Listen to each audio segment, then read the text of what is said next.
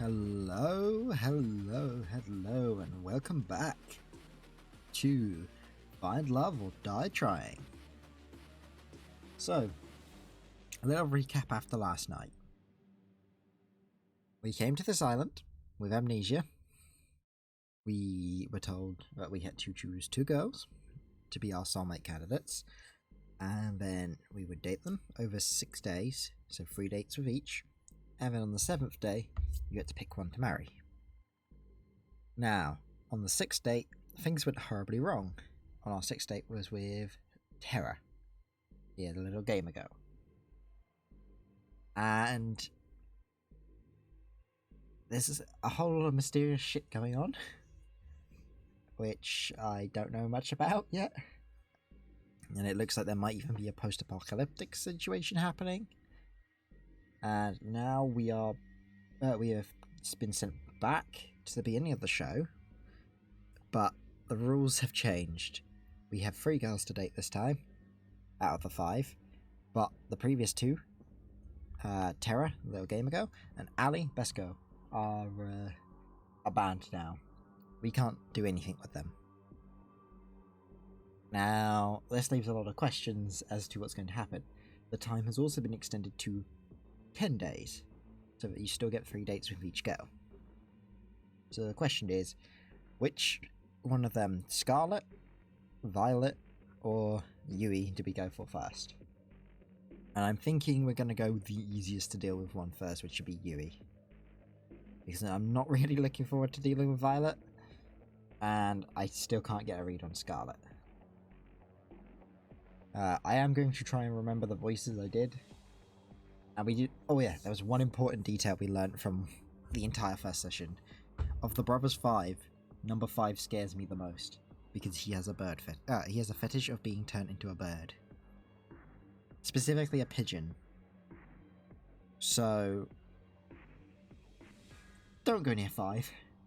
Nobody should go near that. Right, let's go with Yui. All right, we'll make it happen. Cat seems to know what's happened in the previous sleep. The forest at the north of the house was as serene as could be. With each step forward, I felt the soft earth give away beneath my feet, and the wind caress my skin. Green as far as the eye can see, and her in a flowering white dress, standing in the middle of it all. Hey there, Nanohound! What you doing all the way out here? I was looking for you, Yui. I was hoping we could spend more time together. This is her voice, I am sticking with it. Fuck you otherwise. Then consider me the luckiest girl in the whole world. Yui had the cutest giggle, the kind that instantly put a smile on your face. Well, you found me now. Care to join me for a walk? I'd like that. Oh no, it's that damn pigeon again. Everywhere we go in this game, there are fucking pigeons. Even in the Stardew Valley knockoff, there was pigeons. We started to walk down the forest path together. I couldn't help but be fascinated by her hair, flowing like water in the wind. I doubt you remember, but I'm from way out in the country. I grew up surrounded by animals, nature, you name it. Oh yeah, she was our school, she was the childhood friend character, wasn't she? She was our high school, representative? Like, class representative, I think? I have no idea anymore. It was just me and my grandma, but my 2 little brothers, and the alpacas, and the bunnies, Bun and Bun Bun, and the chickens, and too many farm animals to count. To answer your question from earlier, nature takes me back home. Do you still live there? Yep. Wouldn't have it any other way. Oh, I had moved to the city for a bit, way back when. You know, that's when I met you. How did we meet? Well, you know, one thing I hated about the city is that everyone's in a rush. People just walk by each other as if they're obstacles to get past, instead of, well, people. I came to the city alone. Didn't know left from right. And I got lost. I swear every building looks the same. You can say that again. I tried to ask people for directions to where I would live or where the school was, but no one would give me the time of day. Except for you? Almost fucking... Oops. I helped you? Yeah, you didn't even know me, but you took the time to help me figure my way around. Gosh, I'd never been so embarrassed in my life. Every time she blushes in this game, she looks like she's got the 1,000-yard stare. Why were you embarrassed? You know. Shy. Hmm? We found out later we went to the same high school, but we never talked too much after that. Oh, I'm sorry about that. Oh, it's not your fault, Nanohan.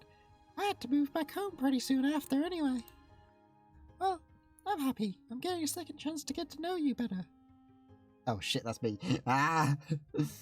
Well, I'm happy. I'm getting a second chance to know you better, Yui. I feel the same way, Nanohound. Man, these voices are gonna kill me tonight. You're just like how I remember.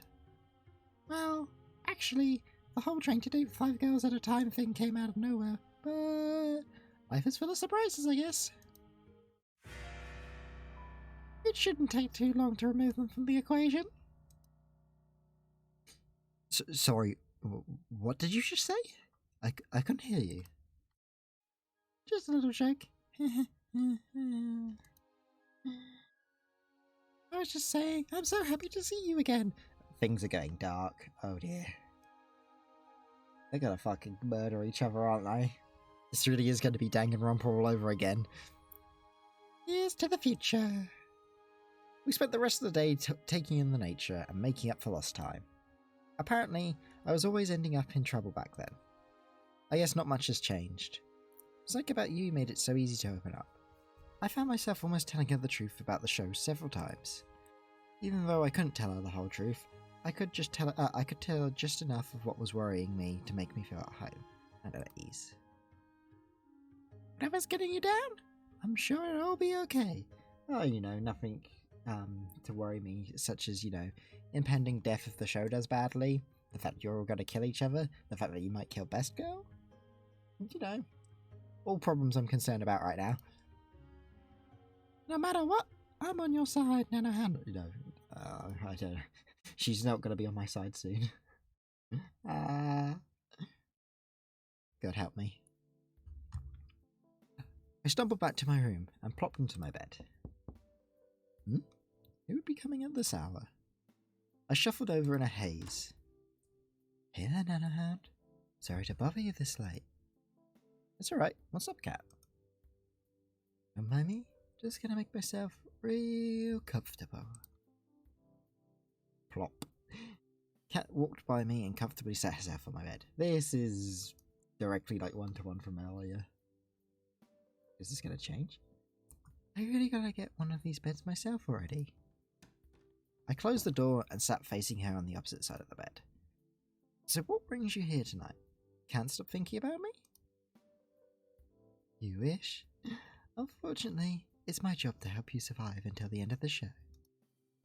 And that means checking in with you every night to see how you're doing, and making sure you're doing your best on ratings. That's nice of you. Thanks, Cat. Well, to be honest, I don't have a choice. Finding a new person to take your place would be a recruiting nightmare. Back to what I'm here for. Your date today with Yui was a ratings knockout. People can't stop raving about your date with Yui today. I mean, mostly death threats, because they'd want to be in your position, but nice to know the outside world is safer than here. Hey Fox, how you doing? They're just jealous. Most people would dream of having someone like Yui be their soulmate candidate. Then again, there's no fun if this is just the Yui show. We need more drama, betrayal, romance. Tomorrow, I want to find your second soulmate candidate. and ask them out on a date instead. Yeah, I'm alright with that. I'm not really fond of you, so... Alright, sounds good to me. I would have expected you to want to spend more time with Yui tomorrow, but I guess you understand your situation. Hey, nice! That's great to hear, bud. Well, those ratings getting higher and higher every day. Relax the show, and your life with it. I guess that makes sense in some warped way. Just like Twitch. I'm impressed at how well you just took that. I almost think it wasn't your first time on a life or death killing dating show. Well, that's pretty much what I needed to tell you.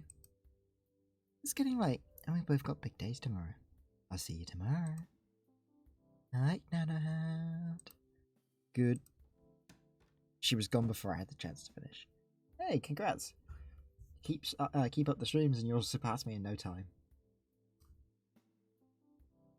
Guess it's time to call it a night. Sound of waves. Hey. I can hear her call out to me within a dream. It's you. Oh fuck, I forgot it dizzles this shit. Oh, even when I don't play horror games, I shit myself. Oh, that's embarrassing. Oh, well, I love you, Nanohound. I always will. And I'll always love you too. Whoever you are. You better be best girl. My mouth moves on its own. Even if there's so many other women on this show. They could never be you. I held her tight and kissed her. You promise? I promise. Promises are unbreakable, you know. That's what you told me. I meant every word I said. Oh shit, that's me again. Man, yeah, it's pretty quick. Shame that's a dream thing. She smiled at me. You better have. Your face is becoming clearer to me with every day that goes by. I know you're here with me, but which one are you? In the morning, the girls and I decided to hang out in the garden outside the house. Oh wow, there's all kind of flowers here that I've never seen before. Really? You've never seen a tulip? Grandma and I only grew... Fuck, how do I say that flower name? Hyacinths? Hyacinths? Grandma and I only drew hyacinths back home, so nope. Not even on the internet? And I thought I had to get out more. I can't believe the only flowers that I ever work with are Venus flytraps. What do you do with those? Well, we have a lot of experiments at the lab. Don't you ever find yourself thinking, wouldn't it be cool to make a Venus flytrap that could walk and talk? Literally never. It's a... shit, I cannot remember the voices I make. Scarlett's changed voices like 7 times through this playthrough so far. It's whatever. She ran away 2 years ago. Both my neighbours lost their pet cats the same day too. I miss you, Fluffy. You sure they were lost? Ah, fuck, what's Violet's voice? Shit, I forgot there was a 6th girl. Quick. Tea's ready. That's just the same voice again. Good. Do I just go with the dude's voice? Nah. Tea's ready? There we go. We'll just go with the fucking weird posh thing.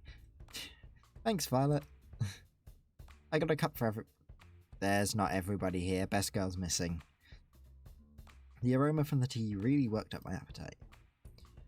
I have... Oh shit, it's her again. I have prepared some treats for us all as well. Please enjoy. We spent the rest of the morning eating delicious treats and sipping out on delicious tea, as we theorised what might happen to Fluffy. Personally, my money's on the felines being the culprits. Every cat Spelt wrong. Every cat I've met has had a nasty surprise up their sleeve. Hey, best girl's back. There you are, Nanahound. I've been looking for you. It's time to decide who's your second soulmate candidate. Cat moved in closer to whisper. Not like you really have a choice, though. So, without further ado, Nanahound, who's the unlucky girl?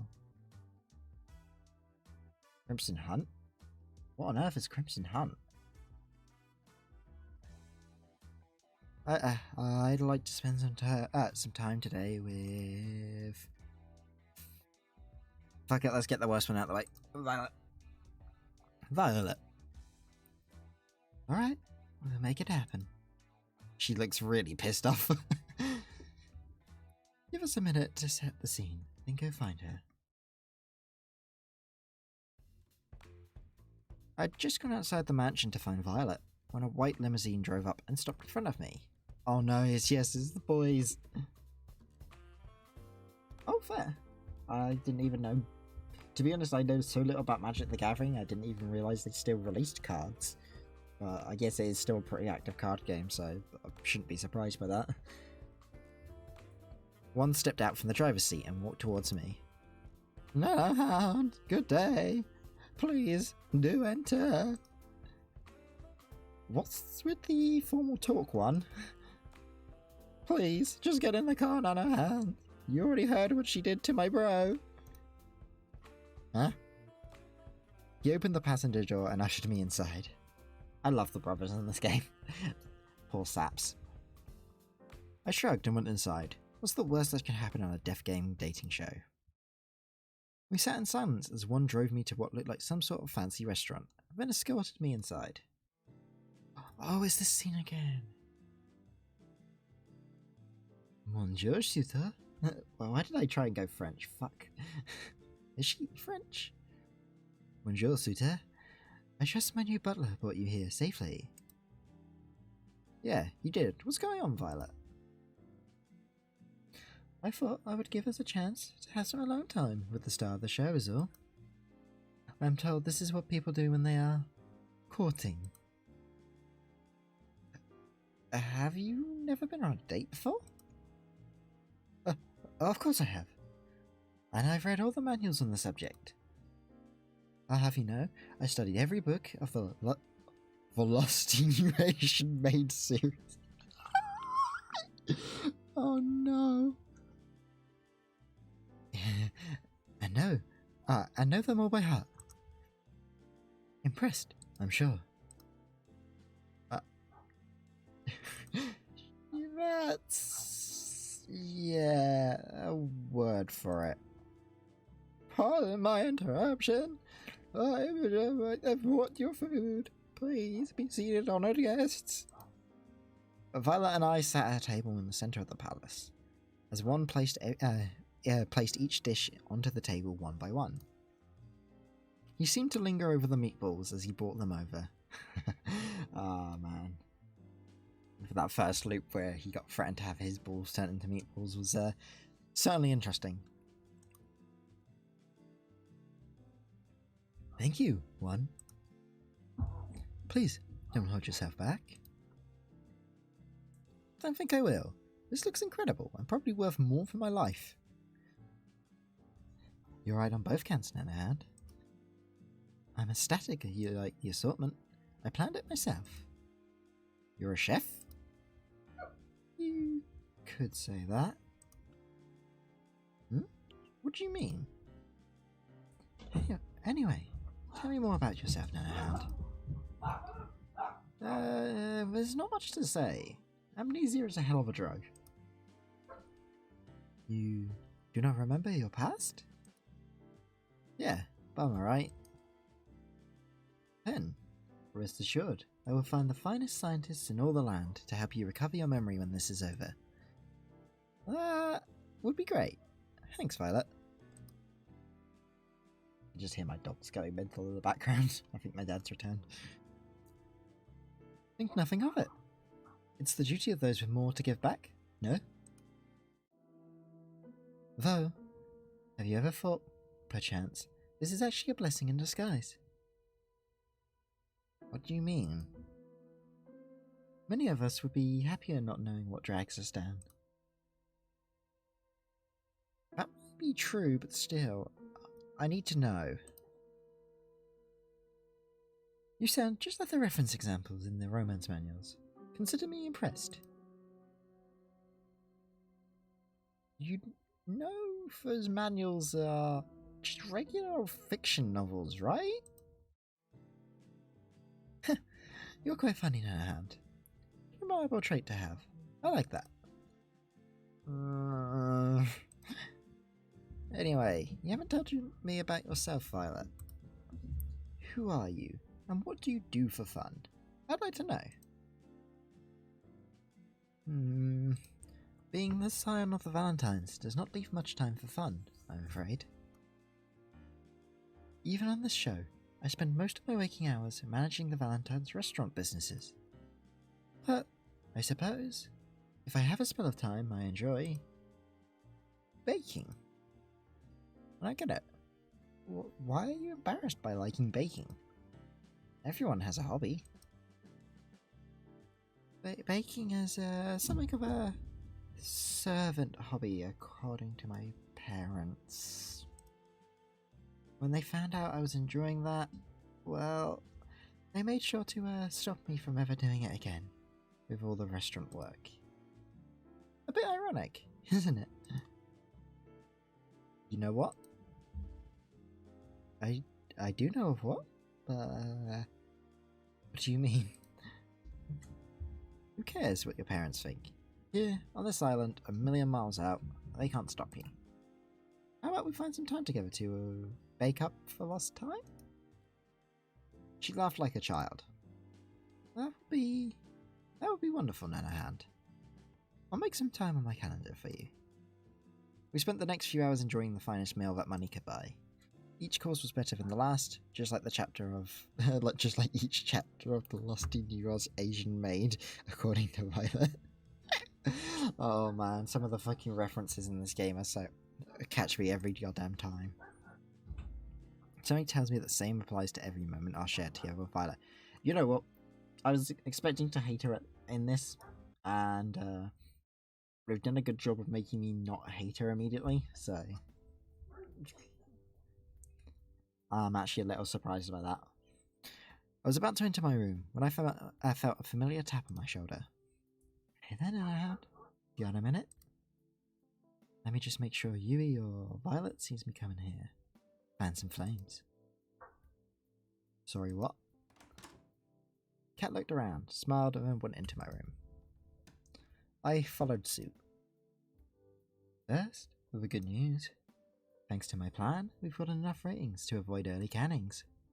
People loved it when you and Yui were the main ship, but loved it even more after Violet kicked off this competition. I'm glad to hear I get to live another day. For now, at least. But that can change on a dime, so keep it up. Also, I'm curious, how are you feeling about Yui and Violet? Between those two, do you have a favourite? Ah, fuck, they actually are making me choose. Well, I think the easy answer here is Violet. Yui just fell on Fox. Like Violet is, was actually a person and didn't just threaten to murder everybody. So, definitely Violet out of the two. Though I've known her for less time, I think I like Violet more right now. I don't know as much as I like about Violet just yet, but I know more than anything that I just want to keep learning more about her. Really? Wow, can't say I'm surprised. Let's see where things go with Violet.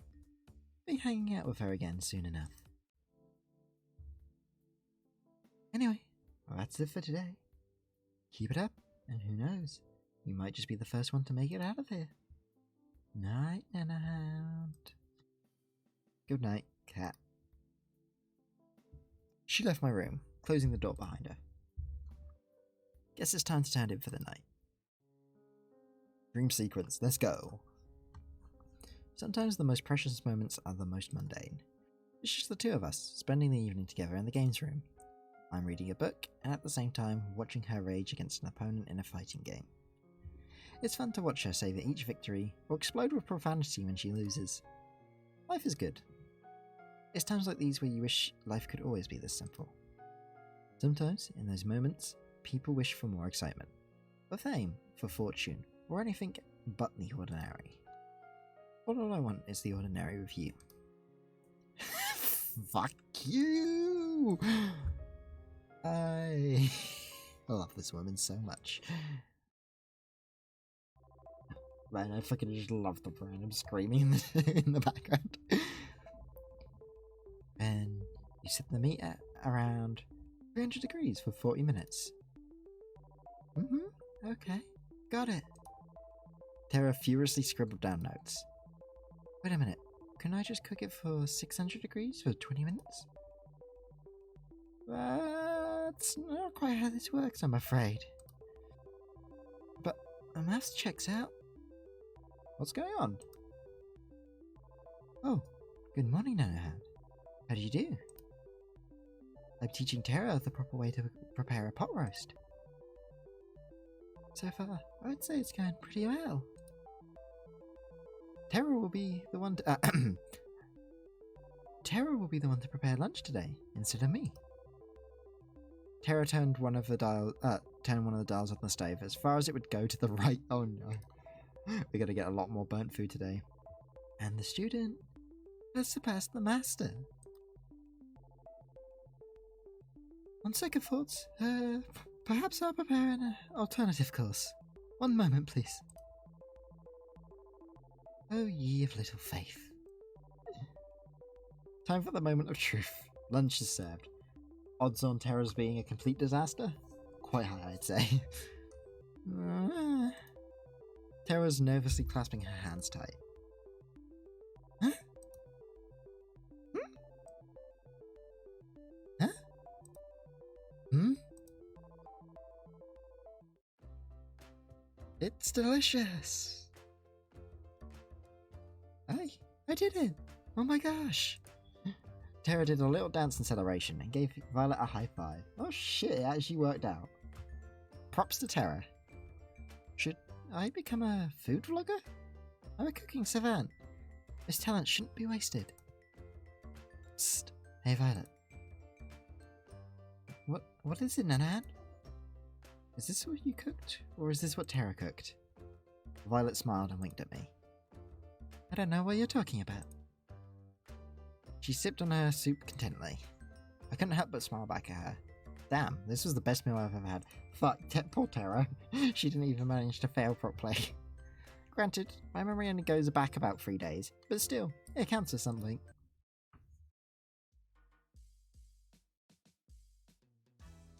I found Kat in the same place as she found me yesterday. Morning, Nanahan. It's time to decide. Who's your last soulmate candidate? Oh man, I'm gonna make a killing from today's bet with 4. The poor guy. He doesn't know you've been rigging the show. What he doesn't know, can't hurt him. The poor brothers, man, they get bullied at everything. Anyway, after you make your choice, it'll be between the 3 soulmate candidates from here on out. Wait, just a second, what does... I thought somebody would ask, so let me explain. If you don't get chosen, we'll make the rest of the show a tropical getaway for you. You'll still be able to see the other girls and live in the mansion, so it's really no big deal.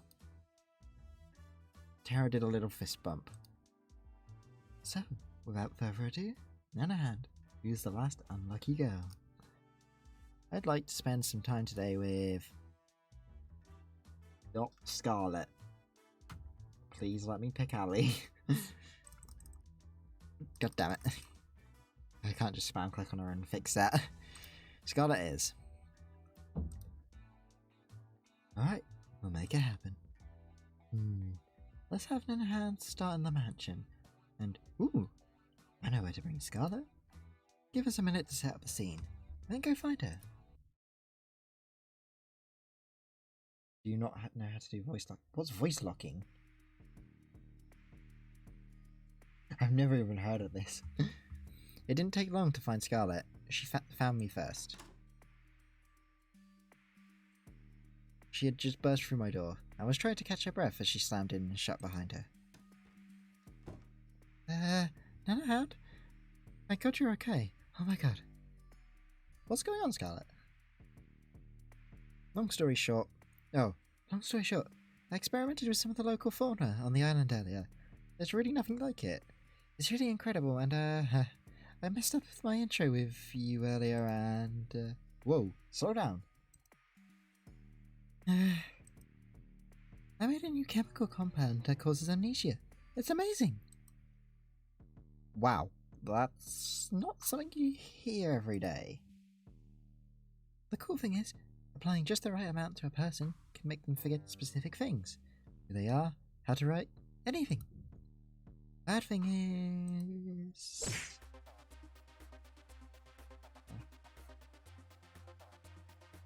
No, I can't. When I did the,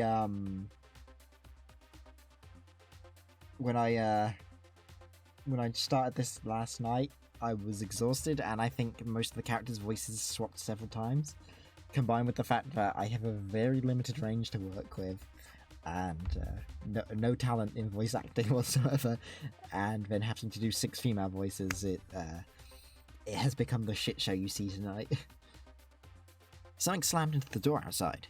I almost jumped up from the surprise. Give me brains and bananas! Applying too much turns people into rabbit monkey zombies, hell-bent on eating human brains. Ooh, I'm looking forward to it. Now you've made me even more excited. And bananas. Dear God, not the bananas. The door slammed again. It sounded like it was about to be knocked down. We need to get out of here. And, fast. 4 busted through the door and blocked our only exit. Give me brains and bananas. I'll get him out of the way. I'll give you time to run.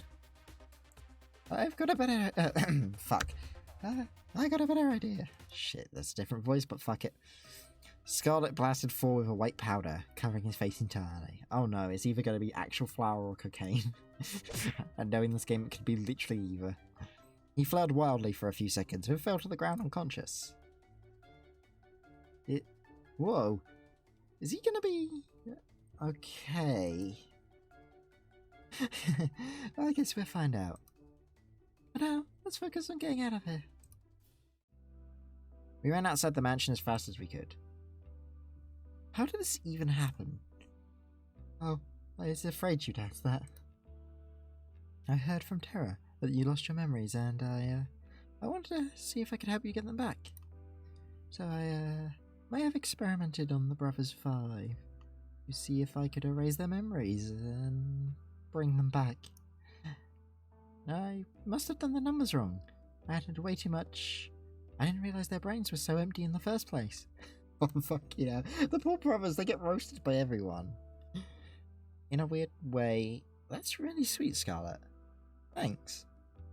Crazy, but still, thanks. I'll fix this, I swear. I just need time to make an antidote. Luckily, I left my tool supplies pretty near here. We can stay there till we got an antidote. That's like a plan, either way. Wait, where are the other girls? Do you think they're still inside? They're actually trapped inside the library right now. Oh shit, we've got to go back there and save them. I don't know how to say this, but I accidentally turned them into zombies too. But they were a little bit much, so I locked them into the library. We're doomed, aren't we? Scarlet and I passed the time talking about the craziness that was going on and coming up with a plan to save everybody. She seemed to be quite frazzled, despite seeming so put together. But I could tell she really did care about the infected. Not enough to prevent this from happening in the first place, but enough. I watched her build a machine that she insists can turn them back to normal, but looking at it, I can't help but feel a little skeptical. Alright, It's showtime. You really think this will work? You bet. I made it after all. Looks like the coast is clear here. We walked to the outside of the library undetected, but we definitely weren't alone in here. Alright, it's time to save our friends. Oh man, I forgot about that poster in there. Brains. They're coming right at us. Nothing to worry about. Oh my god, sorry, what? This is payback for you guys acing your introductions. What the fuck? Why does she... She just built a fucking Gatling gun. I'm sorry, what? Nothing? You sure that's gonna cure them? Of course. What does it look like I'm doing? Something told me Scarlet was enjoying this a little too much. What the hell happened? I take my eyes off the camera for 1 second and... There's zombies in the house? Not for much longer. Promise. We spent the rest of the day administering the antidote to each person. Each of them knocked out as soon as we delivered the cure. What the fuck happened here? Not quite that first date you expected, huh? You can say that again. It was, definitely a first, though. Cat told me God damn it. Cat told me to make the date exciting. I had to get your heart racing. I think I did a pretty good job of that. I guess that's technically true. But aren't there easier ways? Something tells me this woman is full of more surprises. Man, I did not expect fucking Scarlet to be the crazy one. I thought that would be Violet's job. But Yui sounds like she might be crazier, so... After today's date, I went out for a short walk outside the mansion. Oh, hey Nanahound. Hey Cat, what's up? Let's not waste any time. I gotta get back to editing, and you know what I want to hear. I know Violet was your favourite till now. Maybe Scarlet will shake things up a bit. Who's number one now? Violet. Definitely Violet. Violet is still my number one. I've been counting the days till I can see her again. And I know it's going to be worth the wait. Most definitely going in the broadcast. I couldn't write that much cheese if I tried. I've got some good news for you then. My plan was a success. Having 3 Saltmate candidates has worked magic for our ratings. Which of course means the show will go on. That's awesome. So I'm safe now? Just for now? No, we're not out of the woods just yet. We need to make sure the next stretch of the show rates even higher. It's time for phase 2. Over the next 3 days, you'll go on a second date with each of Yui, Violet and Scarlet. Just imagine how much higher our ratings would be if our viewers got to see even more of their favourites falling in love. Just imagine that sweet ad revenue rolling in. Sorry, I got distracted for a second. Sound good to you? Sounds like a plan to me.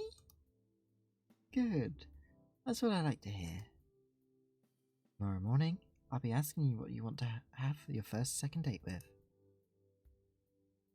Put some thought into that. Sometimes the order of content is just as important as the content itself for ratings. Will do. Thanks, Cat. No biggie. I gotta get back to work. I'll see you later. Night. I waved goodbye to her as she walked away from the mansion. Guess it's time to turn in for the night. We borrowed a boat and went for a cruise around the island. I love the way the wind feels. What's that? Feels like freedom. Can't get enough of it. No cameras, no people, nothing to stop me from. She pulled me close and kissed me on the lips. For a moment, time stopped, and we were the only two that existed. Doing what I want. I smiled. I'm pretty sure we don't need to be all the way here just for a kiss. I guess you're right. After all, it's hotter if people are watching. The more we hear these dream sequences and the dialogue from it, everything about this screams Ali.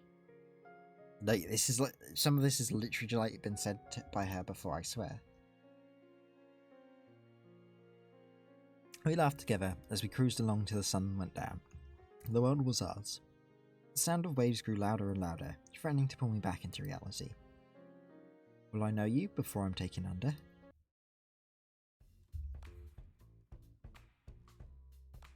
Anyone else wake up with the world's worst headache? Tell me about it. What did we even do yesterday? Honestly, I can't remember. Yui's is the only voice I can remember because it's deliberately awful. Well, I did have a dream that we were being chased by someone. Oh, really? And who was that? I think it was Scarlet? What are the odds? I think I dreamt some at this. I think she had a country accent-ish when I did it. What are the odds of that? I think I dreamt the same thing. As did I. She locked us in the library and shut us to pieces. Oh, that's the same dream I had. What? What do you think made you all dream that up?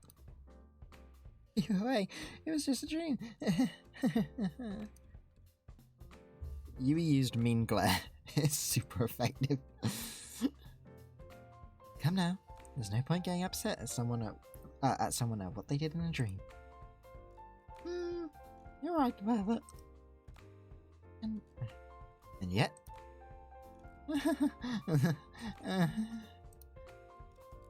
I seem to remember you being there too, Nanahan. Oh man, how am I going to talk my way out of this one? Some way or another, Scarlet and I managed to convince everybody it was just a crazy coincidence. At least, I think we did. Violet was skeptical. Naturally, she had every right to be. Everything she dreamed really did happen. Let's hope this wasn't the kind of dream that comes back again. Morning, Nanahan. Congrats, you've made it to the 4th day. And you've become the first person to have not 1, not 2, but 3 soulmate candidates. Who'd have thought it? Granted, soulmate candidates don't really exist, but hey, we'll edit that part out. You should be really proud of yourself. I can't tell if you're being serious or not. I'll leave that for you to guess. Anyway, between you three lucky romantic interests, Yui, Violet, and Scarlet, who do you want to spend time with today? I'm going to go with Scarlet, so I think that would be a meme. Scarlet. Huh? If making zombies doesn't count as a red flag, I'd love to see what your dating handbook looks like. But that's none of my business. I think Scarlet's somewhere around the mansion. We'll follow you.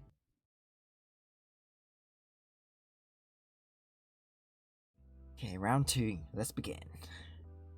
I found Scarlet out for a stroll outside the mansion. She seemed a little down. Hey, Scarlet, you doing okay? Jeez.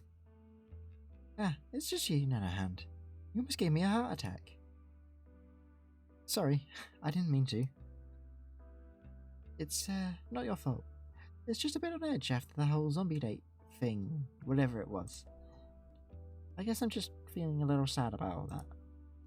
Why? You saved everybody. We wouldn't have needed to save anybody if it wasn't for me. Hey, at least we don't have banana zombies running around anymore. Without your help, they'd still be running rampant. Still, they wouldn't have been running around in the first place if it wasn't for me. Well, that's true, but hey, it makes for great TV. Which, inadvertently, is pretty good for keeping me alive, but I keep quiet on that. Besides, you did it because you were trying to help me get my memories back. Oh shit, rewind by accident. That means more to me than I can say. I'm sorry I couldn't do it. If it's okay with you, I'll try again. And I'm sure this time... Whoa. Let's not worry about that for now. Thanks though. I appreciate it. For now, I just want to get to know you better, Scarlet. We got interrupted last time, to say the least. Care to join me in making up for some lost time? That would be fantastic. There's somewhere I'd like to go, if it's okay with you. Lead the way. You won't regret it. At least, I think you won't. Should I be worried? Come on, let's go. She grabbed my hand and pulled me along with her. Who could say no to a girl who could turn you into a zombie? That would be pretty terrifying, actually. Oh, we found a fucking nightclub on the island. Oh dear. Behold! There's a nightclub in this mansion? There is now. I made it myself. Granted, I use it more as a testing ground than a real nightclub, but the staff really wanted something to blow off steam in. And okay, I cheated a little bit. I made a robot that made the nightclub for me, but it still counts. I think you're probably the first person to ever say something like that. Also, I don't know... I didn't know you knew how to build robots. That's amazing. Yeah, hell yeah, it's cool. I get the feeling that building things to make people happier was what I enjoyed the most before I came here. What do you mean by that? You wouldn't believe me if I told you. Actually, maybe you're the one person who would. Maybe it's worth a shot. Could you be like me? There's so much of my life I can't remember for some reason. I couldn't help but raise an eyebrow. There was a lot of broken people after the war in New Asia. Not just broken bones and missing limbs, but shattered minds, people trapped in their own heads. I was told I had a gift for research, a gift that might help those people be able to reclaim their lives. So I finished school early and got my PhD. I led a task force dedicated to helping the survivors. We helped them forget their most painful, most traumatic memories and move on. It was my life's work, you know? But now, I can't remember what it was, how it worked, if we even got anywhere with our own research. To be completely honest, I can't really remember how I got here either. I'm sorry to ask, sorry, that's me. I'm sorry to ask, but how on earth did that happen? If I knew before, I definitely don't know now. Maybe testing got dangerous, and I wasn't willing to test on someone else. Maybe I don't know. I don't know. The crazy thing is, I went from that to being on some kind of dating show. What the hell? I guess it does sound pretty weird. And the idea of getting married in 1 week? Who wrote this? An idiot? I couldn't help but laugh.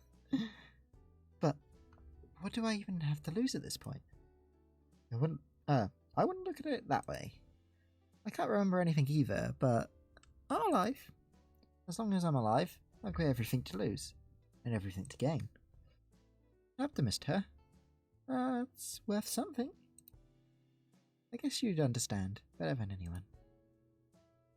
What do you plan to do after this is all over? Honestly, I don't know. I want my memories back, but if I can't get them back, I just try to make the best of things. That's some plan. I'm still working the details out. Oh shit, that's me. I'm still working the details out. Give me a break.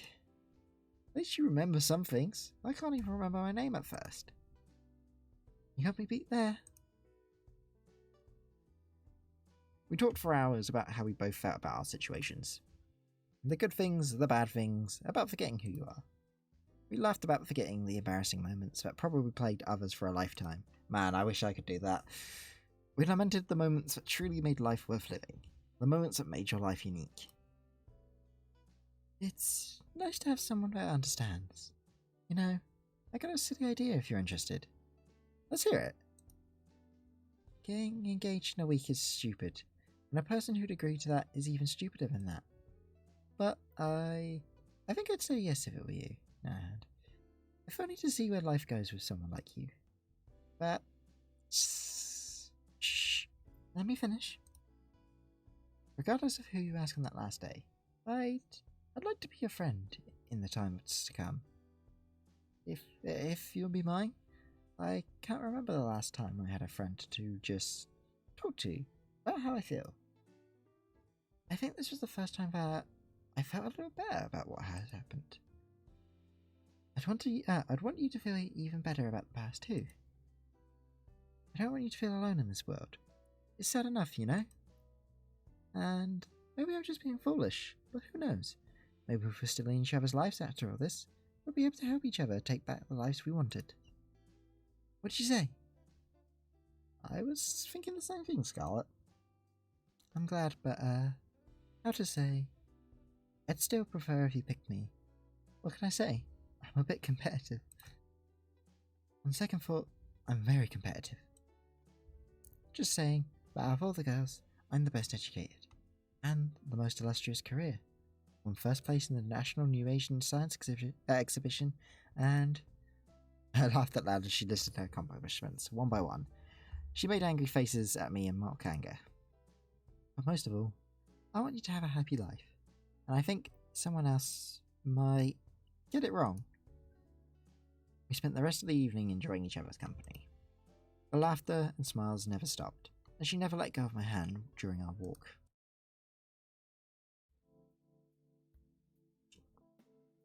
I was feeling a bit restless after today's date to wait in my room, so I went downstairs to relax. Looks like someone had the same idea I did. Kat was relaxing on the sofa with a bottle of red wine in hand. Oh no, she's getting pissed.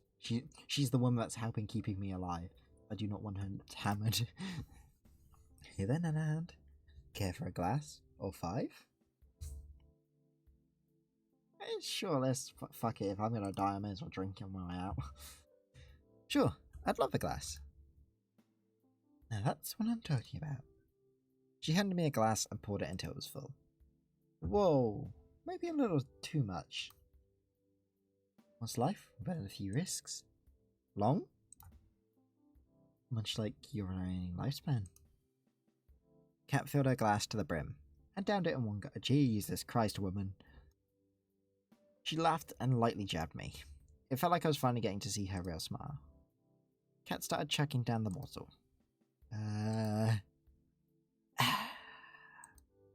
You okay? I worked on a TV show that kills innocent people for shits and giggles. How do you think I could be? You might want to stop drinking that. I'm more of a buzzkill than Damien. I don't even know how that's possible. He's killed people with buzzsaws. Sorry, Nanahan. I didn't mean that. It's okay, Kat. No worries. Now that you mention it, how did you end up working here anyway? Oh, you know, the old career fair down the block. She laid down on the sofa. If you're here for the daily interview, where I ask you about your day, I've already had enough footage for today. As strange as it might sound, Kat, I'm here because I'm worried about you. And why is that? People who chug a whole bottle of wine in one night usually aren't in the best place. Worry about yourself, Nanahan. If you knew some of the things I'd done to survive, you wouldn't be trying to comfort me. From what it sounds like, no one really has a choice. You just focus on being a ratings magnet on your dates. I'll be fine. Thanks, Nanahan. If you don't mind, I'd like to be alone. Good night, Kat. Don't stay up too late. Great. The walking corpse is giving me advice on how to live now. Do I really look that bad right now? Good night, Kat. I hurried along. Now hold on just a... If only I could escape this island as easily as I could from a very, very drunk cat. Wait a minute. If Kat's drunk, then who's making sure today's episode is good? Uh-oh. Something tells me I'm not going to sleep very well tonight. Fucking hell. The two of us were lying in a grassy field, watching the world pass us by. Where would you want to go when we're out of here? Countryside. Seems like it'd be the only place nowadays that you can get some peace and quiet. That does sound nice. Would you come with me? I know it's not for everybody, and it's missing a lot of the... You don't even have to ask, love. Of course I'm coming with you. We're a team, right? We're a team. She moved closer. I held her tight at my arms. Mom would have loved you. I wish you would have had a chance to meet her. I know. We'll make sure our kid gets a chance to meet theirs, though. Her face turned bright red. What? Hmm? Just say that after we're actually engaged. It's cute how embarrassed she gets. You mean it? Every word. You're sweet. Not as sweet as you. Man, I'm just slowly dying inside reading this dialogue sometimes. Oh shit, there was a fucking bang. Next day, I woke up to the sound of an explosion outside. I ran outside as fast as I could. What the? The first thing I saw was Scarlet, and black smoke emanating from the ground near. For fuck's sake, Scarlet, what have you done? Oh, hey there, Nanahan. Nice weather we're having, huh? Hey, Scarlet, you okay? I'm pretty good, all things considered. I've been experimenting again on trying to bring back people's memories without the whole monkey zombie bit. I figure if you and I ever, well, you know, I'd want us to know everything about each other. No secrets. I like that. Thanks. I'll let you know if I make any progress with that. I gotta clean this up. Give me a minute, and then we can head to the forest. I've been meaning to spend some time there since I got to this island. Sounds good to good by me. I swear they used this for the VR set. Probably did. We walked through the forest, hand in hand, talking about things we'd do after we got off this island. Talking about everything and anything. After we're off this island, whatever happens, do you maybe want to catch a movie together? Sure. But what a movie? You can laugh, but there's a part of me that just wants to be a regular girl for a day. That's something I can never forget. And I'd like if I could be that way with you. What did you say? I'd like that. Yay! Scarlet did a little dance of happiness. We spent the rest of the morning together in the woods, enjoying each other's company. And maybe a little more than that. Somehow in the middle of it all, I forgot what kind of show I was on in the first place. It was just me and her. In this moment, more than ever, I was glad to be alive. Good morning, Cat. I've been looking for you. Not so loud. My head's killing me from all the wine last night. Still had to edit our broadcast after that, which didn't help.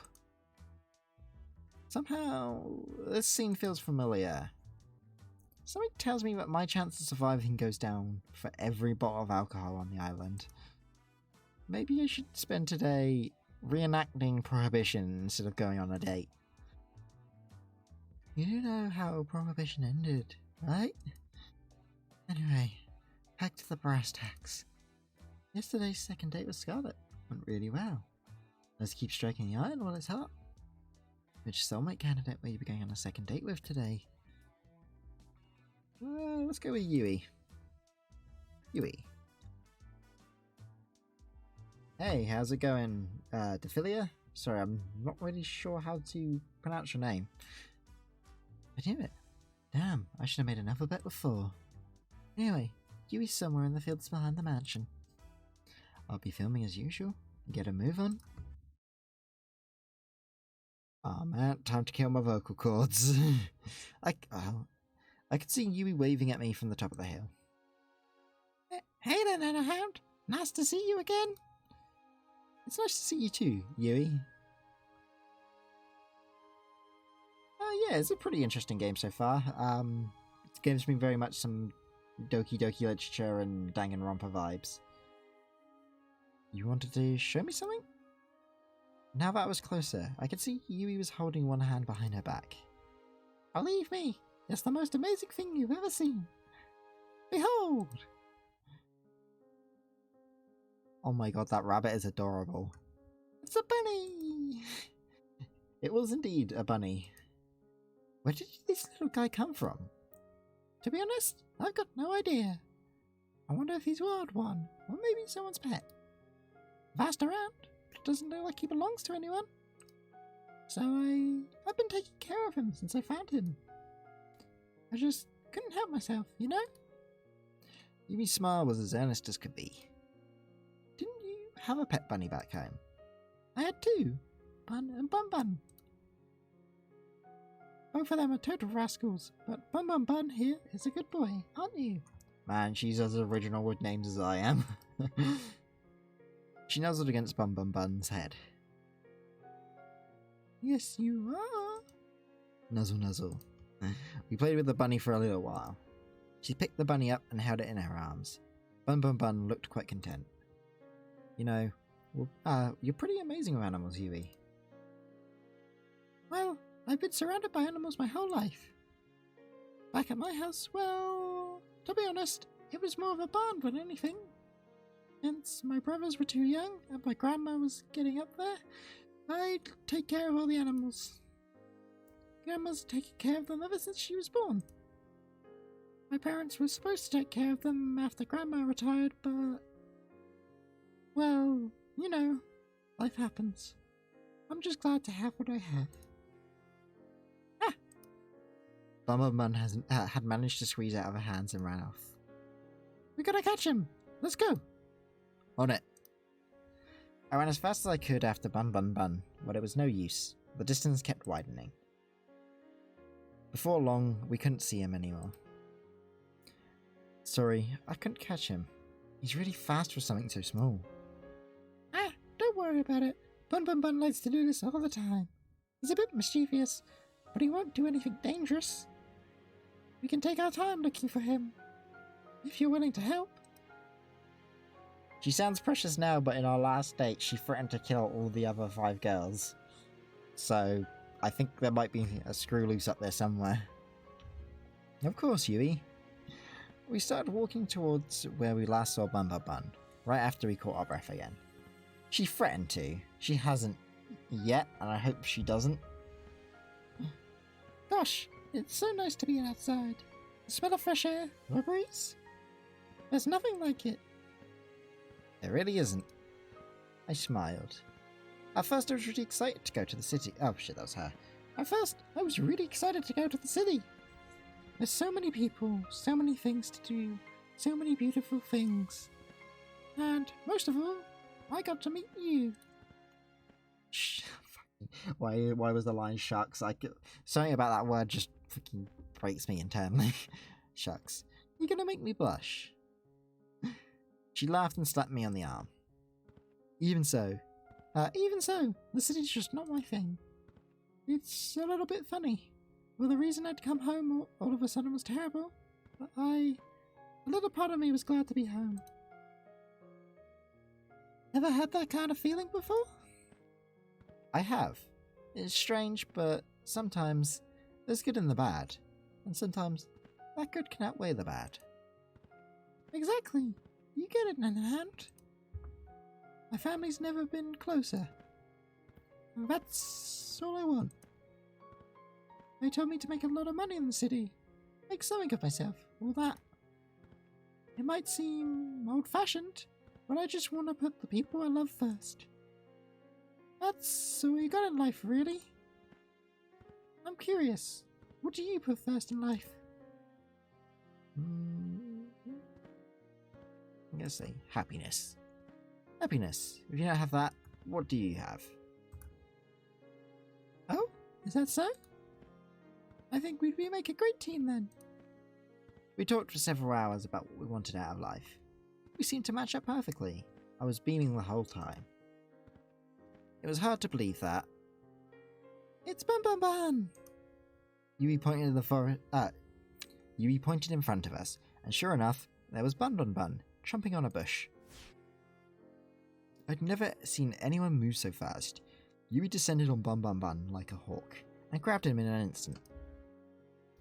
You are going back to your den, you bad little bunny. But I'm happy you're safe.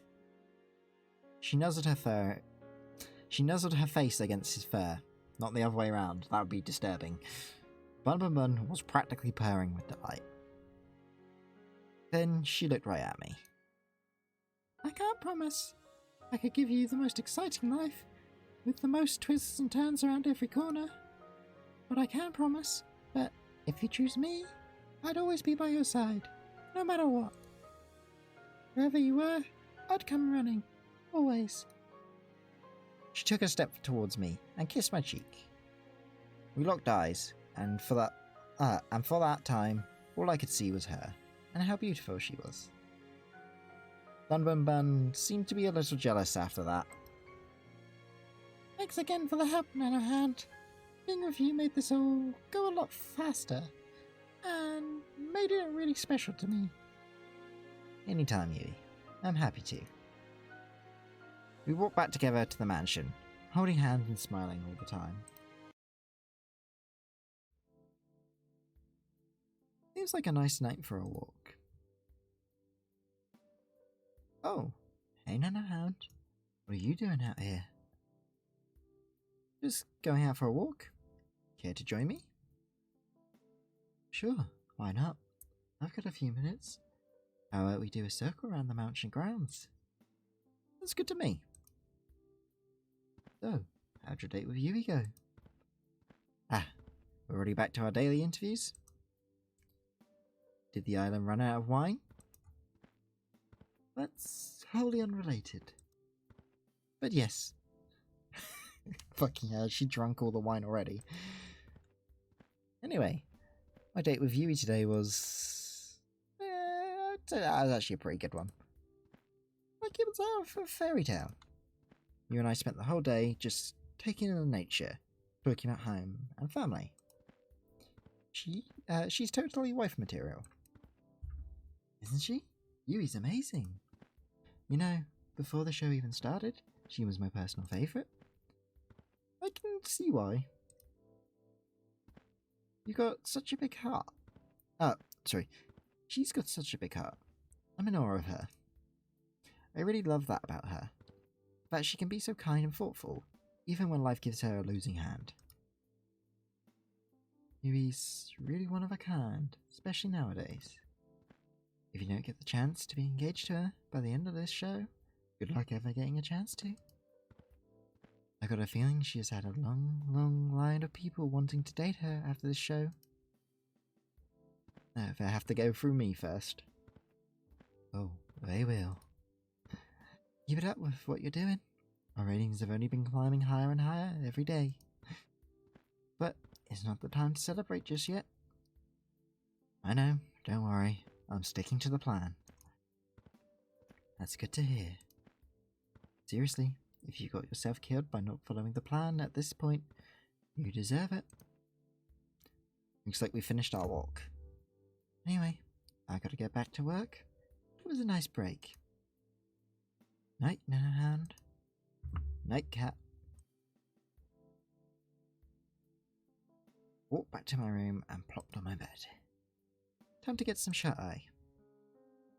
At least one girl left for this round. The scent of something delicious being freshly baked wafted through the kitchen. It's just the two of us. Looks like this batch didn't turn out so well either. She frowned. Hey, on the bright side, at least I can tell it's bread this time. That wasn't the right thing to say. It has been a while since I've done this. Sorry, Nanohan. I wanted you to have something good. I reached for one of the pieces of bread. Wait, I'm sure it's... I took one bite and wolfed the bread down like it was the last of its kind. It's delicious. I reached for another to prove my point. You really mean it? I took a moment to wolf down the second piece. Crossed my heart. You're just saying that? She smiled. Ah, that's the moment I've been waiting for. She hugged me with all her might. I love that about you, you know. I love you, Nanohound. I held her tight. I love you too. For a moment, the whole world was just me and her. And that was all that mattered. All I wouldn't give to have you back like this. Man, I can't wait to find out who that is. You got to be kidding. My goodness, she really said that? Yeah, and she was all like, whoa, whoa, what the hell is that? A flash of white raced through the kitchen, sending the girls into a frenzy. What the hell is that? Coming through, sorry. You practically bulldozed for the other girls in the kitchen. What's going on? I take it back. Bun Bun Bun is a bad boy. He just seems so well behaved. I would have let him outside again, and... Bun Bun Bun effortlessly swerved past Yui, under Violet, and leapt onto Ali. What? Bun Bun somehow made his way up to her head, and took the cap in his mouth. That is not the hair I expected expected her to have under the cap, actually. Hey, give that back! Bun Bun seemed to sneer at Ali, then leapt away and ran off. You're back here! Ali started chasing Bun Bun with all she had, but somehow he always stayed one step ahead of her. This looks like a job for me. Oh, shit, that's Scarlet. This looks like a job for me. I'm going to need a Venus flytrap and a few bottles of... Bun Bun leapt onto Scarlet. Ah! Get it off! It's quite humorous, but a mere bunny has eluded you all for this long. You think you could catch it? Why, of course. What's your master at? Bun leapt onto Violet's face. Ah! Get this foul creature off of me. Bun sneered with contempt. Someone, do something. At that moment, I realised that Tara was recording Violet's struggles. I'm helping. In just a second. Bun left off of Violet and onto the kitchen floor, and ran out. Hey! Hey, give me my cat back. I do suppose a nice rabbit stew is on for lunch today. Huh? I guess I should help too. You up to help, Nanohound? I don't see why not. Time for round 2. Now quick, before he gets too far. I'm right behind you. We spent the rest of the morning trying to catch Bun Bun. Emphasis on trying. That bunny is on something. I'm calling it now. We finally managed to catch him by baiting him with some food. With some food that Violet reluctantly made. And even then, he didn't make it easy. Let's hope the rest of the day is a little more relaxed.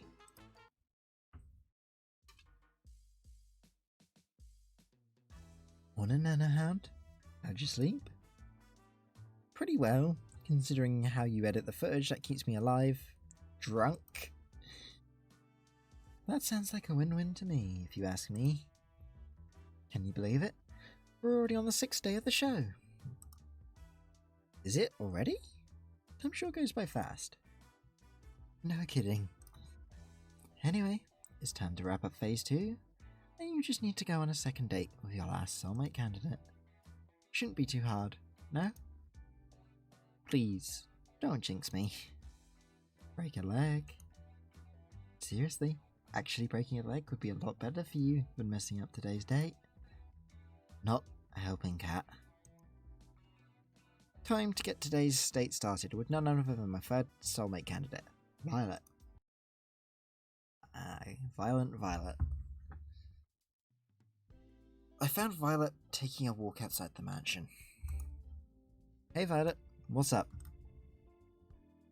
Hello there, Nanohound. Shit, I just went accidentally, automatically, basically just went in for the fucking Obi-Wan Kenobi. Hello there. Hello there, Nanahound. I just thought I'd take a nice afternoon walk. This place truly does bring memories of home. You lived on your own personal island? Nothing quite that bourgeoisie. Yes, words. I can never remember how to pronounce that word, let alone do it in another voice. Anyway. Shit, that's me. Anyway, I've got a surprise for you. Wanna see? For me? I motioned for her to follow me into the mansion. I asked Kat to pull a few strings, and, well, we have everything we need to bake whatever we want now. Oh, my! Violet looked at me with childlike wonder in her eyes. Let's get right to it then. Why don't we? She was practically shaking with excitement. Her smile and laughter was positively infectious. We decided to make a chocolate cake. It was her favourite flavour, and I don't remember mine. That said, I don't remember a thing about how to make cakes. But with Violet, that wasn't a problem. She got me up to speed with a soft and steady hand, and before long we had a cake in the oven, baking away. I wish it took longer to make. Seeing Violet do what she loved most was the treat. When she pulled the cake out of the oven, she looked like a kid on Christmas Day. Now, just for the finishing touches. A little more here, a little more there. She was in her own world, humming away as she danced around the cake, decorating it as she went along. I couldn't help but smile and watch her in adoration. She's pure happiness right now. I wish I could take this moment and just freeze it in time for safekeeping. I can't wait to share this with the others. But first, Nanahound, would you mind tasting it? You don't have to ask, believe me. I'm the first in line to try it out. Thank you. I'm unsure if what I make is worth eating or not. Why's that? My family's caretaker, Lucine, was the one who taught me how to bake. Beside my sister, Lucine was the only one who ever bothered to try what I made. Sometimes I worry if they told me it's delicious just to make me feel better. I took a little off the top of her cake with my finger and I licked it off. It's delicious, Violet. You better believe it. Would you want to help me a little longer? I'm having far too much fun to just stop now. I've just started making some cookies. I find I quite enjoy your company and help, Nanahound. I'd love to. Let me know how I can help. Violet passed me a bowl full of cookie dough, and then a tray. All we need to do is make little cookie shapes. All we need to do is make little cookie-shaped pieces out of this dough, and then put them on the tray. Do try not to put any of them too close together on the tray, or it becomes something of a mutant cookie in the oven. Got it. No mutant cookies here. I ripped off a piece of dough from the bowl and rolled it into the size and shape of a cookie. Perfect. You're a natural. Pardon me, sorry about that. Thanks, Violet. Wow. If this time it took me to make one, Violet had made 6 perfect cookies. She moved with mechanical efficiency as she kneaded balls of dough into perfect shaped cookies. Wow. I thought you were great before, but you're really incredible. How long have you been doing this? Perhaps since I was about, say, 5? To this day, it remains the only thing I can best my sister at. I finished making another cookie as Violet finished 3 more. She held up one of the cookies and raised it to her face. You've gotten quite skilled at this, Nanahan. I just wanted to say again, thank you for arranging this. I'm on top of the world right now. It was my pleasure, Violet. Gosh, she's adorable and she smiles. For a few seconds, we keep working on the cookies in amiable silence, our eyes locked onto each other's. Man, sometimes this game has thrown me for a few hoops because I thought my vocabulary was pretty decent, but sometimes words are... I'm forgetting words that I either don't see very often or just completely don't know thrown into the mix, and it's throwing me for a loop. You said you had a sister? Why? Yes, indeed. Viola Valentine. First twins in the family. She's... Oh, I'm out of room on my tray. She flashed a devious smile in my direction, right before she lightly threw a dough ball at my face. Okay, I didn't expect that. What's with that, cheeky? Before I could react, it splattered against and stuck to my face. She burst into childlike laughter. Nice catch, Nanahan. Perhaps you might try using your hands next time. Oh, it's on. I couldn't stop myself from smiling as I grabbed some ammo from my own cookie tray and threw them at her. She dodged them with ease and laughed. It's quite humorous how an old caretaker managed to do what you are struggling to do now. I interrupted her gloating with another dough ball throw. This time it made a satisfying splat against her left cheek. Strike! Oh, you are so going down. Her smile turned devilish as she grabbed another dough ball. Oh shit. I've only a second before her next volley. I go on the offensive, always. I just started to reach for another dough ball from the tray when a dough ball splattered against my forehead, sending me recoiling backwards. K.O. Ah! And then another landed right next to it. Damn, she's fucking brutal. Ah! Mercy! And then another. I crumpled to the floor in defeat. I declare this my victory. In absolute confidence. She laughed as she pointed at all the dough on my face. I took the opportunity to interrupt her speech with another dough ball. It splattered right against her left cheek. Oh, you're even more dead now. Forget surviving this crazy TV show. I don't know if I'm surviving the next 5 minutes. It was like looking a tiger dead in the eye. Violet reloaded her ammo and was winding up for another throw. It was all I could do to reach for one more ball and scream in defiance. Bring it on! Some say you can still hear my screams in that kitchen to this day. We finished cleaning up our impromptu food fight and brought the desserts that survived the Great War to the porch.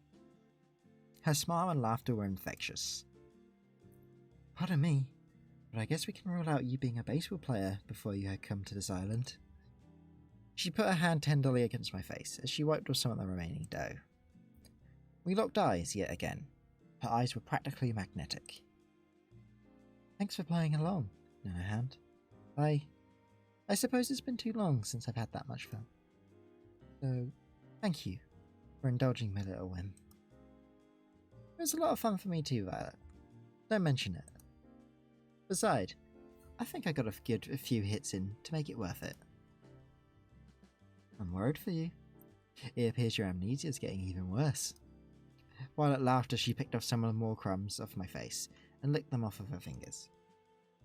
Her eyes seemed to linger on mine. I do hope we get to spend more time together soon. I quite like this. I'd like that, Violet. I had a lot of fun with you too. You're full of surprises, you know? Just wait and see. There's more where that came from. We spent the rest of the day talking and eating little desserts together on the porch. Though Violet seemed quite distant when I first met her, I learnt the real Violet was nothing like that at all, and full of surprises. She could be unexpectedly shy one moment, then mischievous as a child another. One thing's for sure, being around her makes my heart skip a beat, and the time fly. Before I realised how much time had passed, it was already pitch black outside. Man, fucking pitch black terrifies me in this game after the first call. The fight when the sky just suddenly fucking changed last time. Let's hope that doesn't happen again. I'm feeling a little bit I'm feeling a little bit of the late night munchies. Guess I'll go head downstairs. I walked to the kitchen and opened the fridge. Sweet! There's some leftover cookies that Violet and I had made together. I grabbed a few and wolfed them down. Delicious. Got a case of the midnight munchies? I figured I'd do my civil duty and help finish the cookies Violet and I made. Right. Only a good Samaritan would finish all the cookies, so no one else would have to make that sacrifice. I'm just too good of a person, I know. It gets me in trouble sometimes. Anyway, I've been meaning to talk to you. What's up? How'd your date with Violet go today? Hell yeah, it was awesome. We made fucking cake. Cake's the best. It was wonderful, and that's not a word I say very often. It's not every day where you get to spend it with a woman who can turn a kitchen into a war zone. I can't remember the last time I had so much fun, and that's not the amnesia talking. Violet really is something, ain't she? No kidding. I'd expect no less from the woman who's currently our audience favourite. Whenever we get you both in the same room, ratings just soar through the roof. I can't say I'm surprised to hear that. Well, that should be enough footage for today. Thanks, Nanohound. You'll be happy to know that Phase 2 of the plan was a smashing success. That's great to hear. No kidding. Our love, square, between Scarlet, Yui, and Violet has viewers on edge of their seats. Fuck. You've actually broken the record for ratings on a killer dating show. It's not as niche as it sounds. Do I get a plaque for that?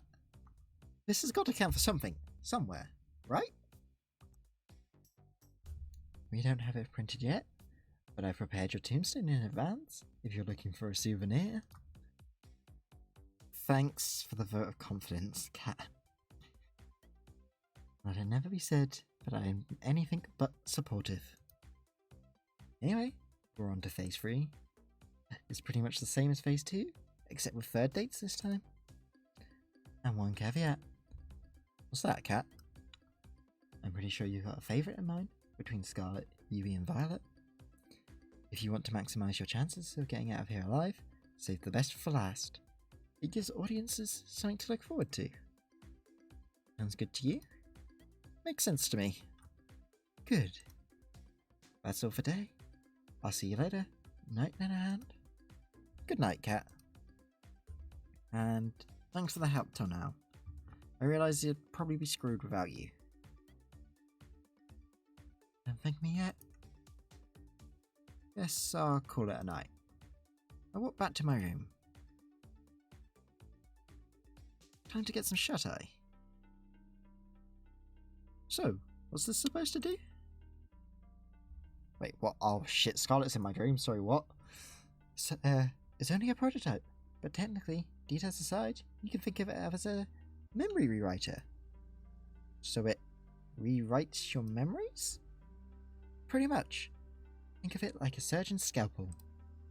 With it, you can make someone forget things as big as who they are, or something as small as a specific conversation. So, if you use this on someone, anything's fair game? You could erase anything you wanted? Exactly. Well, maybe it's not really a scalpel, since it comes with a reset button. It's sad though. This was supposed to help people after the war. Like, it was supposed to help people after the war. I'm sorry, Scarlet. Don't worry about it. I may not be able to help them, but it doesn't mean I can't help you and your partner escape from this madness. Okay, so that rules her out. Thank you, really. Thank you so much. I know you're taking an incredible risk for us, but honestly, most people would never. Don't mention it, Nanohound. That's what I do. If they manage to trace it back to me, then I'll accept whatever comes. It'd be the first time I helped somebody in quite some time. Scarlet. The boat is just past the woods, behind the rocky enclave near the beach. It won't be there forever, so act quickly. It'd be suicide to go for it during the day, so I recommend heading there near midnight. Thank you, Scarlet. You sure you don't want to come with us? Someone has to stay here and help people after... someone has to stay here to help the people that fall in this spider's web. You don't have to be so noble. I envy her, you know, to get to leave this place with you. But someone needs to stay here to do what's right.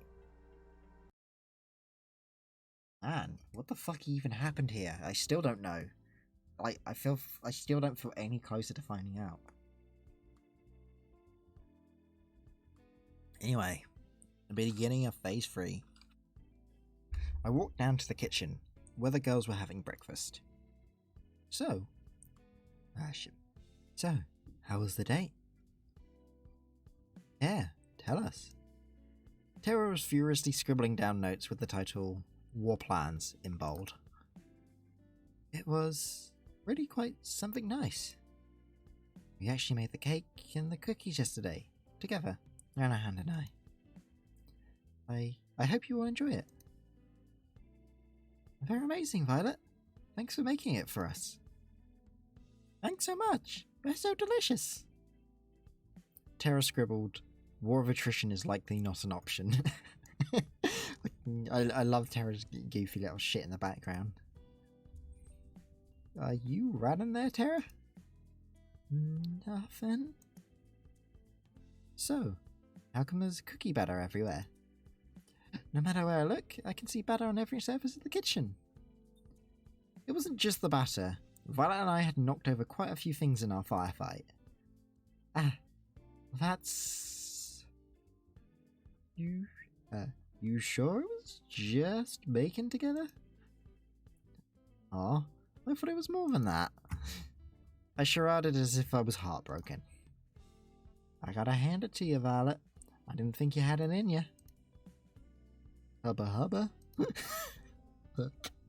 Oh, you fucking kid. I laugh at the dumbest of shit. Wait, no. Nothing like that happened. Ali and I laughed and made finger guns at each other. Pew pew. I don't get it. That's because you're a good person, Yui. I think that's what Ali is trying to say, is that Violet and Nanohound. Ali stuffed a cookie into Scarlet's mouth before she could finish her sentence. Wow, these cookies are pretty useful. You gotta teach me how to make some of these sometime, Violet. It would be my pleasure, Ali. Ooh, teach me too. Why should Nanohound have all the good stuff? We spent the rest of the morning fooling around in the kitchen. Morning, Nanohound. Let's kick off Phase 3. Hopefully, we can wrap this up quickly, and you'll be back to your old life soon. I better be. As nice as this island is, it's a gilded cage. You'll be able to go back to your old life soon? That's a promise. Well, unless you make a mess out of the next 3 dates, I can't help you there. But, assuming you do, you'll get to leave here with one of Scarlet's... But, assuming you do, you'll get to leave here with one of Scarlet, Yui, or Violet. That is such a weird sentence. But first, it's time to pick which of them you'll be going on a 3rd date with today. Who's it gonna be? We are gonna start with Yui this time. We go Yui, then Scarlet, then Violet. The moment's finally here. The final date with the best girl. Remember, if you mess this up, there's an army of people out there waiting to take your place. Not planning on it, Kat. You didn't plan to lose your memories and end up on an insane TV show either. But look how that turned out. Life sure is funny, huh? You're telling me? Life's never what you'd expect. But, having a life with Yui, you'd be the luckiest person alive. And I'm not saying that because I've got money on you picking her. You promise? Let's get those cameras rolling, people. She's got her money on the wrong horse. Unless something drastic happens in these last few dates. I could see Yui from my room's window, walking around the front of the mansion. It looked like she was looking for something. I practically jumped down the stairs, and ran outside to see her. Hey there, Nanohound. What's the hurry? You look like you're in quite the rush. I just wanted to see you a little earlier. Gosh, That's really sweet of you. I've been meaning to see you too. I've just been doing a lot of thinking since you helped me get Bun Bun Bun.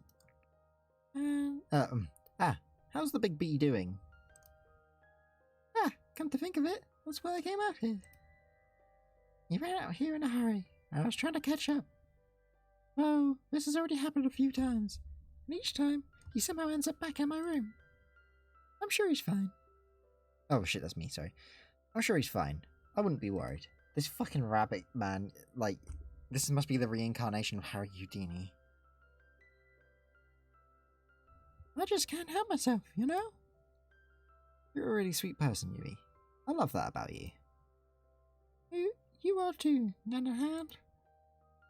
Do you have any time to hang out? There's something I'd like to do with you. Of course I do, for you. Even if it's a little boring? I'm sure it can't be that boring if it's with you, you know? Whatever it is, I'm down.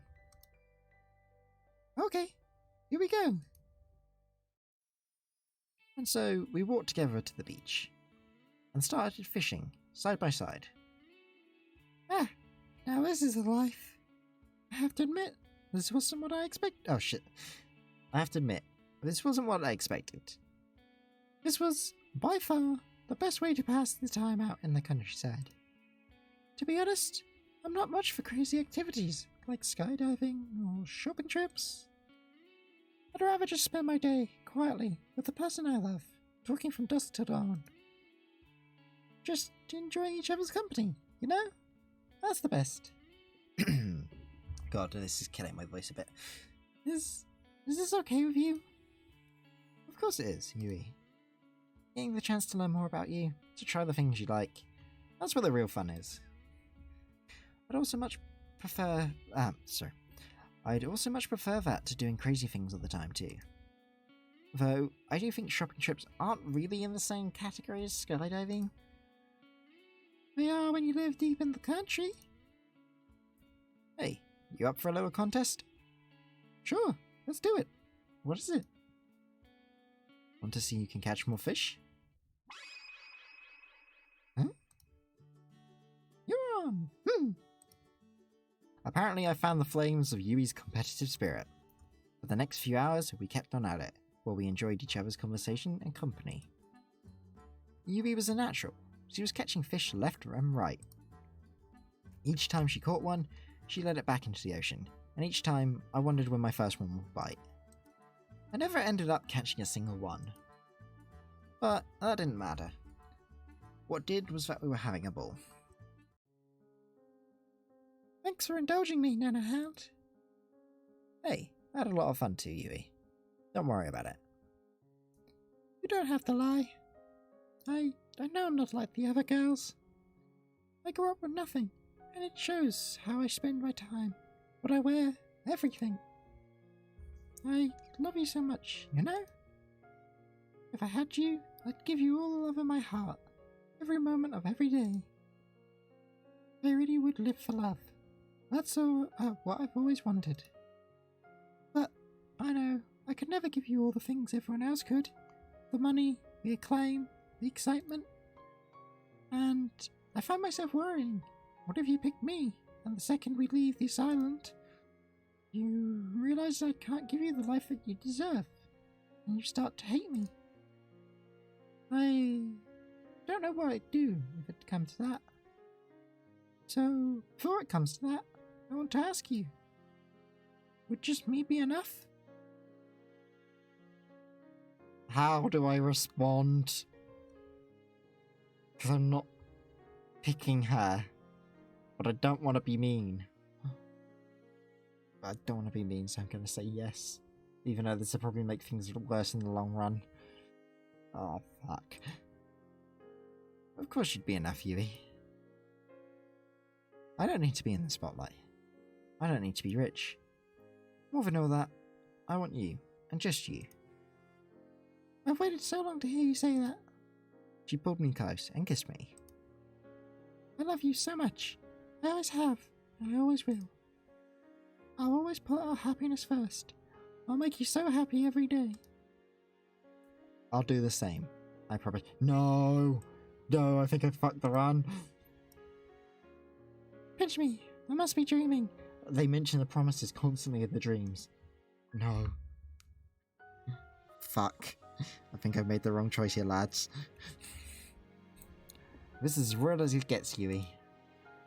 Here on out, it's just going to be me and you. I just can't hold myself back anymore. Nanohound? She pushed me onto the warm sand of the beach and pressed herself against me. Oh no. Yui. She kissed me once more. Her hands wrapped around me as mine pulled her closer.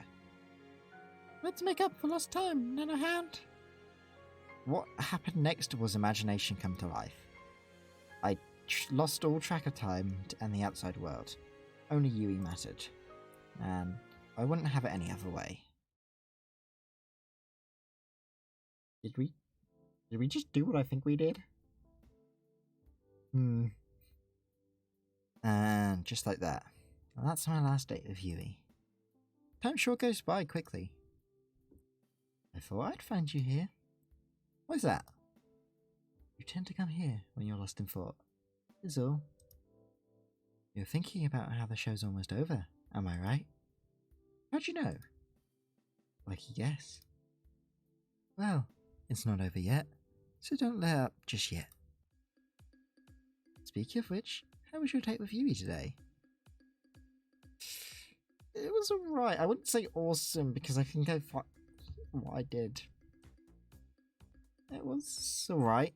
Not the way I wanted it to go. That's an understatement. I'm sorry to hear that. I won't pry. I guess 3 dates wasn't enough to see if someone's marriage material after all. Who knew? Anyway, I'd ask you if you're thinking of choosing her at the end, but I'd rather wait and see how it plays out. You gonna stay out here for long? Nah, I'll probably be going back inside soon. I'll keep you company till then. I figure you might want to have a conversation with someone that won't get you killed if it's not TV worthy. Thanks, Cat. Don't mention it. You know, I'm curious, Cat. What's up? Let's say I knew I was screwed. There was no way of me getting out of here alive. But the only way left for me to survive was just to run. Would you let me escape? Of course, Nanohound. Thanks, Cat. That means a lot. It's no big deal. We stayed out for a little longer before we called it a night. I'm lucky I have someone I can trust on my side. I don't think we can trust Cat, to be honest. I feel like Cat will still betray us somehow. I woke up with... oh no.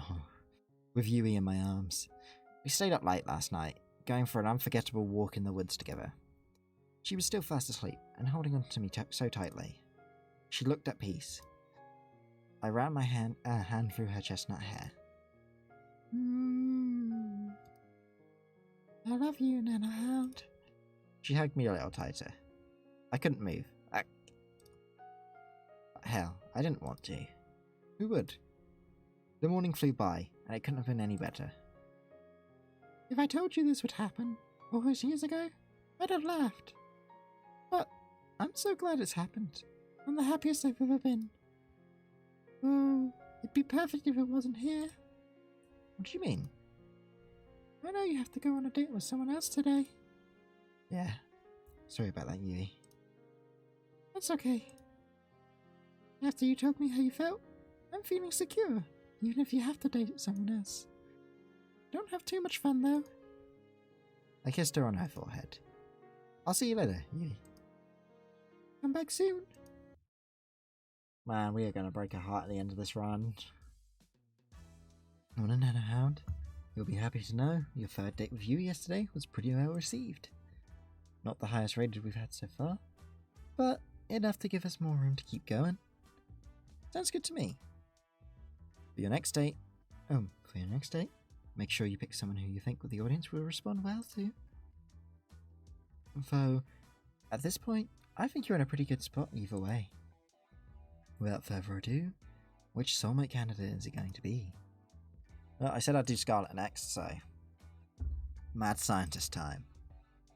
Can't say I'm surprised there. You're two birds of a feather. Here's to hoping you both have a day you'll both remember for a change. Fucking hell, cat. Cheers for that. It's funnier when you're not an amnesiac. Oh my god, it's that fucking painting. I want to destroy it so much. That guy is such a bastard. I found Scarlet in the same place I met her. She was engrossed in a book, with a pile of books next to her. They looked worn, as if they'd been read over and over throughout the years. Hey there, Scarlet. What you reading? Hey, Nanohound. Just an old fairy tale. Really? I'm surprised you'd read something that would throw science out the window. I'm a woman of varied tastes. I quite like these stories, especially this one.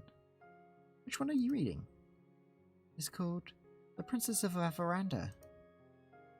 Really, it's silly. I doubt you'd be interested in. Try me. I smiled at her. She smiled back at me in kind. Okay. Okay. I don't see why not. There's a young girl, Nera. Oh shit. Hey, sorry, that wrong voice. There's a young girl, Nera, who was the princess of the kingdom of Avaranda, which was far, far away from civilization. Unlike other princesses before her, she had no time for politicking or parties. She spent all her time building all sorts of gadgets for her family and her friends. Like a robot dog that would eat the vegetables they didn't want to eat. Ooh, I gotta try my hand at that sometime. Scarlet giggled like a child. Nera has a blissfully happy childhood. She even falls in love with a commoner named Aloria. Though her kingdom would never approve of their relationship, Never and Aloria would never fail to see each other in secret. Every night by the crooked tree in the western forest. But those days don't last. One day, her mother, the queen, is taken by a witch, never to be seen again, and Nera is forced to become the queen at the age of 16. In her mother's absence, Nera does her best to lead the kingdom, and for years it prospers. She's like no other leader they've had before. But secretly, she wants to leave. As queen, she has no more time for the things or people that she loved with all her heart. She cries every night, alone. But she knows she can't. Too much responsibility falls on her. Then, one day, Nera is cursed by the same witch that took her mother, and forgets everything. Her name, her family, her kingdom. Everything except for Aloria, and the desire to leave. And so she leaves, and no one in the village ever sees her again. I won't bore you with the rest of the story, but thanks for listening till now. Aw, come on! Believe me, Scarlet, I want you to hear this to the end. Especially because you liked it so much. I looked deep in her eyes, and I could tell just how much she loved this story. Well, there's really not much left, but... Well, Nera and Aloria live in a wonderful life in the neighbouring kingdom for many years. But one day, she remembers everything, rushes home, worrying for her people. When she gets there, she sees her people have been ruled by the very same witch who took her memory, and that her people no longer prosper the way they did under her rule. In anger, Nera confronts the witch on the border of Avaranda. The witch takes off her cowl, revealing herself to be Nera's mother, the lost queen. Nera's mother gives her an ultimatum. She can return to ruling the kingdom, but she can never leave again, or she can leave now and never come back. And that's where the story ends. You never get to know what choice Nera makes. That's quite the cliffhanger. I want to know what happens next. Believe me, me too. I'm curious, what would you do in Nera's shoes? Well, personally, I think I'd stay. I think I end up getting myself suckered into feeling responsible for things and feeling the need to carry them out myself, so yeah, I'll go with that. I think I'd stay. Why's that? I mean, you can't just let my people... I can't just let my people suffer like that. But I would never let Aloria go. I'd find a way to make it work. You're a real romantic, aren't you? I love this story, ever since I lost my memories. I'm sure I don't have a kingdom or anything, but sometimes you wonder, you know? Yeah, I get the same feeling too. That's just life, you know? You just have to keep moving forward. Yeah, you're right. I'm really happy that you're the one I get to move forward with, Nanahan. Me too, Scarlet. There's no one else I'd rather be with right here, right now. And speaking of right now, there's somewhere I want to bring you. Where's that? I'll give you a hint. I've been thinking about this place ever since you mentioned that you loved fairy tales. Oh my gosh! There's turtles down here! Turtles! She was practically dancing around the room, taking in all the sights. I really do love the aquarium dining room actually, that is so cool. It was impossible not to smile. I figured the Ocean Palace might just be your thing. Scarlet practically jumped onto me and squeezed the life out of me in a deathly bear hug. This is wonderful, Nanahound. Thank you so much. You've made everything so special in ways I honestly couldn't believe. But you did it. And this is just the beginning, Scarlet. We're in this together. I held Scarlet and kissed her on the lips. It was like an explosion of passion had set me on fire, as she kissed me back and wrapped her arms around me. Always. We spent the rest of the night enjoying a lovely dinner in a place straight out of a fairy tale, with nothing but love in our hearts, and laughter and smiles on our faces. I can't wait to leave this island with you, Nanahound. I've never been this excited, this happy, since ever. You make me feel like I'm living in a fairy tale. You know, I've got an idea of how we could spend tonight, if you're interested. And what's that? I'll show you why fairy tales were written by adults. Oh my, oh my, oh my, oh my, oh no, oh no, oh no, please don't be something that can't be shown on Twitch. After my date with Scarlet, I waited around outside till the time I'd expect to see Kat, but she never showed up. I guess she already has enough footage for today. Might as well try to find her. No one's here. Looks like the snacks from before are gone too. Not here either. Ah! Kat was at a table, writing something down at a frantic pace, with one hand against her head. Hey Kat, what's up? Oh, hey Nanahound. I didn't see you there. How are you doing? It depends on what you're ominously writing. You just look like someone who just realised I was dead meat. Oh, this? Don't worry about it. Somebody's dead meat, but it's not you. Yay? I'm just kidding. I'm just fixing up something of the balance sheets Stu was working on. Being an accountant was really never in the cards for them, despite what they say. Sit down.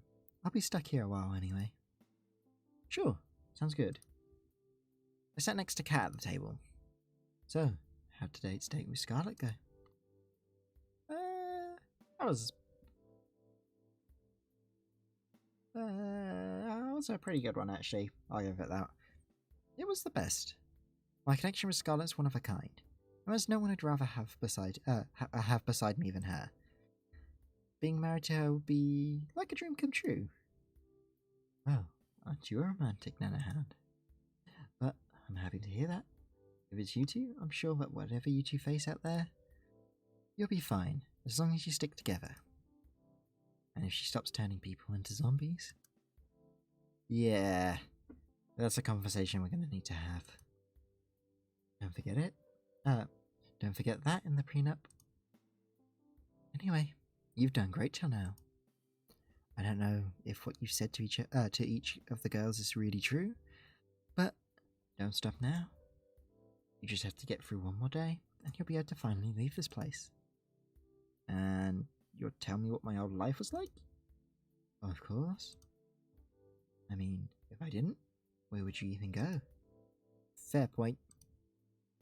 You look like you've got something on your mind. I'm just thinking about tomorrow. You've been getting the best ratings I'd ever seen. I just hope it's enough. The rating requirements for the last date and the last day are the highest. I'm sure it's going to be fine. I'm sure it's going to be fine. Don't worry. I've made it this far.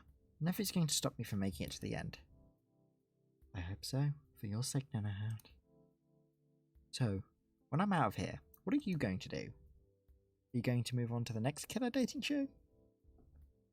I didn't know you were my career coach. You want to know what my do you want to know my 5-year plan too? I get the feeling that 5 years from now, you'd rather not be here. There is no plan. I'm just taking it one day at a time. That's really all anyone can do in this crazy world. Anyway, I gotta get back to work. Good luck, Nanahound. You'll need it. Thanks, Cat. I'll see you later. Night. Tomorrow is going to be the last date. I need all the rest I can get. Guess I'll call it a night.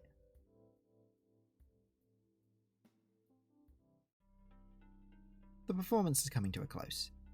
The actors and actresses come out, one by one, ready to take their bows. I would clap, but I'm waiting for you, and only you. What? That didn't sound like me. Who was that? I woke up with Scarlet in my arms. After talking with Kat last night, I asked Scarlet to join me for one more midnight walk. We ended up talking for hours. Morning, Scarlet. Oh, you're awake? Hi there, Nanahound. She was clearly half asleep. I want to invent something that puts this moment into a bottle. Forever. Then I'd repurpose the factory. Mass produce it. Nah. I love you. She dozed off as she embraced me in her arms and held me tight. We must have stayed here together for over an hour, but I wish it didn't pass by so fast. I'm so happy, you know? Why's that? No matter how this show ends, you won't be alone. What more could I ask for? I was terrified before, but now I know everything will be alright. Couldn't say it better myself, Scarlet. Anyway, Kat. Anyway, Kat wants you to go on a date with someone else by now, right? Don't worry, Sugarfang, there is none to worry about that. Yeah. Sorry about that. Don't worry about it. I've got an invention to deal with them later. Sorry, what was that? Oh, nothing. See you later, Nanahound. Man, I am so worried about the battle royale that's going to form at the end. You're running out of time, Kit Kat. It's just going to be fine. Just watch. Good morning, Cat. Morning, Nanahound. How'd you sleep? Pretty well, thanks. You bet you did. Your bed is worth more than your life. And that reminds me, why can't the staff have the same kind of bed that Nanahound has? Do I look like I'm made out of money? You literally own this island. If I give the staff beds, next thing they're asked for is minimum wage. No thanks. You walked away. So how about that 5-year plan, huh? Maybe the brothers were onto something with this whole accounting thing. Anyway, it's time for your last date with your soulmate candidate, Violet. You ready? You ready? It's time to make a break. Man, I'm always up late, Sugar. I only ever stream late night because I'm more of a nighttime person than I am a day. That's for certain. I'm ready as I'll ever be, Cat. Then, without further ado, lights, camera, don't get yourself killed. That's concerning. I said you want a last date. How am I going to get killed now? I found Violet in the same place I met her. Ooh, this soundtrack. Boom, ba, boom, ba, boom, ba, boom, ba, ba. I really like, to be honest, the soundtrack has been banging all the way through this game. I found Violet in the same place I met her. She was taking out a fresh batch of cookies from the oven. Morning, Violet. I stood next to her and grabbed one of the cookies in one smooth motion. Ow! Huh. I flung the cookie into my mouth anyway. Worth the pain. Damn, that was delicious. Wait a moment, you silly goose. You never failed to make me laugh, Nanahound. I quite admire that.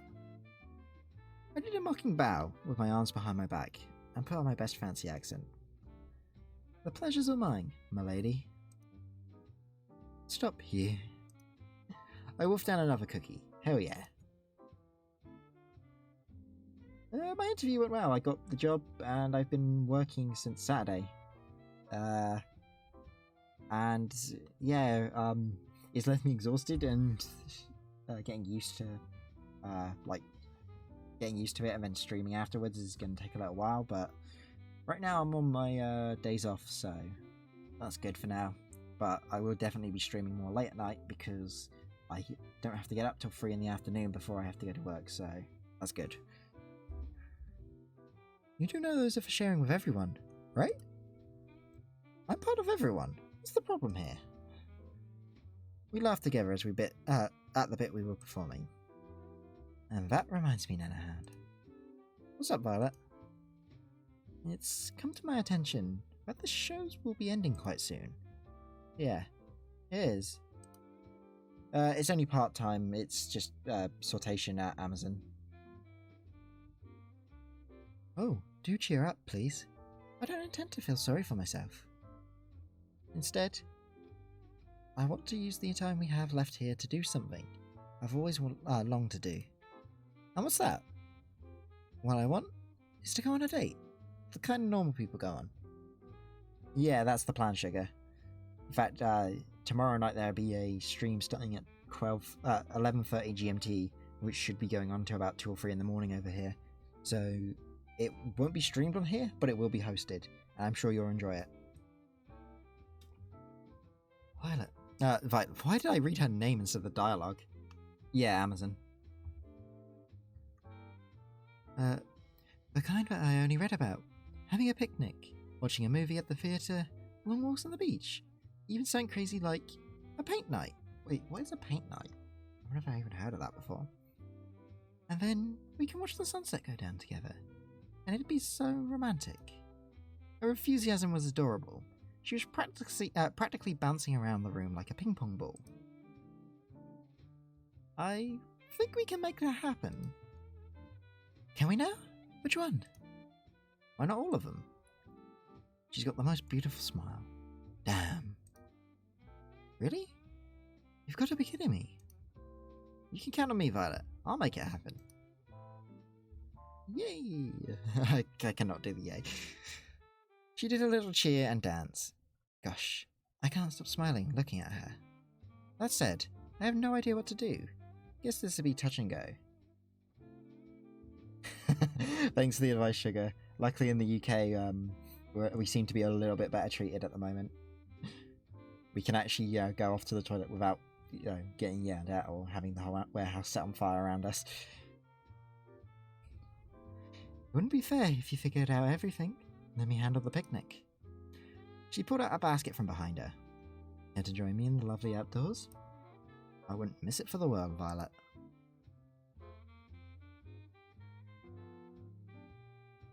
We walked outside for a while, then settled on a lovely spot with a nice mix of shade and sunlight for our picnic.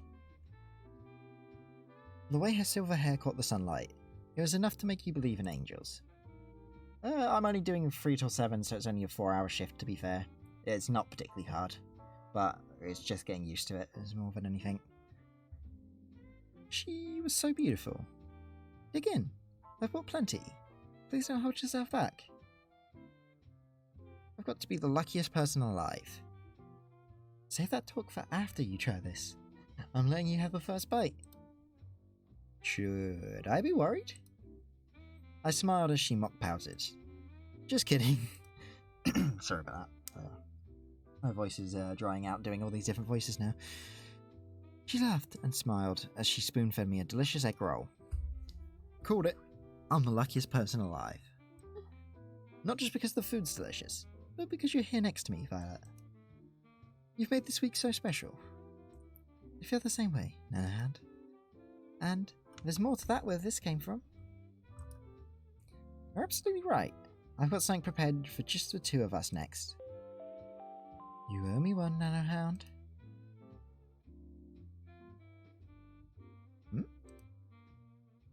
Those hours kind of suck, but I suppose that's, standard hours for most workplaces. We enjoyed the delicious food and the conversation over the rest of the afternoon. Oh yeah, commutes always suck. I was quite lucky with that because mine's only about 10 minutes away as well. I think I've definitely rolled lucky on that front. We walked back to the mansion hand in hand, smiling all the while. Next stop, the only movie theatre on the island. I didn't even know we had a room like this in the mansion. I'm not surprised. Terra's normally territorial about this room from what I've seen and heard. But right now, it's our very own private movie theatre. I did a little jazz hands at the TV. Violet clapped as if I'd just put on a performance of a lifetime. I made a dramatic bow and took a look at what movies we had in store. Let's see, we have rom-coms, fantasy medieval movies, war movies, a few superhero movies, and last but not least, a horror movie. I'll put on a rom-com. From what Violet was saying earlier, this would definitely be her favourite. I started the movie and we went back and sat next to Violet, with my arm around her. The story was about a girl who moved to a place called New York to become a writer, falls in love with a boy she meets there, and eventually realises her dream and her love. It wasn't anything special, but Violet was thoroughly entranced by the whole movie. I was more entranced by her. Oh fair, who's that sugar then? After the credits rolled, Violet practically burst into tears. That was the best movie I've ever seen in my whole life. My whole life! Then how about we take a scene you liked from the movie and turn it into a painting? Oh my gosh, you didn't? Just wait right here for a second. Okay. I have no idea where to find art supplies, but I knew if there was anyone who could do it, it was Kat. Kat, I think you know the stitch. You've got some nerve putting this together at the last minute, but I like that about you. Or set up everything they need for a paint night in the main hall of the mansion. Stat. Oh man, I just finished my shift. Even better, you've got free time for this. Fucking, the poor brothers, they get abused by everyone. I love them so much, but apart from Five can go and keep his weird pigeon fetish in the corner for all I care. And so, we started painting on the canvases in the main hall. I think I'll paint a picture of... Yeah, I like that one more. Violet and I are watching the movie together. If it's anything like my art skills, it'd be fucking awful. Big rip. This counts, right? What are you painting, Nanahound? I'm painting a picture of us, watching the movie together. It's the most beautiful scene from the movie, you know? It'd be a shame not to capture it. You are quite the flirt, you know that. But I like that about you. Her smile could melt with the coldest of hearts. So, which scene are you painting, Violet? I'm drawing the scene where the girl runs out in the rain to tell the boy that she loves her. It was just so romantic. She sighed, like a love-struck teenager. I could tell she was putting her whole heart into her painting. She captured the scene perfectly. As for me, let's just say I was more focused on making the people have the right number of heads, and was working from there. Man, oh my god, there have been so many lines where I've related to the main character, but when it comes to this, with art, fucking... I was doing a drawing earlier today, and I actually had to go and count all the fingers on my character's hand, because I genuinely thought I put less fingers on one of the hands. And I was there for about 10 minutes counting and recounting, thinking, shit, I definitely have gone wrong somewhere, haven't I? Luckily I haven't, but... An hour or so later, we finished and compared our final artworks. She's an incredible talented artist. Me... not so much. That was... embarrassing. But man, it was worth it just to see her smile and break into laughter. Her laughter was interrupted by a gurgle from her stomach. Mother would punish me for sure if she'd heard me make that sound. But who cares now? Violet was unstoppable at this point. Is it time for dinner? I do believe it is. Yes, this scene again. Man, I love this aquarium. I would so kill to be in a place like this, like in the real world. I volunteered to cook, but she wanted to go back to the restaurant. That we went on our first date. So we did. Apparently, she was trying too hard to be prim and proper back then. I didn't actually get to eat as much as she wanted. She ate up a storm. Almost literally. Almost. We spent dinner wolfing down delicious food without a care in the world, and laughing about the scenes in the movie and our little artsy adventure. Then finally, we went for a long-awaited walk on the beach. We held hands as we walked along the ocean. The waves of the ocean seemed to play music for us as we skirted by. At times, we talked without end. At other times, we enjoyed each other's company and warmth in silence. Either way, we were as happy as can be. We talked about how the past, the present, and the future were so different than before because of each other. No, Nanahan. If you accept me to marry you, if you asked me to marry you right now, without a doubt, I'd accept. I know it sounds quite crazy to say that in such a short period of time, but I just know. She kissed me passionately, with everything she had. We fell together on the soft sand of the beach. Will you marry me, Violet? I looked at her and saw the most beautiful smile from the most beautiful girl there was. I know the final ceremony's tomorrow, but I want you to know how I feel. A moment passed. It felt like my heart was trapped in my throat. Of course, I know what I said, Nanahan. Man, Sugar, I am so torn right now, because I genuinely expected to hate Violet at the beginning of this game last stream, and Ali was definitely best girl for me, and now part of me is split, because maybe it's just because I haven't been exposed to Ali at all this stream, but I'm having a really hard time choosing between the two.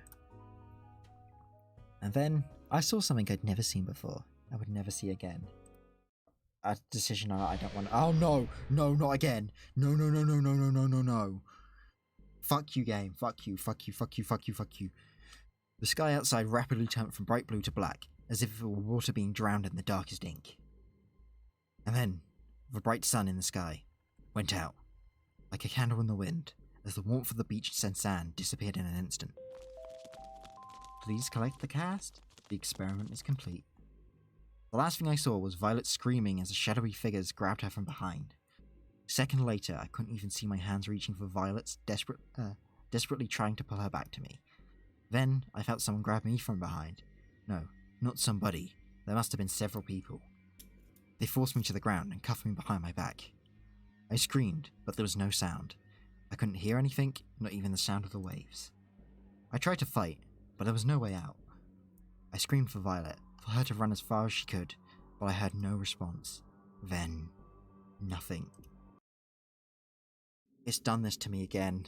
I hate this game. I love it and I hate it. And fucking cucking me twice now. I woke up on an operating table, the kind you'd see in a nightmare. My first instinct was to get back up and get off as fast as possible, but my neck, hands and legs were cuffed and pinned down in thick metal braces. I tried to force myself out with all my strength, but the braces didn't so much as bulge. Morning, Nanahound. What's going on, cat? Get me out of here. I'm afraid I can't do that. And, honestly, I'm tired of explaining why.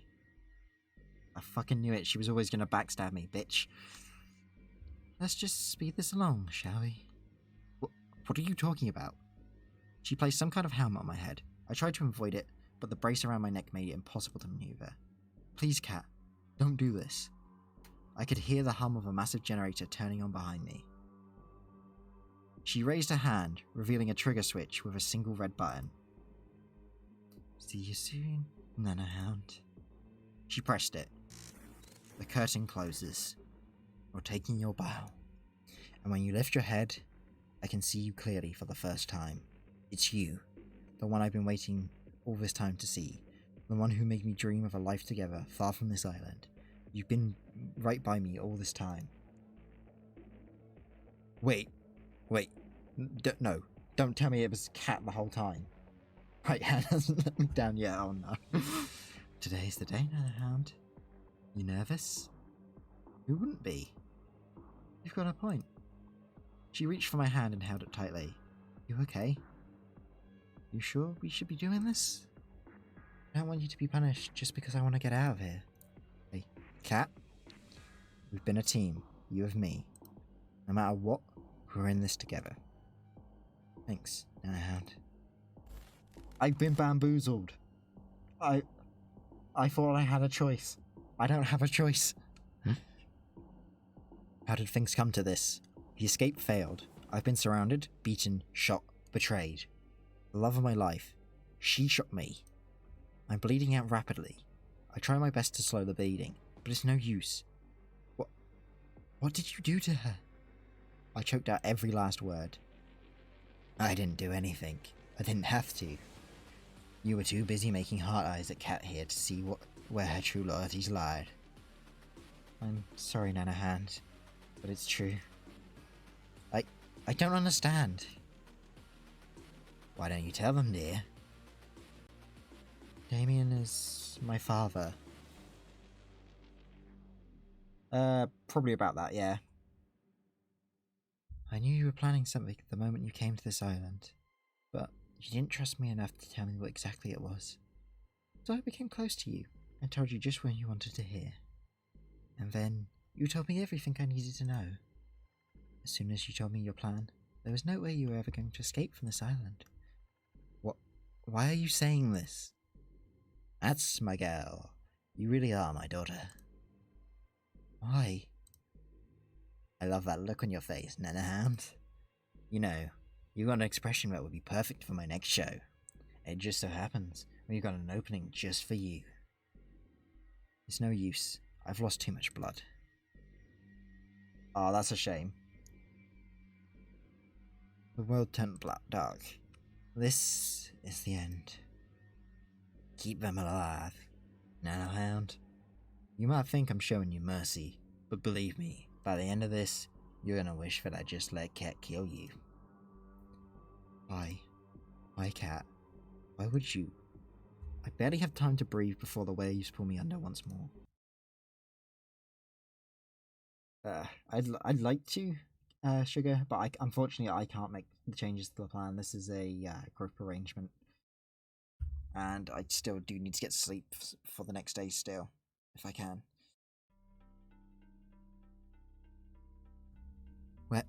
Where am I? I'm underwater? It's so dark and cold. I try to move, but I'm so tired. It takes all my strength to reach my hand out forward. Feels like glass. I'm trapped in some kind of tank. I want to sleep for just a... Is someone there? I can feel somebody's presence. I open my eyes and I can see. Yes! Best go. Woo, woo, woo, woo, woo. Hang on, just a little longer, Nanahound. Who are you? The woman in front of me looked at me with pity. Say something. I try to speak, but it's no use. My mouth won't speak. The words I want them to. You're awake! I'm so glad, but... You're gonna wish you were asleep for this next bit. Trust me, and... Sorry in advance. Yeah, but well, no. I gotta be at work for 3 PM, so I need to at least be up for about 1:30 to get ready and get fed. She moved towards some kind of terminal next to my tank and pressed a button. As if on cue, it was as if every nerve in my body was set on fire. I screamed and thrashed around, but it did nothing to alleviate the pain. Fuck. Oh, will you look at that? Looks like our little hero's got some life left in them. You know, Nanahound, you're in luck. Usually, I'd just kill you for this. But a new opportunity's just opened up, and I think you'd be the perfect fit. I'm sorry, Nanahound, but it's true. I I don't understand. Why don't you tell them, dear? Damien is my father. Always the hero, aren't you, Nanahound? Man, where the fuck did she pull that gun from? You should be more worried about yourself. You knew the rules. If you try to escape this island, you die. It didn't have to be like this, but you... I'm done talking. Goodbye, Nanahound. Hold on, just a little longer, Nanahound. She looked away from me, as if she'd heard something. What? I couldn't tell. Shit, they're almost here. We're running out of time. I'm sorry, Nanahound. I won't be able to get you back. I won't be able to give you back all your memories, but this will have to be enough. She pressed another button on the terminal. I've got to run back to my tank, or they'll know something's up. She pressed her hand against the glass. Hold on, just a little longer, okay? I'll get us out of here. The pain, it stopped. The world turned dark. I've been here before. I'm Nanahound. I'm on some kind of dating show. Find love or die trying? Ali, she helped me. I've got to find her. You're up early. Most people around here usually need a little more to wake them up. Cat? I remember now. I tried to escape this island with her. She pretended to be my lover. She betrayed me and shot me too. That's the reason I'm trapped here. It's only fragments I can remember, but I remember enough to know that she's bad news. We've done this song and dance over and over, more times than I can count by now. I've been in love with and chosen Ali, Scarlet, Terra, Violet and Yui. Each of them countless times. Am I a bad person? To think of it, I can't remember what happened before this show started either. I need to find Ali, but first, for the problem at hand. If I want to get out of here, I can't let Kat know that I remember what's happened before. Where am I? I'm about to play dumb. I know this sounds weird, but do you know where we are? Was she by it? Walk with me. There's a lot to get you up to speed on. The name's Kat. I'm the producer of a new show, Find Love or Die Trying. And what's your name? I don't remember. Let's let the same beginning as usual. Learn about the killer dating show's rules, meet the girls before the show starts. Yui, I don't remember meeting you before this show, but I'm glad I got to meet you again. It's impossible not to feel happier when I see your smile. You'd think that the staff would have learnt to cook better by now. There's so much more to you than you show the world, Violet. Scarlet, you're still hiding that you're reading that magazine with another book. It brings a smile to my face every time. I think I know what happened to you now. You still have no idea what you got into, Terra. Killer dating show or not. I'd love to see the way you see the world. And finally, Ali. You never gave up on getting us out of here, even after all this time. Howdy, Nanahound. I hear you're the suitor. Care to join me for a jog? There's a place in the forest I'd love to go for a run around with you. It'd be my pleasure. We went for a jog, exchanging banter like we've always done when we met each other. The second we got to an unrecorded area of the forest, her smile faded. I'm glad you got the hint, Nanahound. You hadn't given yourself away to anyone yet, right? No, I haven't. As far as Kat knows, I don't remember anything as usual. Sweet. I knew it was right to help you first. Really, thank you so much. I can't thank you enough. I forgot to ask. Oh, shit. Forgot to ask, how did you escape the tank in the first place? Honestly, I got lucky. Usually, the tank knocks me out right away. But that last time, I think something must have bugged out. I saw my chance and took it. Anything's better than being stuck here forever. Sorry. I couldn't get all your memories back. Don't worry about it, Ali. All I could ask for is a fighting chance, and you gave me that. Don't mention it. I mean, duh, I'm hands down the MVP. Anyway, it's about time I tell you the truth, Nanahound. I'm from the Resistance. You can think of us as a covert group of concerned citizens who have a few bones to pick with the world's current management. And those bones are their necks. Joking aside, we are fighting a war here. That war will be won with information. Information that lives on this island, and only here. There was no way we could ever find this place. Not by conventional means. But then we found out about the show. And so they sent you here? Actually, I volunteered. Believe me, the others didn't want me to, but I knew I had to. I was the one with the least to lose. It was pretty easy getting in, all things considered. All I had to do was write a report that labeled me as suspicious of conspiring against the government, take a few cute selfies, and boom! I was flown here. Didn't go too great since then, though. But that was when I was a lone wolf. I got you now. And we'll get out of here together. Sound good to you? Sounds like a plan. I haven't even told you the plan yet. But since you're so excited, let's get right to it. There's two things we need to do. One, we need to bring the other girls' memories back. We won't be able to get their trust or work with them till we do. And we'll need their help for part 2. And what's that? 2, we need to get the fuck out of here. Sounds about right. Easier said than done, though it's going to take a hell of a lot of setup and coordination. There's a small army of armed and trained staff tasked with keeping us here, not to mention us needing a way off the island. But I'll figure it out as we go, but for now, how about you go on a date with Scarlet today? I can do that, but how does that relate to us getting out of here? I'll tell you, if I thought you could be a better actor. Believe me, you'll know why later. Anyway, let's head back to the mansion. We don't need Cat to start looking for us. Sounds good to me. You're really something, you know?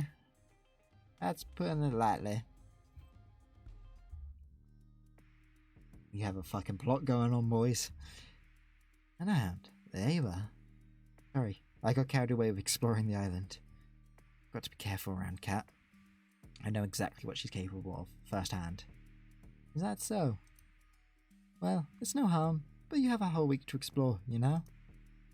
You'll get one date with each of the girls for the first 5 days. A little something special for day 6. And then the final ceremony, where you propose to one of the girls. That sounds like the perfect amount of time to figure out if we're meant to be together. You'd be surprised. Anyway, let's get the show on the road. And who do you want to spend today's date with? Scarlet. Let's just think about it, you know? I found Scarlet inside the library, the place I'd most often meet her for the first time. She always looked so happy when she was reading. It did the heart good to make her smile in the same way when I talked with her. We became fast friends again. The similarity of our situations might have played a part in that. Still, I'm not sure why Ali insisted in me going on a date with Scarlet today. Sure, getting her memories back will be a huge win, but... Hey, Scarlet, lend a hand. I'm glad you're safe. Things are going crazy out there. What's happening? I know it sounds crazy, but there's a horde of zombies outside. Brothers 5 and a lot of our behind-the-scenes help went crazy and... Scarlet, did you do this? You did this, didn't you? Wait, what? I've been here the whole time. We're not a hound. I couldn't have. I've never heard of anything like this. Wait, what? Huh?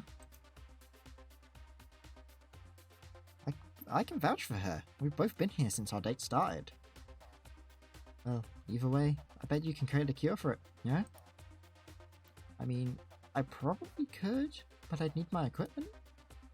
I'm not sure why, but I can't find it anywhere. Shh. Follow me. You can use our lab. We followed Cat to the games room. Cat put her hands against the wall of the games room, revealing a hidden trapdoor. She walked in and beckoned for us to follow. We walked down spiraling stairs for who knows how long. I lost track more than a few times. I remember this place. We should have everything you need in this room to make a cure. Just don't go snooping around. This lab belongs to R&D, and we could all get into trouble if you do. Actually, this place doesn't have everything I need.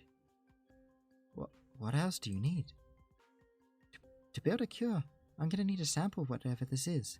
I need a live specimen. I'm sure you can help with that, Nanahound. I've got some editing that needs my attention. You got this. And just like that, she was gone. If it makes you feel better, I'll help you catch somebody. You sure? If you're the only one who can make the cure, then it might be better for you to stay back. No thanks.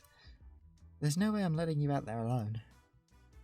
I don't want you to think I'm weird, but I've just got this feeling that I'd be pretty good with that. Good at collecting unwilling zombie specimens. That is weird, but in this case, she's absolutely correct. Some memories must be intact, even if they're kept below the surface. Well, let's get on with this. We went back up to the surface.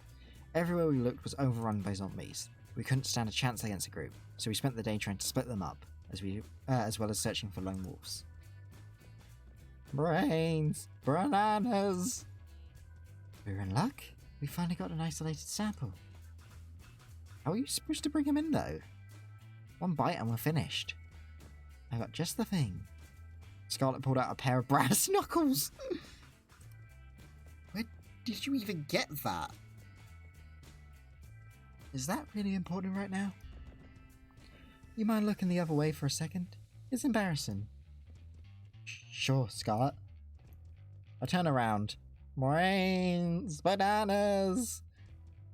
I hope your health insurance covers this. Once more. We're feeling.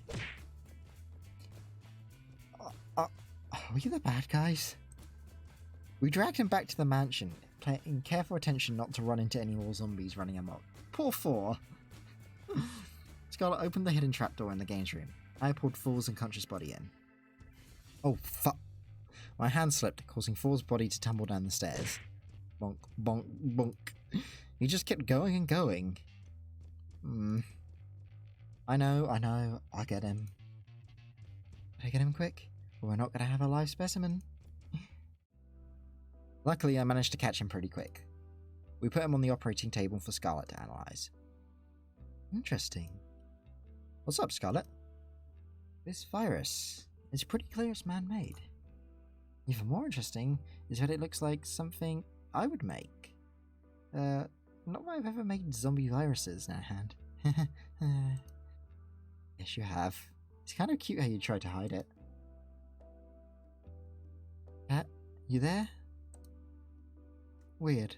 I thought Cat was supposed to be able to hear us from anywhere on the island. Maybe there's no microphones all the way down here. Guess so. I was going to tell her we've got the cure now. Sweet. Great work, Scarlet. You bet I did. We administered the cure to Four, and then we went back upstairs together. Cat, you there? What's up, Scarlet? Been waiting hours for you guys. You two done yet? We've got the cure now. We'll need your people's help to help administer it. We'll be right on it. Lay low for now. We're coming to get you. In the meantime, Nanahound, how about you tell me about yourself? It'd be my pleasure. With Cat's help, we managed to quell the zombie plague, with just enough time left in the day for a lovely dinner with Scarlet. After that, I went for a night walk with Ellie, to somewhere safe from prying eyes. You should buy that girl dinner first before you murder her in the woods, you know? I think I found a way to bring the others' memories back. You found their lab, didn't you? Pretty much. Sweet. I wasn't sure how to get back there after they shipped us out of here. So that's a huge win. So, where is it? There's a secret trapdoor in the games room. You have to press a hidden panel in the wall.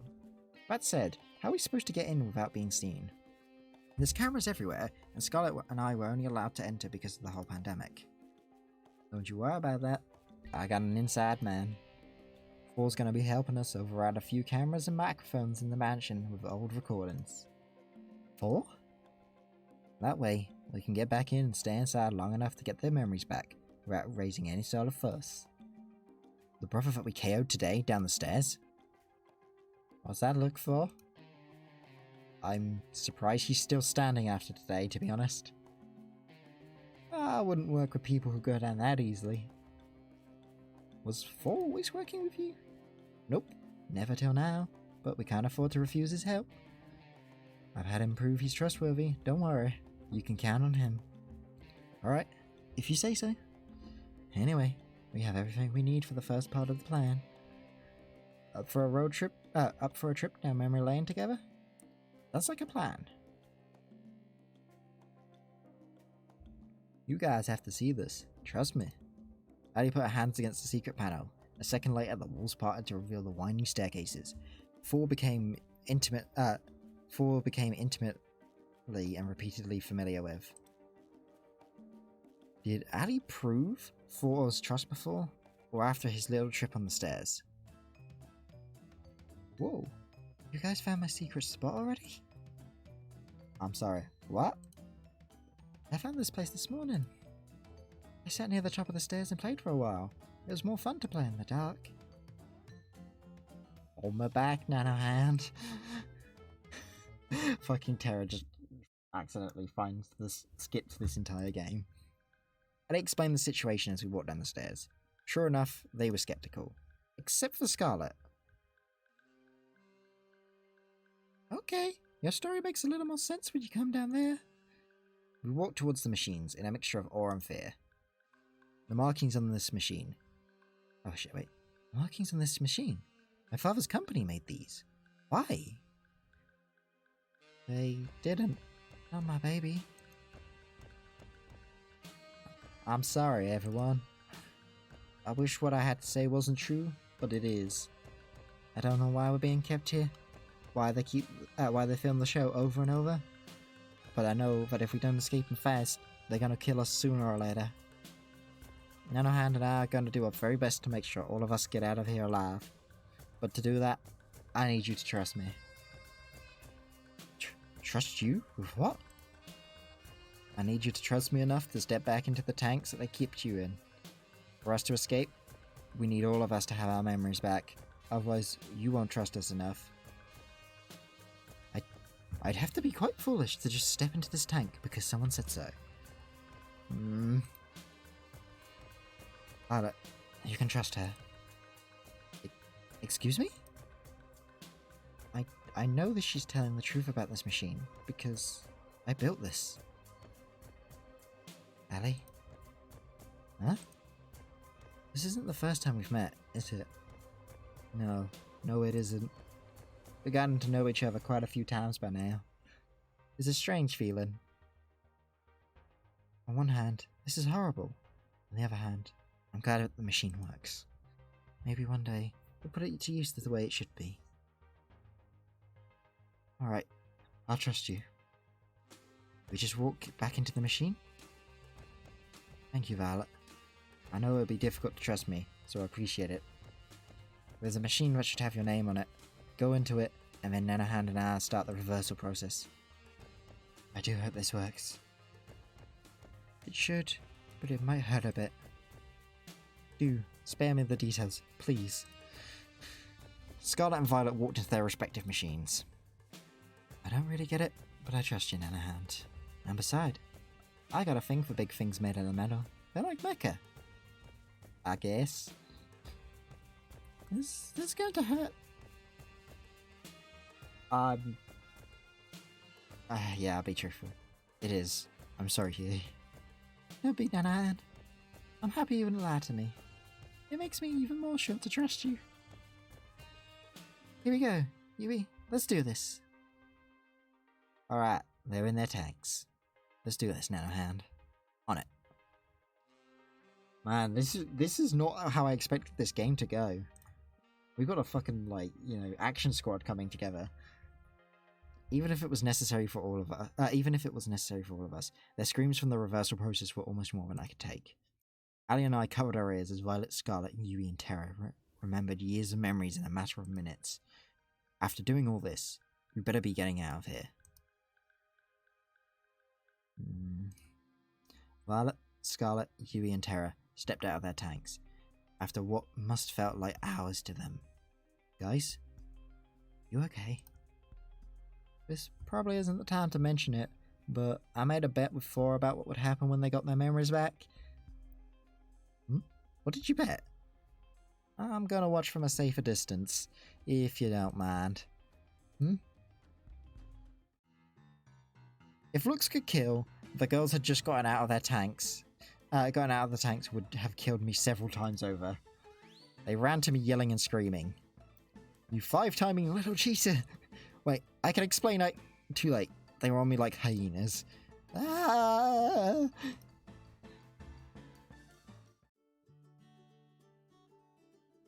Now that we've all calmed down, how about we go over the escape plan? It better be good, Ali. For your sake, Nanohound. Out with it, then. Alright, listen up. Over the next hour, I explained her plan, from start to finish. Trust me, it's the best we got. If this is our plan, we're doomed. Oh, that ain't a good sign.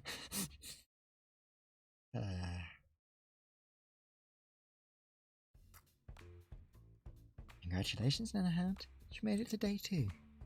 You really gave our audience a run for their money yesterday with Scarlet. And that's before we got the zombies involved, believe it or not. I'm glad to hear that. You think you'll choose Scarlet at the end of this? It's too early. I think it's best to make things seem uncertain as possible, and not get too focused on any one girl. Kat said that getting low ratings during the show could end up with them shutting it down early. If that happened this time, then game over. The only reason why we're able to make these moves right now is because Ali's machine glitched out. Who knows if that would ever happen again. There's no room for error. Too early to say right now, but she's definitely up there, Kat. I like the sound of that. But you know what I like even more? Drama. And what better way to start that fire than a 4-day date with another woman? If it ain't broke, so who's it gonna be? Have you ever noticed that there's only one room? Have you ever noticed there's only ever one room in the mansion that's locked? Nope, not even a bit. Really? It's right by the games room. It's not even the hidden one. I'm starting to understand why you've been stuck in here all this time. I was snooping around at night looking for snacks when I saw Kat open it, using a black key which she kept on a keyring in her pocket. It's definitely a master key. I've seen her use the same key in both the mansion as well as in other buildings. Sounds like it'd be pretty good to get our hands on that. Exactly. If you get me that key for even a minute, I can make a mold of it. That we can use as a duplicate key. I'm betting that would be pretty helpful for us getting out of here, to put it lightly. That's awesome, but wouldn't Kat notice her master key going missing? You're absolutely right, especially if you or I try to take it. I'm feeling a butt coming, but it won't be you or I taking it. Tomorrow, I asked to take Yui on a date. Let me go get Yui. By the end of tonight, you'll both understand why it has to be the you two. I'd say it sounds like a plan, but I have no idea what's going on. It's going to be the fucking rabbit, isn't it? Okay? Trust me, Nanohound. When have I ever been wrong? I could list every single date we've been on as evidence. Those don't count. Yui. Let's just think about her, you know? We'll make it happen. It was the first date since getting all the girls' memories back. We went for a walk out in the woods. The same date we had when we truly had met again for the first time. It was a little awkward at first, figuring out how not to give away what we knew on camera, but we figured it out pretty quick. It's so nice to see you again, Nanohound. I feel the same way, Yui. After all this time, it's gotta be fate, hasn't it? It must be. To be honest, I feel like I feel a little like things are going a little way over my head. This show, meeting you again, everything, it's just moving so fast. Sometimes I feel like everything's just moving too fast for me to keep up. But with you, everything feels alright. Like, I know it's going to be okay. Would it be okay if we just spent today this way? She leaned in closer and put her arms around me. I wouldn't have it any other way, Yui. Wait a minute, What about getting the master key? Ah, I can tell from your face what you're thinking about. Don't worry, I've got that covered. Bun Bun Bun! Bun Bun Bun darted out from a nearby bush and ran to Yui's side. What a good boy! You're a good boy! She picked him up and hugged him tight. It was impossible not to smile. Almost forgot. Bun Bun Bun? Hunt! Bun Bun Bun leapt out of her arms and dashed towards the mansion. And with that out of the way, how about we walk... with that out of the way, how about we walk for a little longer? What just happened? She reached out for my hand, then held it tight. I like that. We walked around and talked for hours. When we took breaks, we laid next to each other on the grass, talking about anything and everything. Yui's a lovely girl. At times I remember how dire the situation we were in, and I couldn't help but freeze up. But with Yui, I'm never afraid to face those fears. She makes me braver with just a smile. Even when she couldn't ask directly about what was on my mind, she found ways to comfort me despite that. And in turn, to make her smile, made me feel lighter than air. A life with her would be wonderful. I've got to make sure to get us all out of here safe. Nanohound? Yeah? I love you, Nanohound. I hope we can spend another day together, just like this, soon.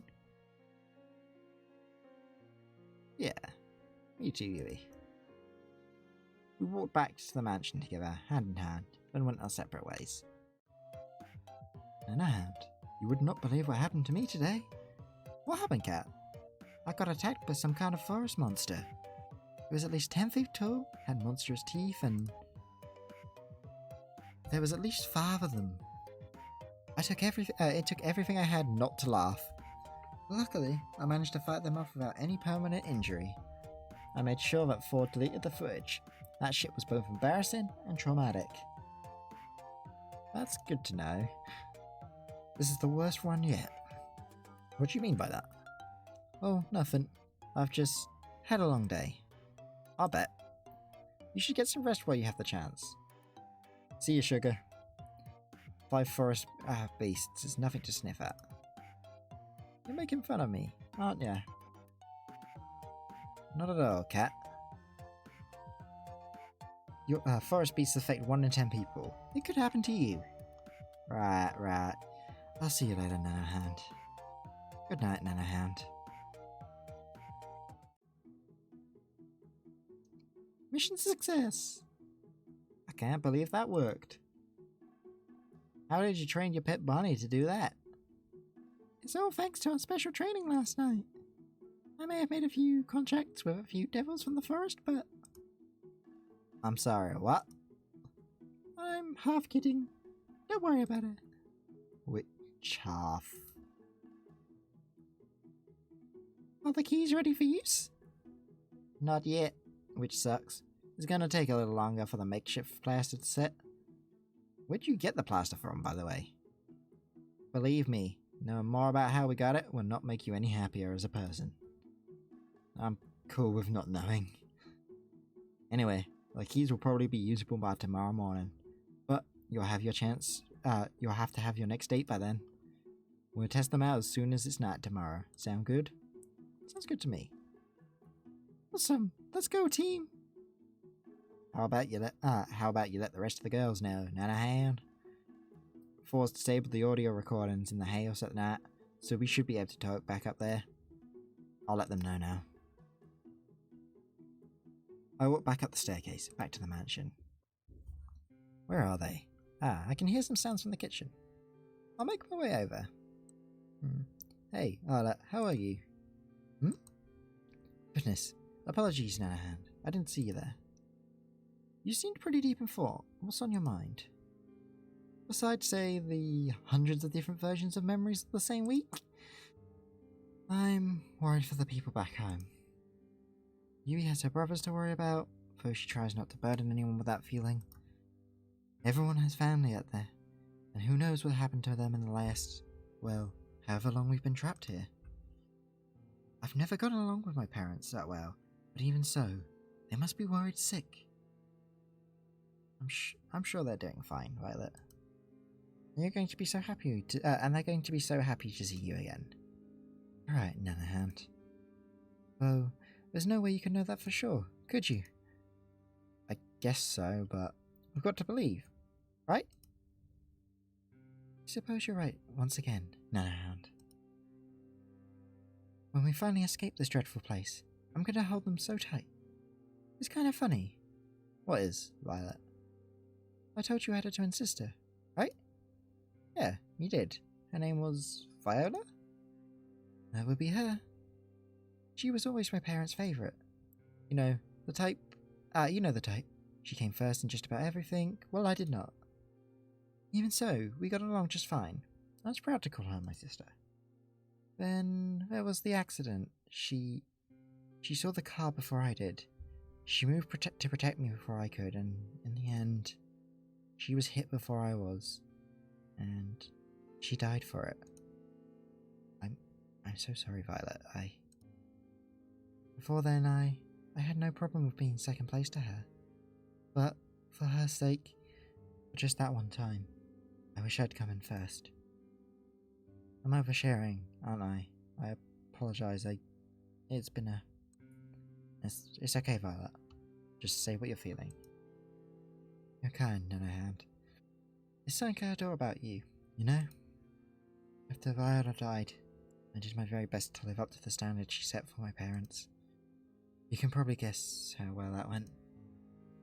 I wasn't as good as running the business, or appearing prim and proper, or even things like finding a partner. It's a little embarrassing, really. That's the whole reason why I came here. My parents saw an ad for the show and thought it might help me. Or perhaps they just wanted to kick me out of the house, make more room for a new baby brother.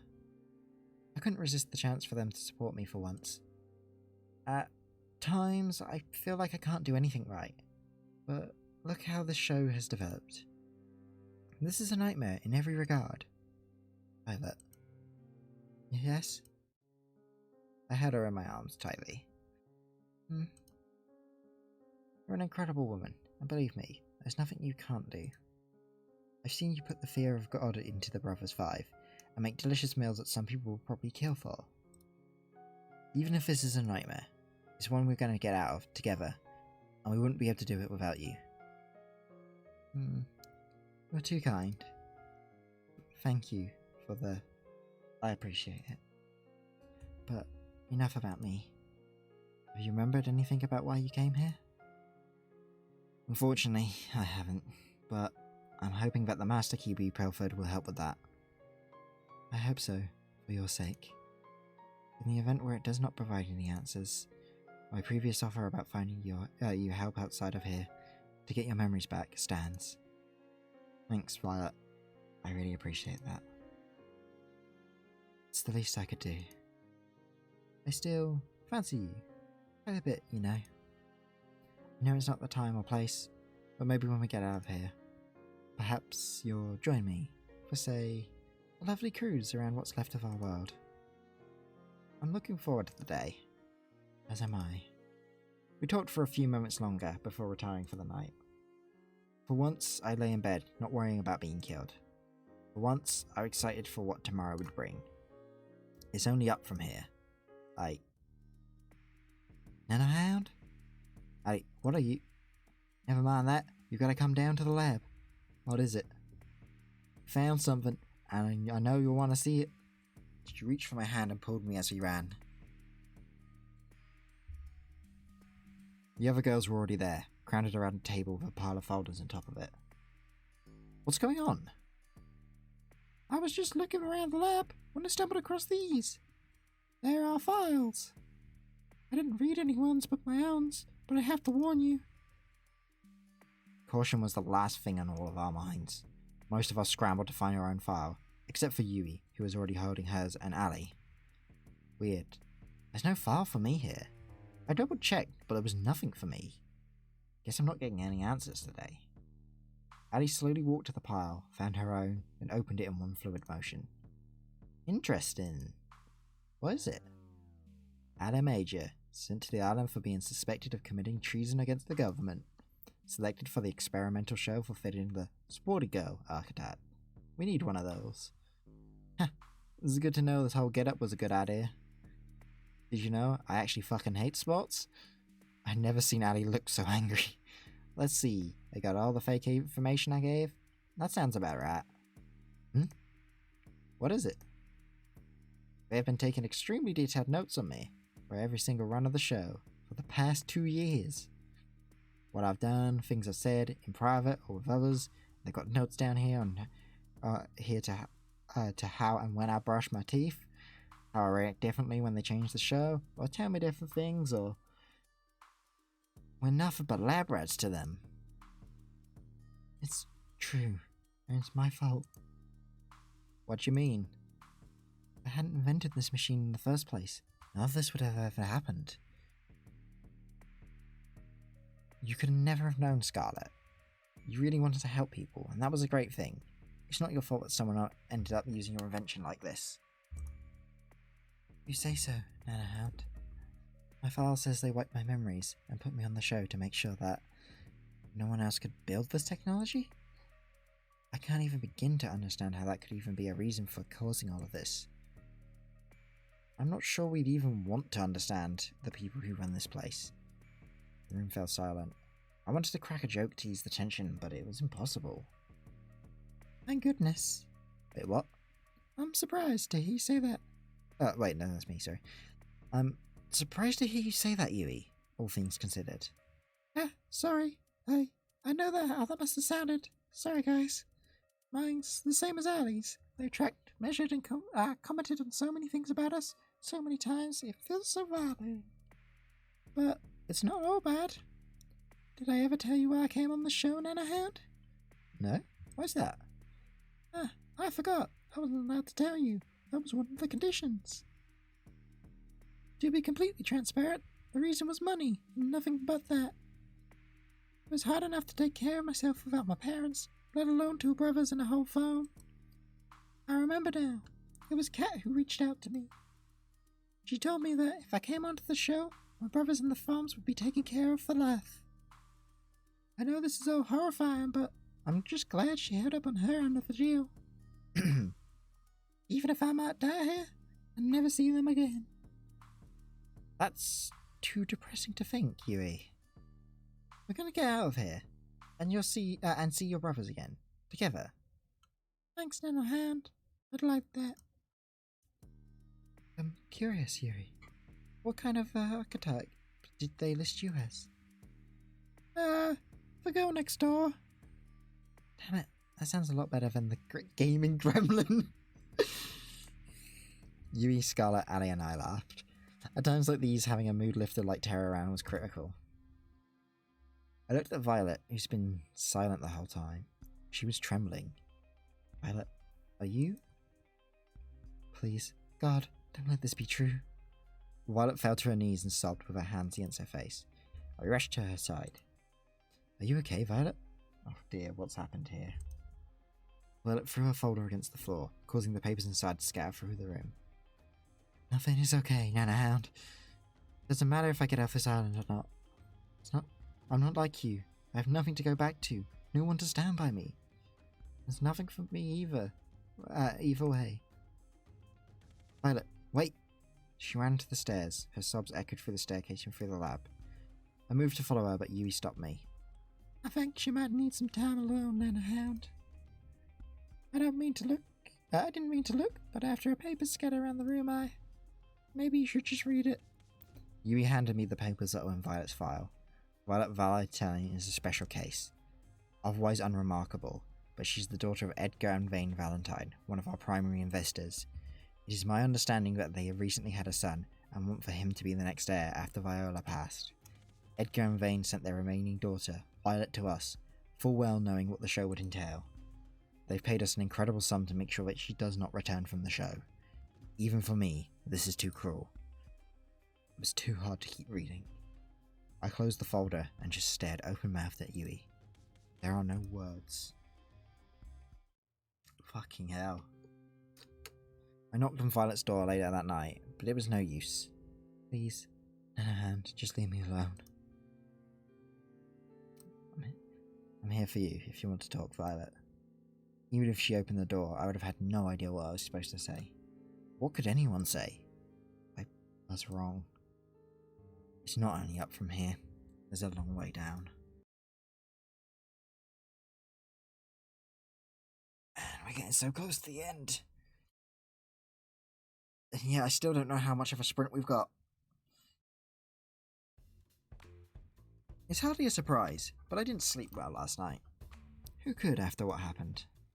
And just like that, we're on to day 3. And a thank you, Nanahound, for making my job easy. I actually get to spend my nights doing productive things now. I'm happy to help you with that, however that works. You alright? You don't seem to have your usual energy. Careful, Nanahound. One slip up for Cat, and this is all over. I'm good, thanks, Cat. I just didn't sleep too well. Happens to the best of us. Anyway, it goes without saying that Yui is definitely a contender for the final ceremony. Let's see, I'm not so sure just yet. Oh really? That's a surprise?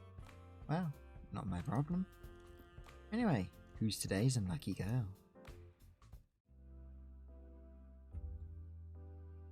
So, who should I be asking on a date tomorrow? Honestly, joking aside, I think you should ask Violet. Really? I don't think she's in any shape to put on a good show. I mean, we need all of us to be able to work together to get out of here, right? I don't think Violet would be able to until she's feeling better. And what better way to do that than for a date to make you feel special? Kara does have a good point. I always make good points. I like seeing if I could arm wrestle one of those zombies Scarlet made. That went great. Oh, I remember that. Wait, I was the zombie. That was not a good idea at all. Can I take my vote back? What do you think, Nanahound? I like the idea. We could kill 2 birds with 1 stone. I'm sure there's something that we could do to help. There's something that we could do to help us escape, but we could only do on a date with Violet. I got it. Tomorrow you'll be going on a date with Violet. Here's what you're gonna do. Violet. I've always wanted to spend more time with her, and there's no time like the present. I'll make it happen. I do have one small request though. What's that? And will it give me ratings? I think it will. Then let's hear it. You've noticed Violet being a little down lately, so I wanted to cheer her up. I've heard that she really likes cooking, especially in groups. Would you mind if we cooked with the staff at noon? I don't see why not. Let's hope it gets better than last time. Oh, my Nanahound. Why did you bring me here? I'm in a bit of a predicament. You see, I may have made an irresponsible bet. I did not take you for a gambler. Well, I'm not, but the thing is, I heard the cooks bragging that they were the best chefs on the island. But hey, I've tried the food you've made before, and I know nobody else could come close to how good you are. So I may have challenged them all to a competition in your name. Huh? Ridiculous, Nanahound. Violet laughed out loud. There's that smile I like so much. It was nice to see it again. Are you being serious? Dead serious. In a few hours, hundreds of staff are going to come here. Some of them as challenging cooks, some of them as judges, the rest of them looking for lunch. All of them hungry. Think you're up for the challenge? I'm ready to crush the opposition. They will rue the day they challenged me. That's the Violet I like to see. Anyway, what's the theme of this contest? I can't tell you just yet. It'll be announced when it's cooking time. I do like a challenge. Would you care to stay with me as I prepare for the festivities? Of course, Violet. Thank you, Nanahound. I know why you're doing this, and I appreciate it. I'm not ready to talk about it just yet, but I feel happy already knowing that you're looking out for me. I'm glad to hear that. We spent the time before the contest just talking about how pleasant things, completely unrelated to the show, completely unrelated to anything of consequence. Sometimes, when bad things happen, what you need most is just a semblance of normalcy. Yes, it's the brother. Oh no, Five's here. Fuck. By the time noon rolled around, hundreds of staff members were filling up the kitchen. I don't want to face you, Violet, but I will if I have to. Oh? You're challenging me? Like a snail challenging the mighty eagle? You have my respect? Is it too late to change sides? You're going down, Violet. We're the Brothers Five, the best chefs on the island. What's that? Two? What I meant to say is, wow, you really are the best chef on the island. That's right. Damn it, bro. You can't let her intimidate you like that. If we do, she's already run. Say something, Four. We will meet on the culinary battlefield, Violet. You may have my brothers running for the hills, but not me and Five. Come at me. Let us brandish our forks against each other. Five, do you have anything to say? Wait, what's happening?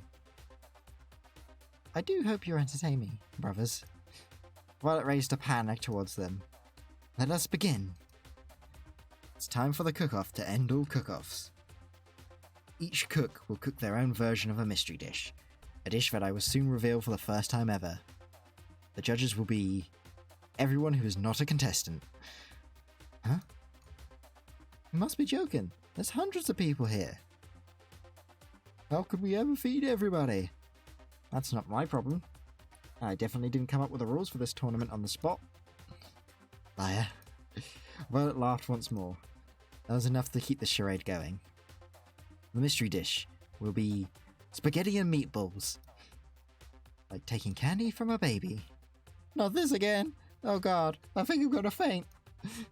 One collapsed on the ground. One down, 4 to go. Bro! I knew we should have been accountants. Why are we fooling ourselves? You each have 1 hour. No late submissions will be accepted. Let the games begin. The contestants, but were still conscious, rushed off to gather ingredients. How are they going to make that much food? I'm sure they'll figure something out. I watched each of them cook furiously at breakneck speed. Well, it was hard at work. Sweat streaming down her face with the biggest smile I've seen her have all day. I couldn't help but smile as well. At the same time, Thor was trying to cook his spaghetti with only a microwave. Oh my god, they really can't cook, can they? I'm not sure this will be too much of a contest. 1 minute left. Violet filled hundreds of laid out bowls with spaghetti and meatballs in a matter of moments. If you blink, you'd miss her finish a whole row. Each looked both delicious and artistic. You would have never thought a cook would have spent much longer than an hour putting each of them together. Five sailed on making about 4.5 bowls. I guess everyone has their own pace. Time's up. It's time to judge. The crowd cheered as they stampeded to the laid out bowls. They were practically salivating. After everybody wolfed down bowls from each of the contestants, they submitted their vote. The people have spoken, and with a resounding majority, our first ever winner of the Best Chef of the Island in the Middle of the Nowhere award is... Violet! The crowd cheered, myself including. I did it! Me! I did it! Violet jumped up and down with joy. It felt like a kid in the candy store, just from one look at her. You won fair and square. You should be proud of yourself. Yeah, that food was the best I ever had. Well, if you consider our living standards, that doesn't mean too much. Hey, I just had an idea. What if we get Violet to cook for the staff at lunch instead of us? Seriously, it's been years since we've had real food. What's that supposed to mean? Honestly, I think it's a great idea. I know I had it well, but I really have no idea what I'm doing in the kitchen. No way, bro. But I took one look at each other and couldn't help but laugh. I would love to, you guys. The crowd's enthusiasm reached a level of uproarious applause. Violet, Violet, Violet, Violet. Oh goodness. You're all too kind. I put my arm around her and smiled. Guess you got a new job now, Violet. I guess I do. Violet leaned in to kiss me on the lips. For a moment, time stood still, and the only thing you could hear was the crowd's cheer getting even louder. Violet, Violet, Violet. We laughed together. I've had so much fun today, Nanahound, thanks to you. You have to join me by the beach after we clean this place up? Sounds like a plan. I'll see you there then. Hey. She reached her hand out to mine. I held hers tight in return. Hey Violet. You really gave them a great show today, you know? I couldn't have done that without my ever so charming television host. We walked along the beach, our feet bare in the inviting waves of the ocean. Really, I'm so grateful to you, Nanahound. Last night, finding out what my parents did, I was the lowest point I've ever been to. I held her hand even tighter. Honestly, I didn't see a way out, escaping the island or not. Everything seemed like a dead end. But today, you've helped me remember that even without them, I've still got me. And I like me quite a bit. You really are incredible, Violet. That was all you. With you. Violet mumbled something under her breath. Sorry, what was that? Sorry, let me try again. I know I'd be fine on my own, but I'd like me better if I was with you. When we get out of here, I do hope you join me for that cruise. She kissed me again. It felt like magic. She put her finger against my lips. Shh. I know, it's not quite the time for this conversation yet. But please, do remember what I've said. When this is all over, do you mind if we just walk for a bit longer? I don't want this to end. I'd walk with you as long as you wanted to, Violet. We can walk till the sun comes up. We can talk about anything and everything. So how about we start with planning our cruise together? That would be lovely. We walked together to the dead of night. It was nothing less than magical.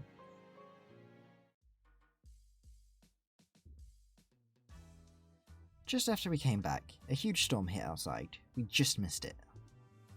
Hope you two enjoyed your date today.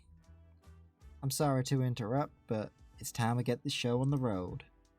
Ali took out the master key from her pocket, span it around the ring with her fingers, and then put it in the locked door. And we're in. She turned the lock and then pulled the door open. Whoa, the door's a little heavier than I thought it would be. Must be soundproof or something. Whatever, let's go. Oh man, not another staircase. They would have saved so much money if they just put this on the main floor. But it wouldn't be very secret then, would it? Secret schmeecret. It's behind a locked door. I guess you have a point. Although there was another staircase, it wasn't nearly as long as the one to the lab. We'd been walking down the steps for only a few moments when we saw where they led. This has to be it. What's it? A while back, Ket told me that all the information on this island was stored in books. They didn't use anything digital or with the internet. I think I remember that too. Well, it's bullshit. They're an evil corporation intent on dominating through fear and control. Of course they'd have the internet. And I think we just found a way into their closets, skeletons and all. Sounds like a pretty big deal. That's an understatement. The information in here could change the tide of the war. It could give the resistance a real fighting chance, I think. But there's more than that too. What do you mean? My dad, mom, and my brother got taken by these guys a long time ago. I don't even know if they're still alive. I was too young to really understand what was happening. If there's anything that could help me find them again, or at least find out what happened to them, it's in this computer. But that was the real reason I came here. The whole reason I risked everything. What if it doesn't have what I'm looking for? What if... Ali? You ran to Ali's side and hugged her tightly. It's going to be okay. You believe in me, right? She took deep breaths. I'm sorry you had to see that. I'm okay now. Thanks, Yui. I didn't do anything. Are you ready? Let's do this. I looked to Violet as Ali prepared to turn the computer on. She looked as concerned as I did, but we couldn't let it show. The screen lit up with a single message: password required. Well, I did think it was going to be going a little too smoothly. I'm not giving up just yet, though. She tried a few different passwords on the keyboard, but none of them worked. Damn, I bet only Damien or Kat knows this, and there's no way I could just ask them. Silence fell upon the room. It can't end like this. It just can't. I've got an idea. It's not going to involve wrestling zombies again, is it? Hey, I've had better ideas than that. What I mean to say is, I think I have a way to crack the code. I'm a programmer. I can make something that could try all the possibilities for the password. It would take some time, especially if it locks me out after too many attempts, but eventually I'd get the password. Well, there's no guarantee we'd get the answer before the show was over. It's a lot better of a shot than I thought we had. Addie ran over to Tara and hugged her tightly. Thank you, you awesome little you. This is nice. Feel free to compliment me more. In the meantime, the rest of us can try to figure out what the password would be as well. And it reminds me, I need to tell you guys something important. What's that? I have our escape plan. She took out the master key and held it out for us to see. There's a hidden hangar I found by the beach, just a little further from where I first found the plane. Now that we have this key, and we know that it works, we can use it to disable the hangar's security, commandeer a plane, and then fly the hell out of here. We practically jumped for joy. I can't believe it. We're almost out of here? It's been a long time coming. Well, soon, but not just yet. With the storm raging, there's no way we're getting anywhere tonight. Least of all, off the ground. But if there's a clear skies tomorrow night, that's where we'll be. What about the computer? Did you need to crack it before we go? Yeah, what about your family? Well, that'd be the ideal case. But honestly, I've gotten to know you guys and care about you guys, and I've decided that it's more important to save the people I care about, that are right in front of me, than chase a pipe dream. No, I won't accept it. If I were in your shoes and I was looking for my brothers, I just gave up looking for them. I'd regret it forever, and I know you would too.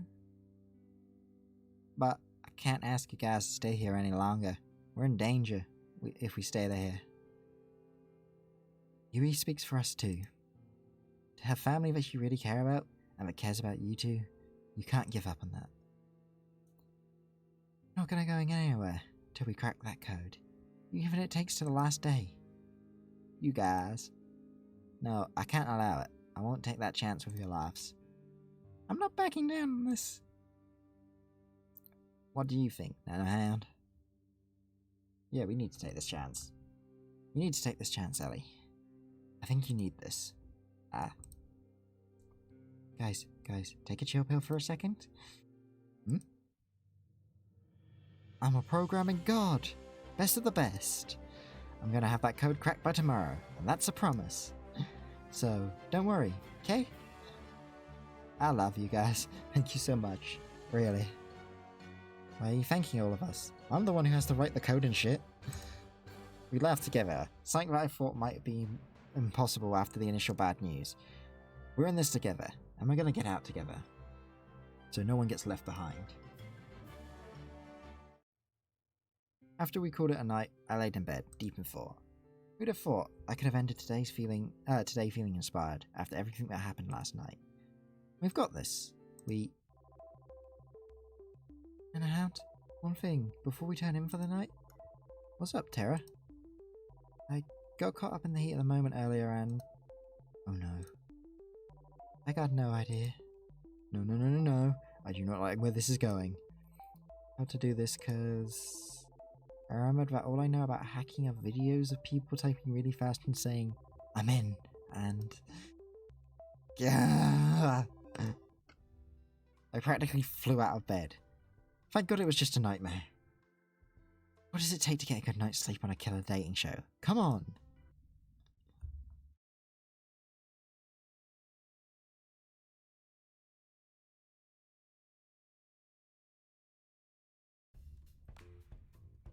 What are you smiling about?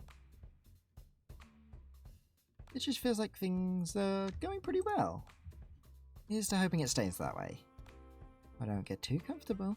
We've still got a few days left, and then it's back to the regular. I'm looking forward to that. I bet. Better sooner than later. You cost too much to keep around. Anyway, the $1 million question. Who's today's lucky girl? Better be...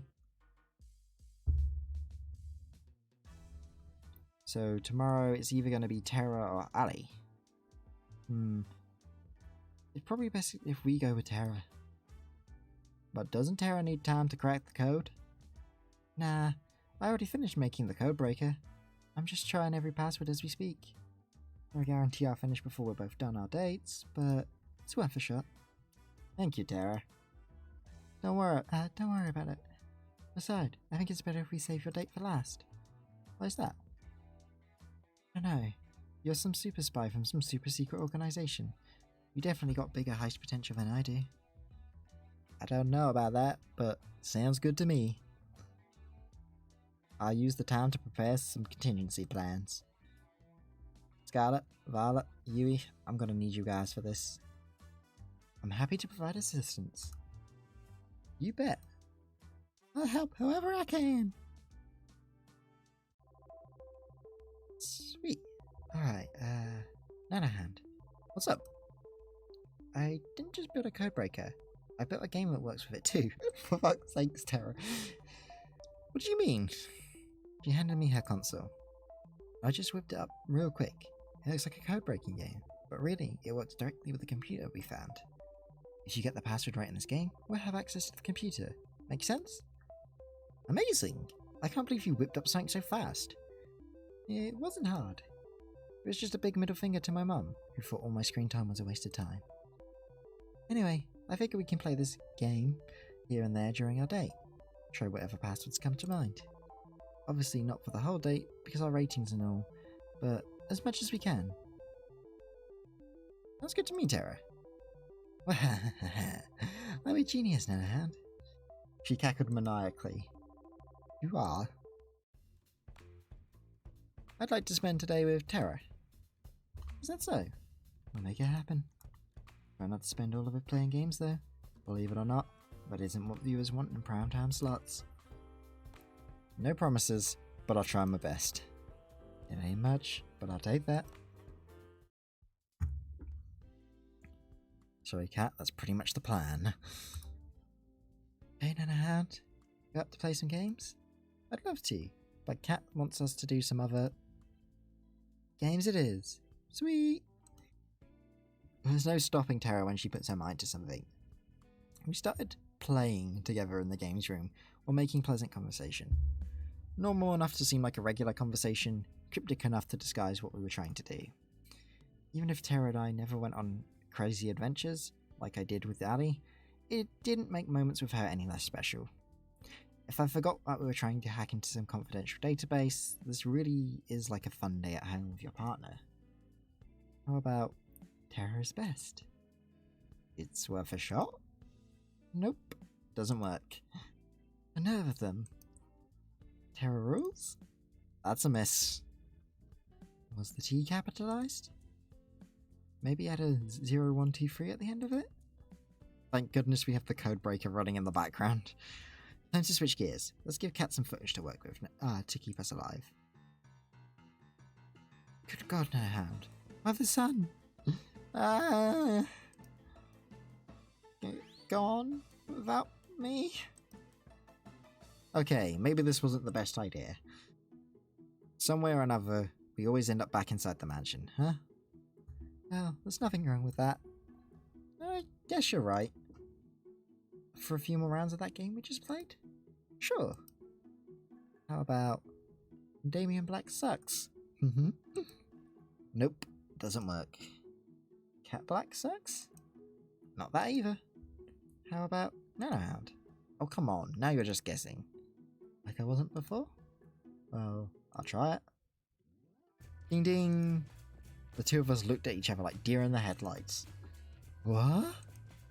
We cheered as if our favourite team had just won at a sporting event. Wait a minute. Why would the password be your name?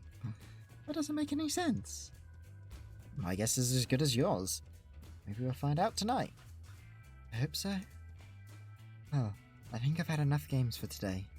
I never thought I'd hear you say that, Tara. I'm full of surprises. We can spread the good news after. How about we try something new today? Something outside?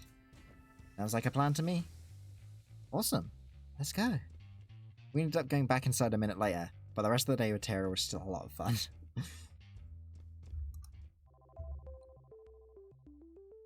We're getting near the end now. And we're in.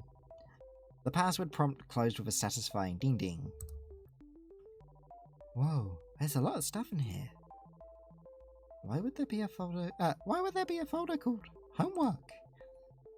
Whoa, that is definitely a porn folder name. Tara was about to open it until Ali intervened. Do you mind if I take a look? Forgot we were here for a second. Sure, I think she immediately just runs headlong at the porn folder that she found. Jesus Christ. Let's see. Ali started going through folders, databases, reports, anything that could be useful. At the same time, Tara started downloading all the files to her console. Doesn't look like there's anything here about why my name was the password. All the rest of us could do was give Ali and Tara the space they needed. Seems like it's only going up from here, team. I was worried for Ali, especially as we couldn't get into the computer, but it looks like we got it after all. It's too soon to say anything, but I do hope you're right. Let's not jinx it. So, what's the first thing you're gonna do when we get out of here? I thought we weren't gonna jinx it. I'm gonna get straight back to helping people, the way I know best. Nothing's changed in that regard. That's a lovely aspiration. Do me a favour, make sure your inventions don't get used on yourself again, okay? I mean, it's not like I was trying to. I admired how you can be so sure. As excited as I am to leave this place, I'm not quite sure what I'm doing after.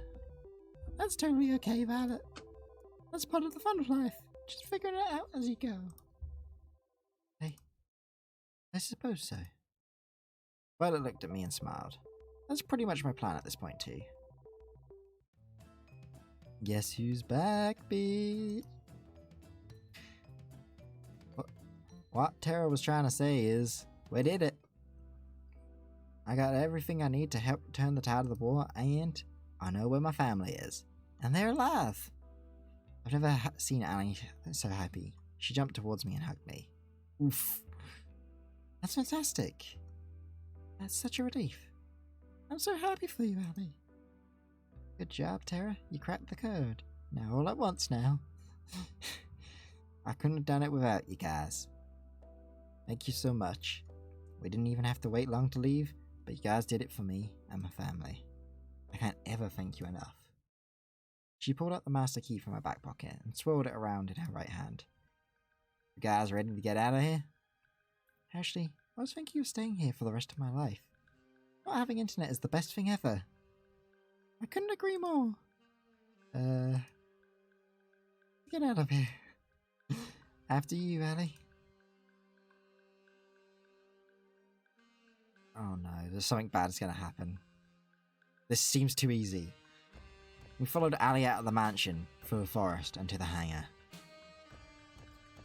Whoa, I did not see this. Granted, I don't go outside. I don't blame you. It's pretty out of the way. Now that we have to worry about it now. Ali pulled out the master key and swirled it around her right hand. She walked to the door of the hangar and put the key in its lock. She tried to turn it, but it didn't work. She tried a few more times, but the lock refused to budge. I don't understand.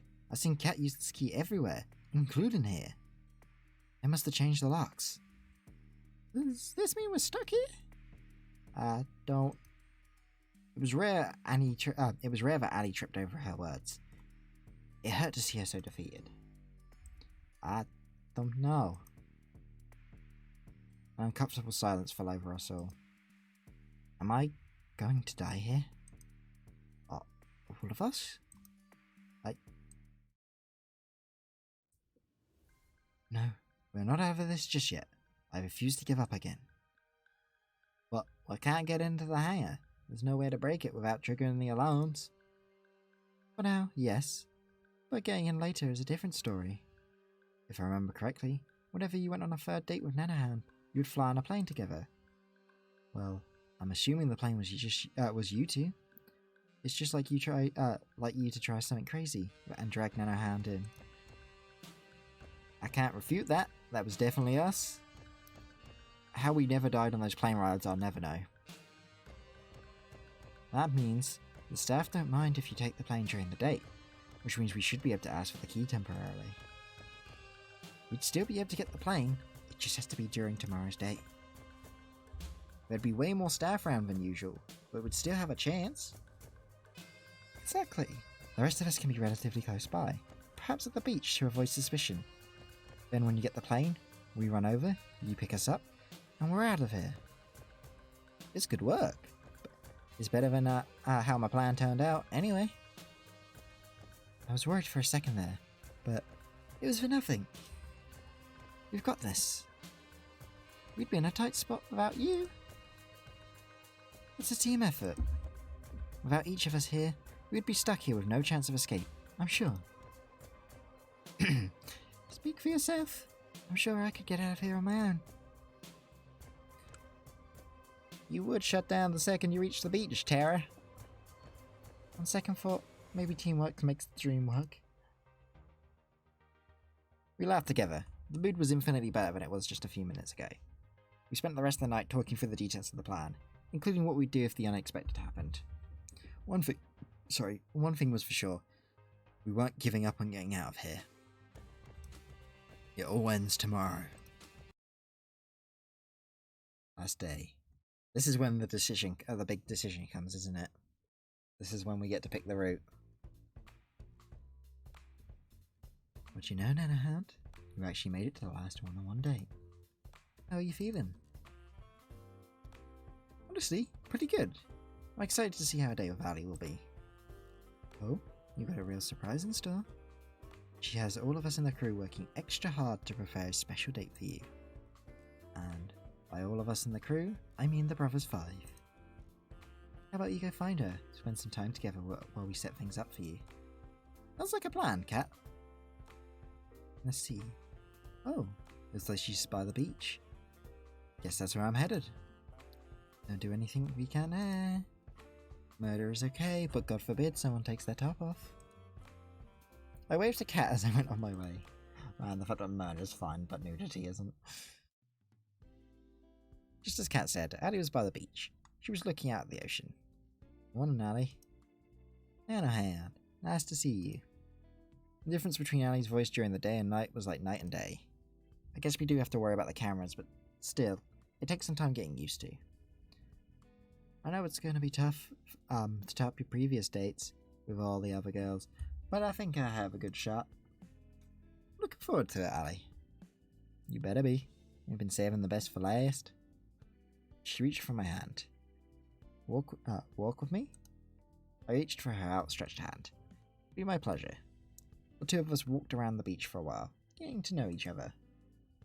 So, what will you be doing when this show's over? First thing I'm gonna do is God damn it, I can't read. First thing I'm gonna do is say hey to my family again and make them a nice dinner. I'm sure that they've gone sick with worry in the weeks since I have been gone. I wonder what they are thinking now. It has been at least 2 years since then. Kat was right. Sometimes not remembering is a blessing. Ali doesn't have that luxury. Anyway, I got my surprise for you. Come on. She pulled me along by the hand into the forest. I have to say, Ali's really impressed me. Of course, it was her deliberate plan to come into the forest and get to the hangar, but she made it seem so spontaneous. You're gonna love. It? I saw it the same moment she did. It was all we could do to stand and watch. No. She staggered and almost fell. Who could blame her? The hangar was engulfed in roaring flames. The heat was incredible. There was no way either of us could take another step forward with the hangar without being burned alive.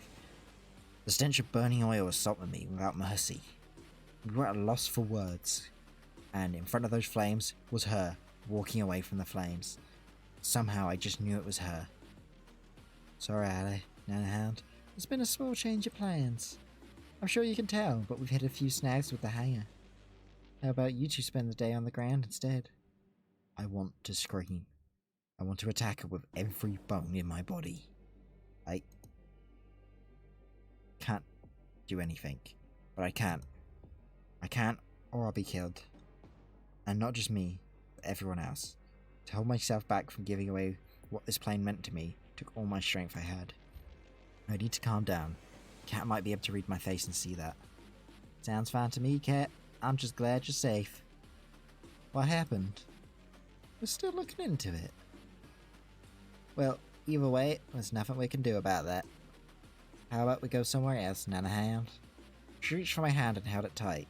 How could she smile like this at me? Of course, Ali.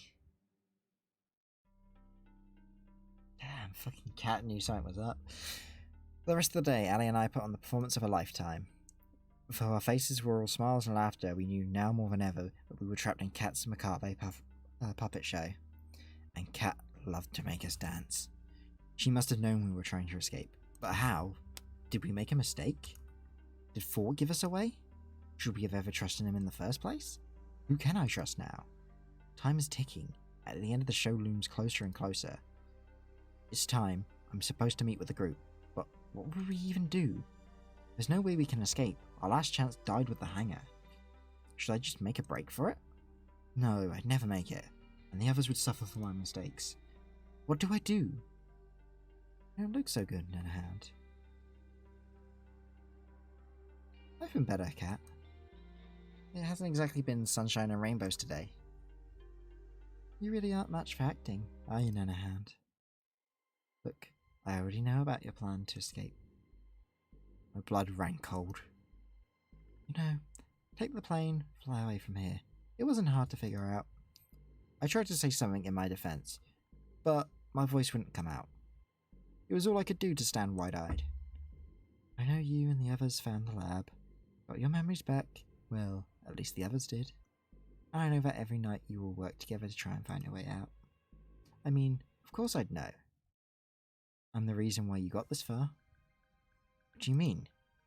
Just follow me. You'll save all of us time. We walked to the locked room near the games room. She took out her master key and span it round. You never really thought a bunny could take a key from me, right? Honestly, I don't know what to believe anymore. She opened the door. The others were inside, looking as surprised as I was. Give me one good reason why I shouldn't kill you right now, Cat. How about two? First, your inside man was never for. It was me. I mean, come on. You wouldn't be smart enough for something like this. Second, you only ever had a chance at escaping this island because of me. Newsflash, Ali. Those tanks never just bug out. You're the only one who let me out. You're the one who let me out my tank. The one and only. My God, what the fuck is this twist? Ali was at a loss for words, and I was no different. What do you want, Cat? Honestly, the same as you guys. I want off this crazy train. I want out. I want you and guys to include me in a little escape plan. What? Do I have something on my face? As hard as is it to believe, the list of people who wants to stay on this island is really short. Hell no. We can't trust you. I'm not sure how, but I remember I tried to escape with you before. I trusted you. I even fell for you. Even five girls isn't enough? Unbelievable. And then you betrayed me. And shot me. There's no way we could ever trust you. You're going to stab us in the back. Is that true, Cat? I'm ashamed to say it is. But I didn't have a choice. You know how it is with Damien. Doesn't matter if you share the same blood. He'll take the people you love hostage and use them to force you to dance to his tune. I'm sorry I betrayed you, Nanahand. I really am. But if I had to do it again, I'd do it again in a heartbeat, because there was someone I needed to save. I know I must look like the villain to you, but believe me, I have people I care about too. If you're so compassionate, how come you burned up our only way out of here? You're lucky I did, Nanahand. If you'd actually flown as planned, you'd all be at the bottom of the ocean right now. What do you mean? It's a cruel trick of Damien's. He knew there was a chance for people in the show would recover their memories and try to escape. So, he made us build the hangar and the plane. It's the one place anyone would try to escape would go. Exactly. I told you in the past, Ali, never fly that plane or take the boat out of sight of this island. If you did, you would have blown up like fireworks. That Ali and I were in that plane, which was little more than a flying death trap, sent a chill down my spine. Look, the simple reality is, you need me to escape. Without me, you won't even make it past the barrier. What barrier? Exactly. And although I hate it, I need you guys to help me and us escape. She reached a hand towards me for a handshake. Allies? Let's discuss first. Kat leaned against the wall while the rest of us debated what to do. Can we really trust her? This might just be another trap. It's not like it'd be the first by her. It's not like it'd be the first by her you'd fall into, Nanahand. Right. That said, it's not like we have much to lose at this point. Even if she'd done terrible things to us in the past, we still need her to escape. You alright, Ali? I'm fine. I'm just angry at myself. Hey, don't beat yourself up about it. We're still alive. That's what counts. She's right, you know. I'm not sure how I'm feeling right now either, but we're alive. That counts for something. You're right, Nanahand. And as much as I hate to say it, I think we need Kat's help. Trustworthy or not, if we want to stay that way. We have to trust her. Sure. I'll be keeping an eye on her, though. We can't afford to blindly trust anyone who says they can help us. Alright, Kat. If you want our help, you're going to need to answer a few questions. Ask away. What the hell is this thick show for? And why have you been forcing us to repeat it over and over? As someone from the Resistance, it should be obvious to you. This is just one of hundreds of killing shows we air. Shows that keep people scared, that keep people from organising against the government. You want to paralyse people with fear? You broadcast exactly what will happen to you if you rise up. You're monsters. You know that, right? I don't disagree with you, but we're not in charge here. Some of us still have family to lose, Ali. Continue. Before we air each show, we test them internally on our test audiences to see what kind of ratings they bring for the fortunate, and what kind of despair they bring for the less fortunate. If they tested well enough, we'd air it, but if it wasn't efficient, we couldn't just film a killing show over and over again to see which version of it's rated best. Can't bring people back from the dead. It was the same for the test audiences. You couldn't just make them watch multiple versions of a show, as they'd remembered previous versions that would influence their opinions. There's no way to test multiple versions of a show without losing the feeling that lives are really in danger. But my memory rewriter could have changed that. It did. We were able to reuse everybody. Our volunteer actors, the test audiences. Since we could just make people forget what happened, we could film run after run of the show, where each was as if it were the first time for all of you. And that's exactly what we've been doing here for the last 2 years. It was a lot to hear. I had a feeling, but to know that people looked at us like we were nothing but lab rats, well, I genuinely was afraid for my life. It's sickening. We were silent for a while. If you've been testing the show this long, when's the real thing? There is no real thing. It's only it's only what version tests the best. That said, there's only so much time Damien is willing to spend on this show, and that time is almost up. This is the last run of the show. If you don't escape before the end, you're all as good as dead. I know, Damien, I've said that we'd let you and your chosen partner go if you achieve good enough ratings, but it's a lie, isn't it? Yeah. I'm sorry I've waited this long to help you guys. I've been too scared to risk it all, but I've nothing left to lose now. She extended her hand for me, for a handshake. Allies? At least till we're out of here? Don't really have a choice this time either. If you wanted to, you could report us right now. That's true, and my word would count for more than all of yours. But that wouldn't save the person I need to. Like it or not, we have to work together. Then it's a deal. Ali shook Kat's hand. Kat, are you sure you don't want to... I'm fine, Scarlet. It's not important anymore. We don't have any time to waste. If you say so. Anyway, the only time we can escape is the last day of the show, between midnight and just before the sun goes up. That's when the boat comes, to welcome the newly engaged couple, and it's the only way off this island alive. It also doubles as a supply ship. We use it to replenish it between each run on the show. As there's no other planes on the island, a boat would be far slower. Unfortunately, it's not so easy. There's a protective shell around the island which performs two functions. First, it renders us invisible to satellite. It's the reason why your people couldn't find us, Ali. Second, if anything bigger than a human being tries to get in or outside of the barrier, it'll get fried, unless it's emitting a compatible IFF signal. The only way off this island that will have that signal is the boat. I'm betting it'll be heavily guarded. Well, yes, but not from people on it. The ship itself will be run by a skeleton crew. It's the staff on the island who I have to watch out for. That still leaves the question of how we'll deal with them. Last time I checked, there's hundreds of them, and not even 10 of us. Actually, it might not be so hard after all.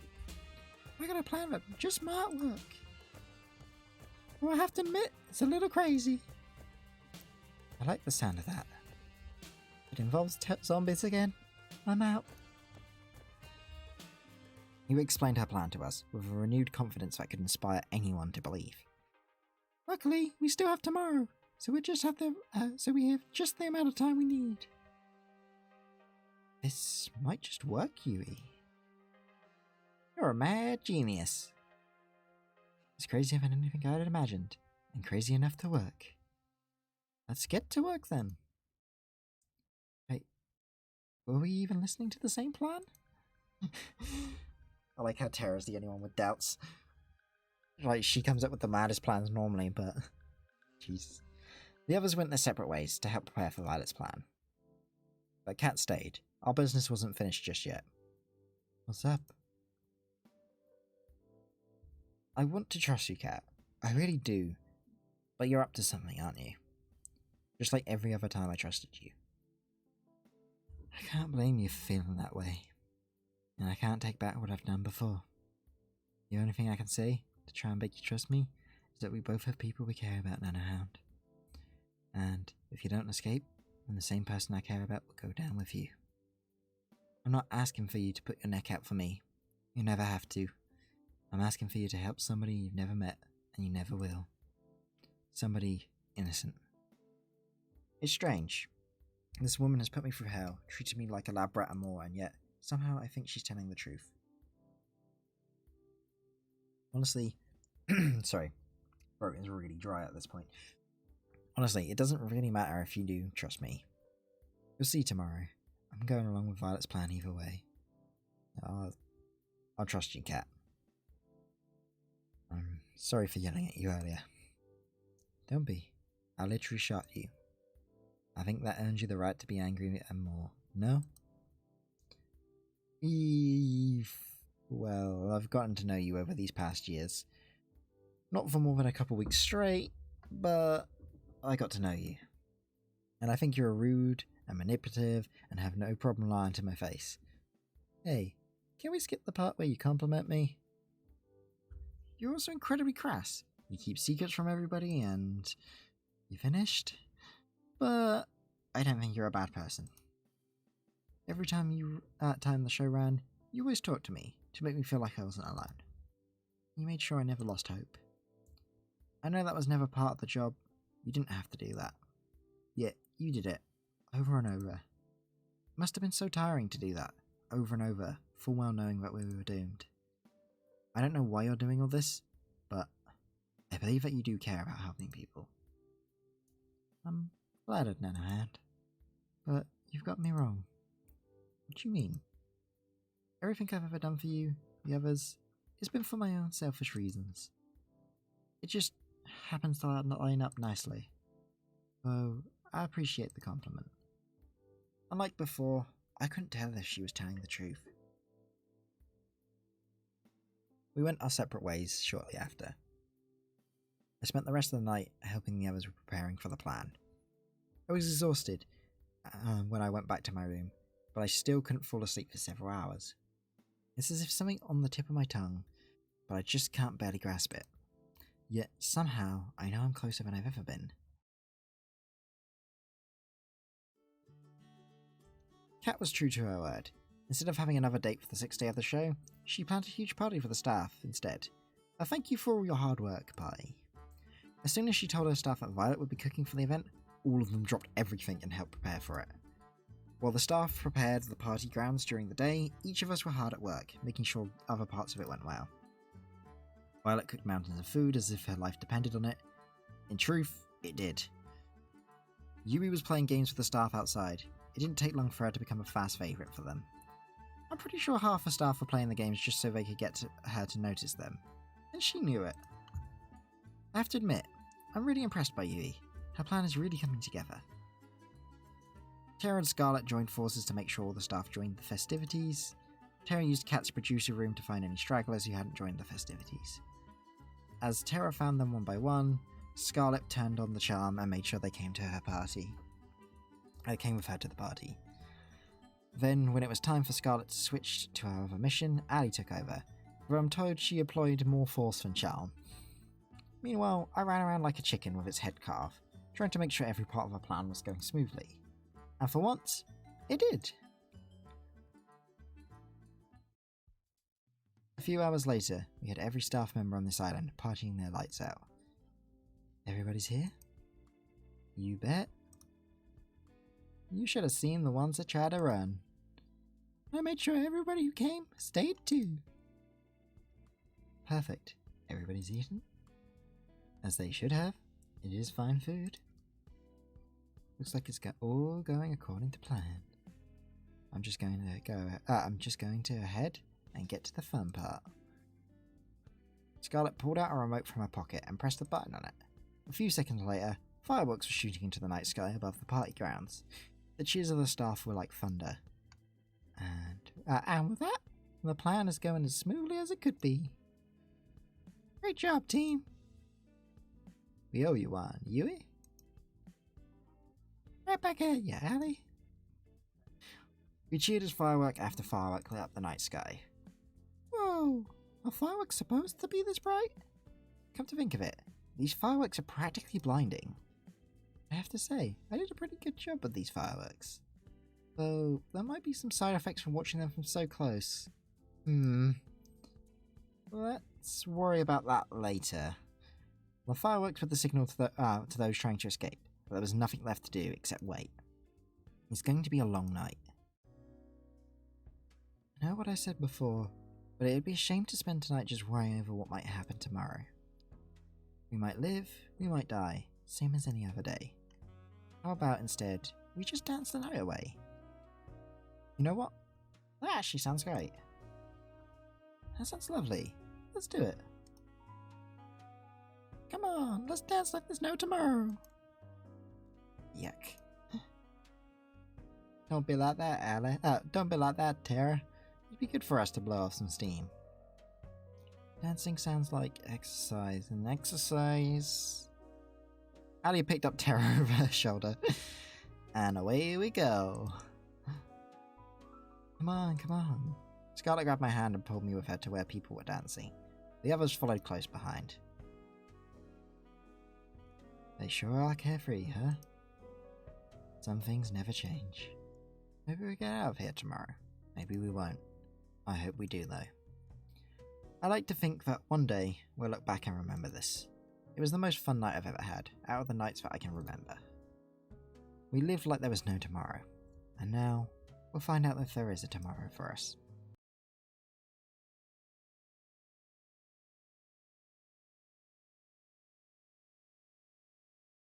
Here we go then. I think it is actually finally the final straight. We waited in the darkness for hours, waiting for the boat to come. The plan was simple, yet had no room for error. First, we need to make sure the boat really is coming. It's later than usual. You think they're onto us? Nah, it'd just be a little longer. It's cold. There's no point worrying at this point. If they're onto us now, we're already dead. What we can do is wait. We waited for an hour more, then another, and then another. We were losing hope. I guess we're... It's here! Cat pointed towards the ocean. We all looked in unison. Just as she said, the boat was coming. It looked huge despite how far it was. It must be massive from up close. Alright, it's only going to be a few minutes before it reaches the shore. Let's book it back to the mansion. Second, we need to get back to the mansion before the boat reaches the shore. From what Cat told us, the staff will physically inspect the mansion to make sure we're there. We can't rely on overriding the feeds. If we're not there, they sound the alarm, and our chance of escaping will go from slim to nil. According to Cat, it's how I got caught last time. We made it back to the mansion and rushed to our respective rooms. I turned off the lights, then jumped into bed and pretended to be asleep. A few moments later, I heard the sounds of somebody opening a door. It must be them. There was a mechanical rhythm to it. Footsteps, a door would open, more footsteps, a short pause, footsteps again, a door would close, repeat. Over and over, closer and closer, till it got to my room. I tried to put my best to make my breathing sound natural. Breathe in, breathe out, breathe in. Footsteps. A second later, my door opens. I can tell there's probably about 5 people. Breathe in. They're walking closer to me. Breathe out. I can tell 2 of them are in front of me. They're muttering somewhere under their breath. You have to pity her. Come on, she could do better. Rude. Breathe in. Hey, something's wrong. It was like my heart stopped. Breathe out. They're moving closer to me, step by step. What's that? Breathe in. I think. It takes everything I have not to move, when every nerve in my body screams to run. This is it. They're onto me. I can't help but ball up the fists of my hand. Never mind. We're done for the night. Let's head out. Sounds good to me. I heard them walk further away from me, then outside the room. Finally, they closed the door. Is that the brothers? I breathed out like never before. On to the next part of the plan. We regrouped downstairs. Shit, what was Violet's voice again? That wasn't so difficult, was it? Like taking candy from a baby. Wait, where's Terra? I'll go check on her. As if on cue, Terra came running down the stairs. I'm good, don't worry about it. And I definitely didn't fall asleep just now. Fucking Terra. I didn't buy it, and the rest of us didn't either. Alright, back to the problem at hand. We may have avoided detection for now, but now there's going to be upwards of 100 guards on patrol between here and the boat. There's little to no chance we can all make it there without being seen, but it's a chance we'll have to take. Actually, we might just have to think for that. Courtesy of Scarlet and I. What's that? Well, we went through all the trouble of preparing such a big party for all the staff. It would be a shame if we didn't give them a little extra to chew on, no? You didn't. Oh, she did. It was like an absurd scene from an art house movie gone mad.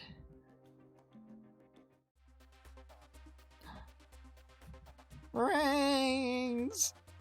Bananas! Brains and bananas! The brains! The counting should have... hundreds of zombies littered the field.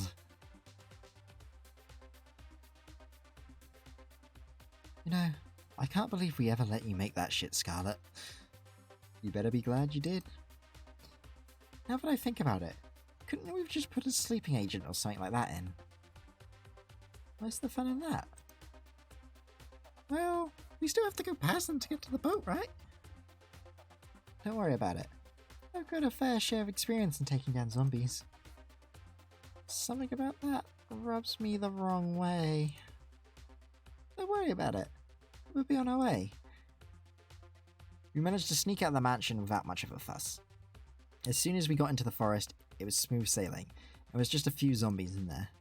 To be honest, how much Scarlet enjoyed herself taking them down was more concerning. I'll worry about that when we get off this island. For now, I'll focus on getting out of here. A few moments later, we made it to the beach. The boat was clear in sight. Whoa, it's huge. Let's not waste any time. We rushed onto the ship and ran straight for the captain's deck. You guys wait here. It's practically guaranteed the engine's been tampered with, and I need to fix it. If I know my father, he'll do it just the way it was last time. You know what, Nanahound? Come with me just in case. Maybe that's where the crew members are. Lead the way. Oh no, am I gonna get shot again? I hope not. It was pitch black inside. Cat had to shine a light to see anything. Strange. Where are they? Well, let's not look a gift horse in the mouth. Found it. Chalk it up to my dad outsourcing everything to the grunts. This is child's play for me now. Cat got to work fixing the engine. Watch my back. We still don't know if we're in the clear, and this is going to take a minute. Got it. I turned around and kept lookout. It was almost impossible to see anything though. Since when were you a mechanic? Honestly, since my first failed escape. I had to teach myself. There isn't exactly a trade school on this island. If I hadn't, I'd never be able to help anybody escape this island. I'm sorry I didn't trust you before, Cat.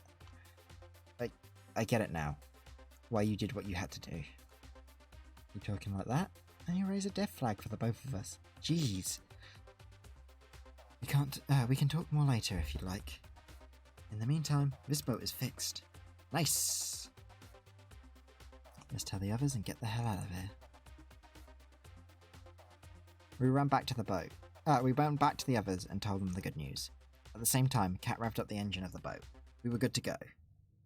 We literally jumped for joy as the boat started to move. Gosh, I can't believe it. We're really doing this. We're finally getting out of here. Is it hard to believe? But it's true. We did it. From now on, you don't have to thank me all at once. We really did it. Thank you, Cat. You really saved us. You did. We wouldn't have been able to get to this point if it weren't for you. There's no need to thank me. I actually should apologize that I didn't do any of this sooner.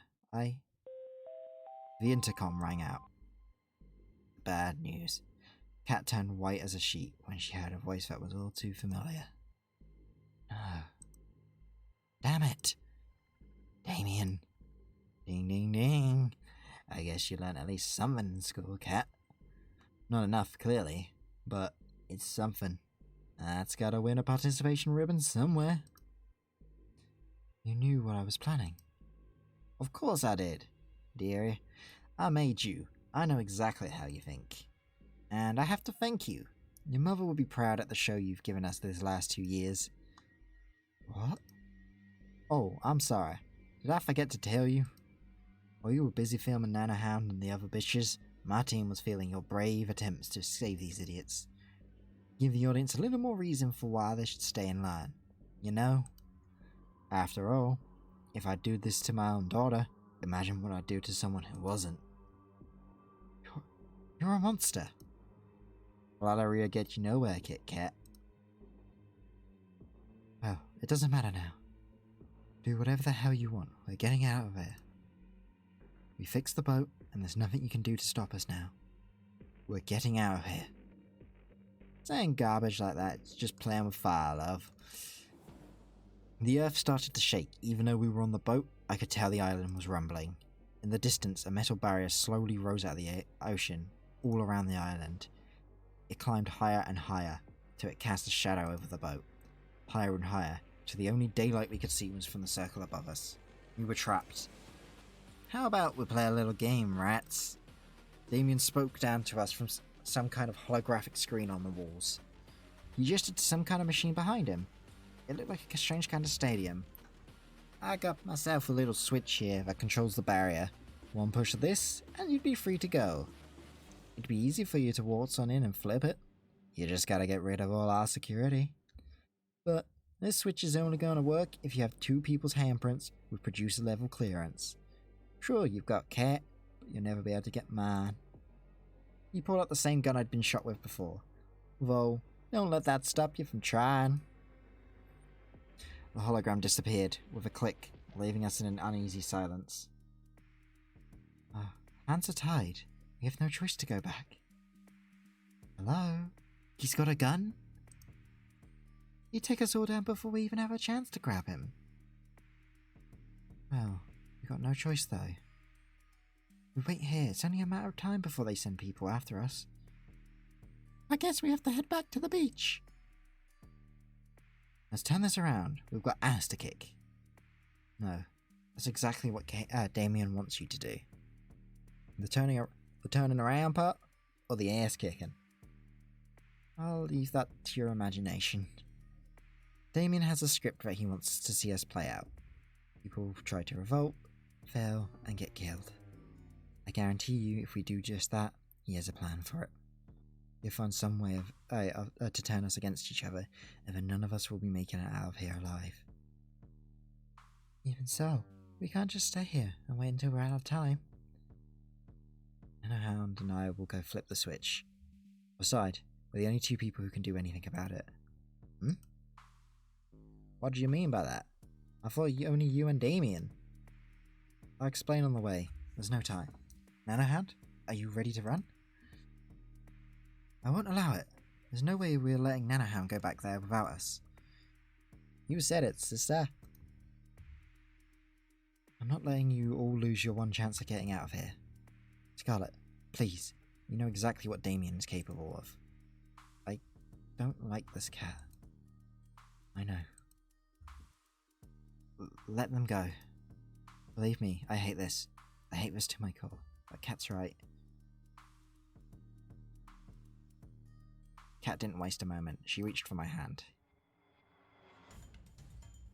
Before I knew what I was doing, we ran off the boat together and back to the mansion as fast as we could. I was running on pure instinct, like my body had done this before, countless times. I looked back to the boat just once, but I couldn't help but linger for a moment. I could tell from their faces that they wanted to be running with me, not waiting for us to come back.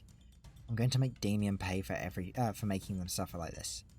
We went back to running. I followed Cat's lead. It's earlier than I planned, but there's no time like the present it's earlier than I planned, but there's no time like the present for exposition about your past.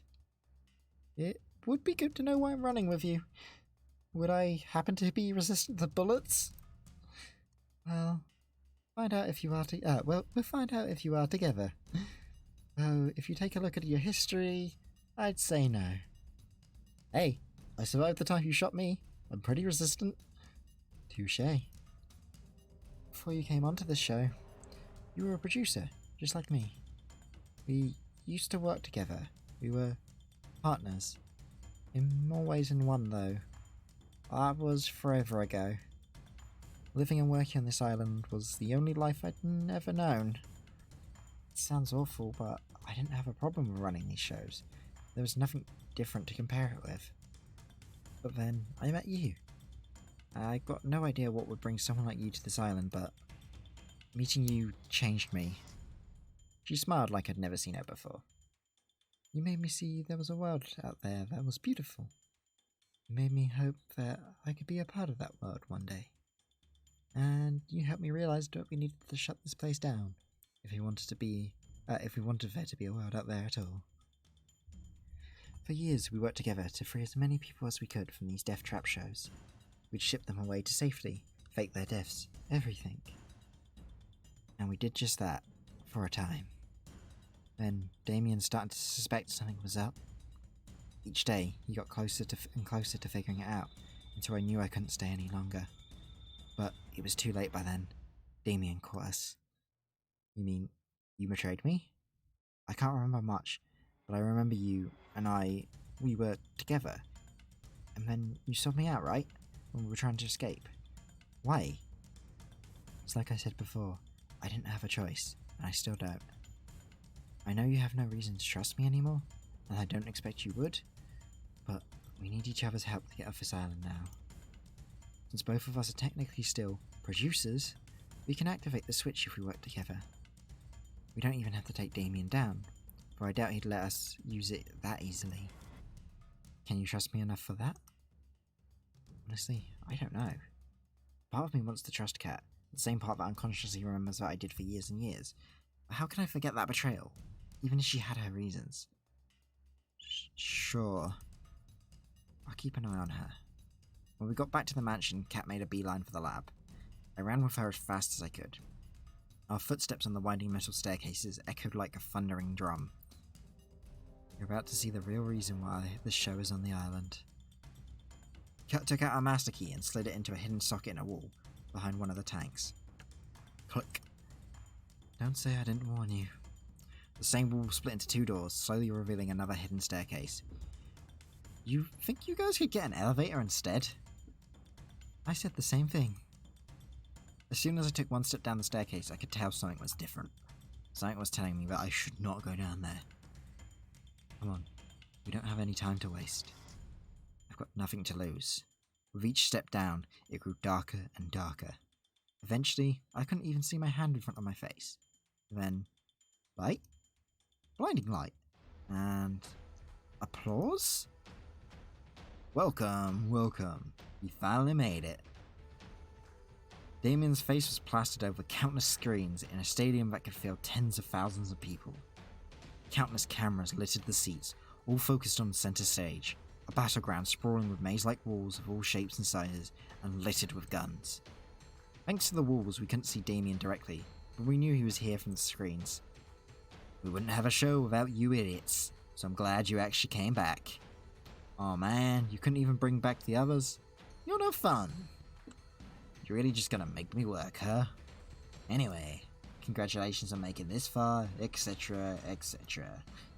I gotta say, I'm proud of you for making it here, daughter of mine.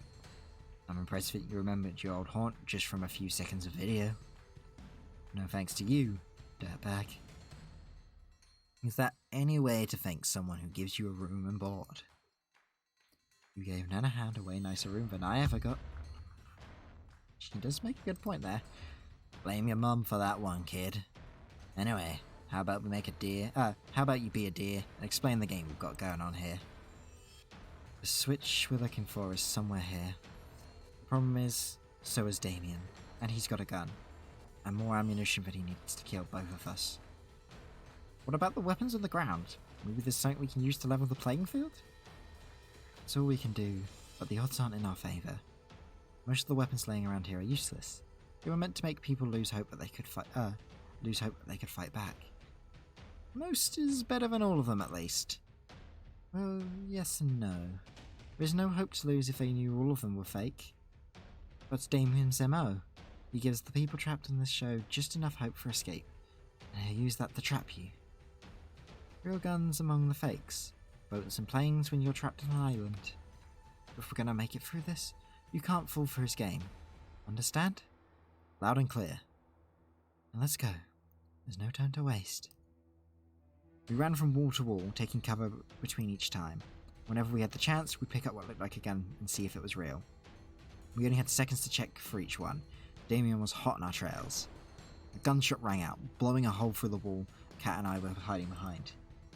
What's the matter? You look like two rats in a lab. He fired again. Shrapnel from the wall scraped my arms. Fuck! It's like my arms had been lit on fire. Nanahow? You okay? I'll live.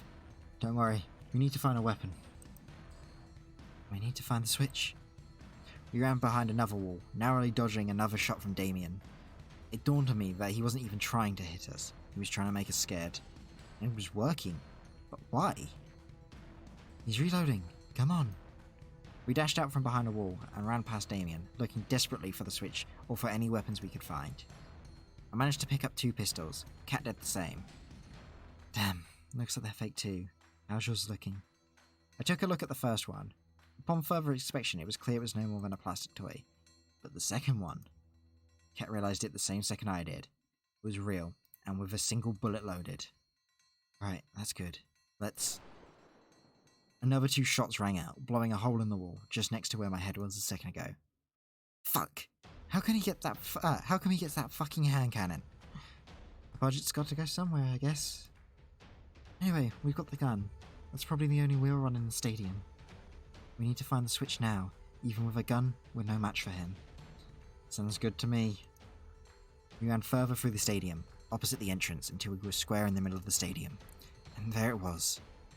The switch. You think they'd have hit it better? Damien's laughter echoed through the arena as he reappeared on the screens above the arena. Congrats, you found the switch. It's a damn shame I forgot to mention something about the switch here. It won't do jack shit, even if you both have access, as long as I've got a heartbeat. And I plan on sticking around. But I'm not heartless. In fact, I think I'm a pretty decent guy from what I'm about to do. Cat looked like she'd just seen a ghost. Cat, Nanahound, I got an offer you can't refuse, but only one of you can claim it. If either of you kills the other one, I'll let the one left standing go. We'll forget this ever happened and call it a wrap. On final love or die trying. Or even let the survivor leave the island. I can even guarantee I'm telling the truth, because this is airing live to the world right now. People bow down and get in line because I tell them the truth, because they know I keep my word. They wouldn't believe me for a second if I ever went back on it, you know? Not a bad deal, huh? Especially considering that if no one takes that offer, I'll just kill the both of you. I'm giving you 5 minutes to decide, and I'm coming for you. The screen shuts off. Kat and I look at each other, a mix of horror and fear on her face. There is no doubt that mine mirrored hers. And her hand. I can't imagine what's racing through your head right now. You probably think I'm going to betray you again, right? I was at a loss for words. You don't have to say anything. Look, I can't blame you for doubting me. And honestly, if you just shot me right now, I'd be okay with it. Because then you'd be free to go. I know Damien keeps his word. But if there's even the slightest chance that you want me to be able to escape from here too, then I need to ask you something that I know sounds insane. What's that? I need you to give me the gun. The only real one we've got. Look, I'm not stupid enough to not know how that sounds. The simple reality is, I've known you for so long now, the one thing I know about you is that you're a terrible shot. Me? I'm as good as you can get on this island. I think I'm our best bet to taking him down. But I understand completely if you're not willing to trust me. If you think I'm lying, I get it. And if you don't trust me... She closed her eyes and pressed her fingers against her forehead. And please, just make it quick. The gun in my hand has never felt so heavy. No one hand a guarantee that I can make it out of here alive. On the other, trusting Kat. Can I trust Kat after all she's done to me? Can I really believe her words when the memories that can prove or deny them are lost to me? I've got no time. I have to choose. I trust you, Kat. I held out the gun to her. You do? After everything I've done? After everything you've done, yes. I still trust you. I know you've been forced to do some awful things to people that didn't deserve it. But I know there's good in you. I believe in that good. Take it. Thank you, in her hand. She took the gun from my hands. I won't let you down. But if you do, it's not like I'd be around long enough to regret it. Let's hope it doesn't come to that. Let's do this. We decided to seek Damien out and try to get the drop on him rather than waiting for him at the switch. My heart was practically beating out of my chest. I couldn't tell if Kat was as nervous as I was. If she was, she hit it with the same poker face she always had. We dashed to another wall for cover, looking around, and repeated. How much time has passed? It feels like we've been looking for him for hours with the pressure though. I know it can't be more than a few minutes. As the minutes passed by, I could tell Kat was growing more and more impatient. She trained her gun wherever she looked, her trigger finger ready to shoot our only bullet at any time. Left, right. I glanced around and looked to her, then back again. Her hands were shaking. Look left, look right. You've only got one shot to make or break it. Look back to Kat. She's checking a corner ahead of us. She looks left, she looks right. It takes everything I have to stay focused. Don't think about dying. Not even the possibility. She turns to look back at me. Oh no. Damien's walking closer and closer from behind her with his gun resting on his shoulder. He can't be more than 10 meters away. He slowly lifts the gun from its resting position. Before I know it, I'm running towards her with everything I have. Something is making me run. Something I've forgotten. Something I'm just starting to remember. It's the two of us at the beach. I can see it now. How many hours has it been? We made it to the ship, but it wasn't enough. The alarms were deafening. Security was going to be here any minute, and our only saving grace, our ship, wouldn't start. That's it then. I'd never heard Kat ever sound so desperate. Well, at least we tried, right? Who else can say that? She lowered her head and leaned on me. No, we're not giving up just yet.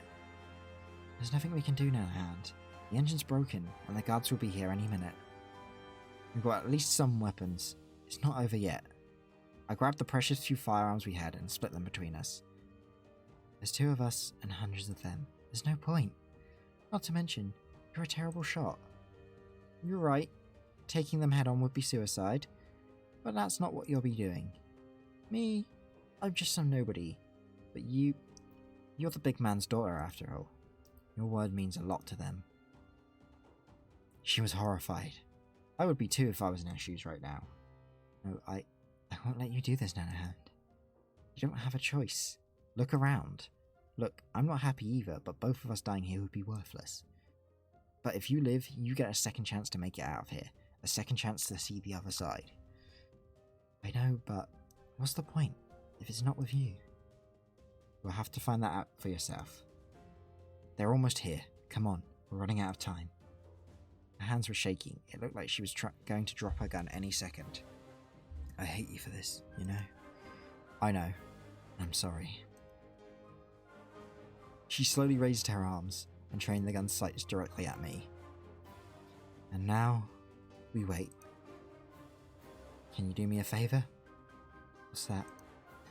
Don't shoot the face, please. I'm rather proud of it. I don't know what I'd do without my supernaturally good looks. She laughed through the tears. I would still have loved you, even without them. Right back at you, Kat. She kissed me for the last time.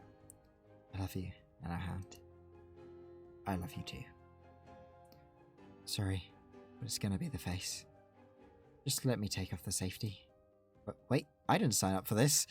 I heard my favourite sound on last time. I could hear the guards coming now. We've only seconds left. On the bright side, I won't owe you $10. I'll bet. She laughed. I think it's pretty clear who won the bet. I can see the guards now. My time is up. What makes you say you did it? I'm alive? Everything hurts so bad, I almost wish I wasn't. The shock must have knocked me out cold. I coughed up blood as my vision flashed in and out rapidly, too fast to tell if I'd been fatally shot. It was all I could do to try and stay conscious. As you said, Father, anyone who breaks the law must be punished. I could just barely make out our voice, but it brought comfort to me. You really do take after me. You made your old man very, very proud. Oh, will you look at that? Looks like our little hero's got some life left. You know, Nanahound, you're in luck. See, the whole escaping thing, I'm afraid I'm gonna have to fire you. No severance. I tried to make a witty comment back, but the only thing that came out of my mouth was coughed up blood. But you're in luck. New opportunity just opened up. And I think... He kicked me in the stomach and rolled me over with his foot. You'd be the perfect fit. He laughed as he crushed my palm under his foot. You might think I'm going soft on you by not killing you outright. He looked down at me and back at her. But mark my words, you'll both wish I had. Do whatever you want. I don't care. I don't care about Nanahound anymore. He laughed maniacally. I never did like Nanahound much anyway. My vision's fading. His words turned to vapor as I could feel myself crumpling into nothing. The last thing I saw was her face. She was holding the river back with everything she had. Who are you going to fool with a poker face like that? Cat. I love you. Always have. Always will. I'm so sorry for what I forced you to do. Even more so, I'm so sorry that you'll be all alone now. But I hope one day you'll understand. Flashback to reality. I've almost reached Cat. I push myself to run faster and faster, faster than I've ever ran in my life. Cat doesn't see him, but she sees the alarm going off in my eyes. Damien points his gun at his daughter. He's preparing to take the shot. Cat starts to turn around, but there's no time. Damien's finger pulls back on the trigger. What am I doing? I see the world turning to slow motion. Why am I throwing away my life? For Cat? These memories, they're mine, yet not at the same time. Who can say if I'm the same person as before, who loved her so much? Who can say if these memories form a completely different me compared to what I am now? There's no time for answers. Even if I've forgotten you over and over, somehow I remember you, and I know I would do anything for you. I ran past Cat, throw myself in front of her, because I love her. The gunshot rings out. It's like my body is struck by lightning and set aflame. He fires again and again. Undescribable pain ripples across my body as shot after shot rips through me. It's not like the movies where someone can stand up after being shot over and over. The firing stops and my vision starts to fade. I can barely hear them reloading over the sound of my body screaming in agony. My knees buckle and I start to fall. As I fall, I can see Cat with her gun, trained on Damien. There's no fear in her eyes. Her hands aren't shaking, but she's biting her lips so hard I can see that it's bleeding. The last thing I saw before the dark takes me is her finger pressing down on the trigger.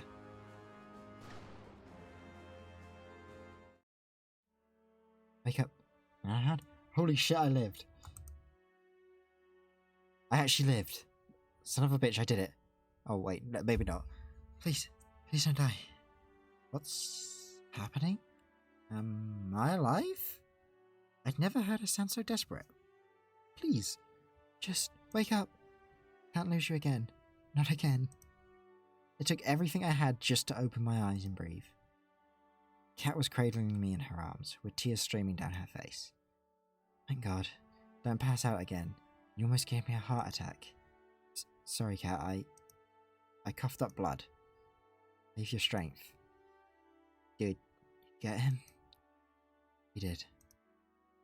That's great. The switch? We should be able to get it back now, but you're in no shape to walk. And to be honest, I'm not in the best shape either. I looked up at her and felt my heart drop. You've been shot? She laughed. Yeah, now I know what it feels like. I'm even more sorry for shooting you back then on the beach. There was nothing else you could have done, Cat. That didn't stop me from regretting it every second of these past 2 years. That day, I made a promise to myself. It didn't matter how many people I'd have to hurt, or how much I would have to hurt. I would get you off this island, alive and well, even if it was the last thing I did. Even if I had to see you fall in love with somebody else 100 times. Even if I knew it meant I could never be with you again. I made a promise back then, and I'll keep it, even if it kills me. Slowly, Cat tried to lift me off the ground and onto her back. She screamed and coughed up blood as she tried to lift me up. Stop! You're gonna get yourself killed. That's exactly what I'm going to do. She lifted me onto her back and took one step back towards the switch. I told myself back then. She stepped forward again. Her legs were trembling. That if you weren't leaving this island alive, neither would I. Another step closer. Because I love you, you know? One more step. I know you don't remember most of our time together. Her breath was getting ragged. She'd taken several steps and have to pause for breath. Honestly, I'm glad you even remember bits and pieces. I'm grateful for whatever I can get. The switch is in sight.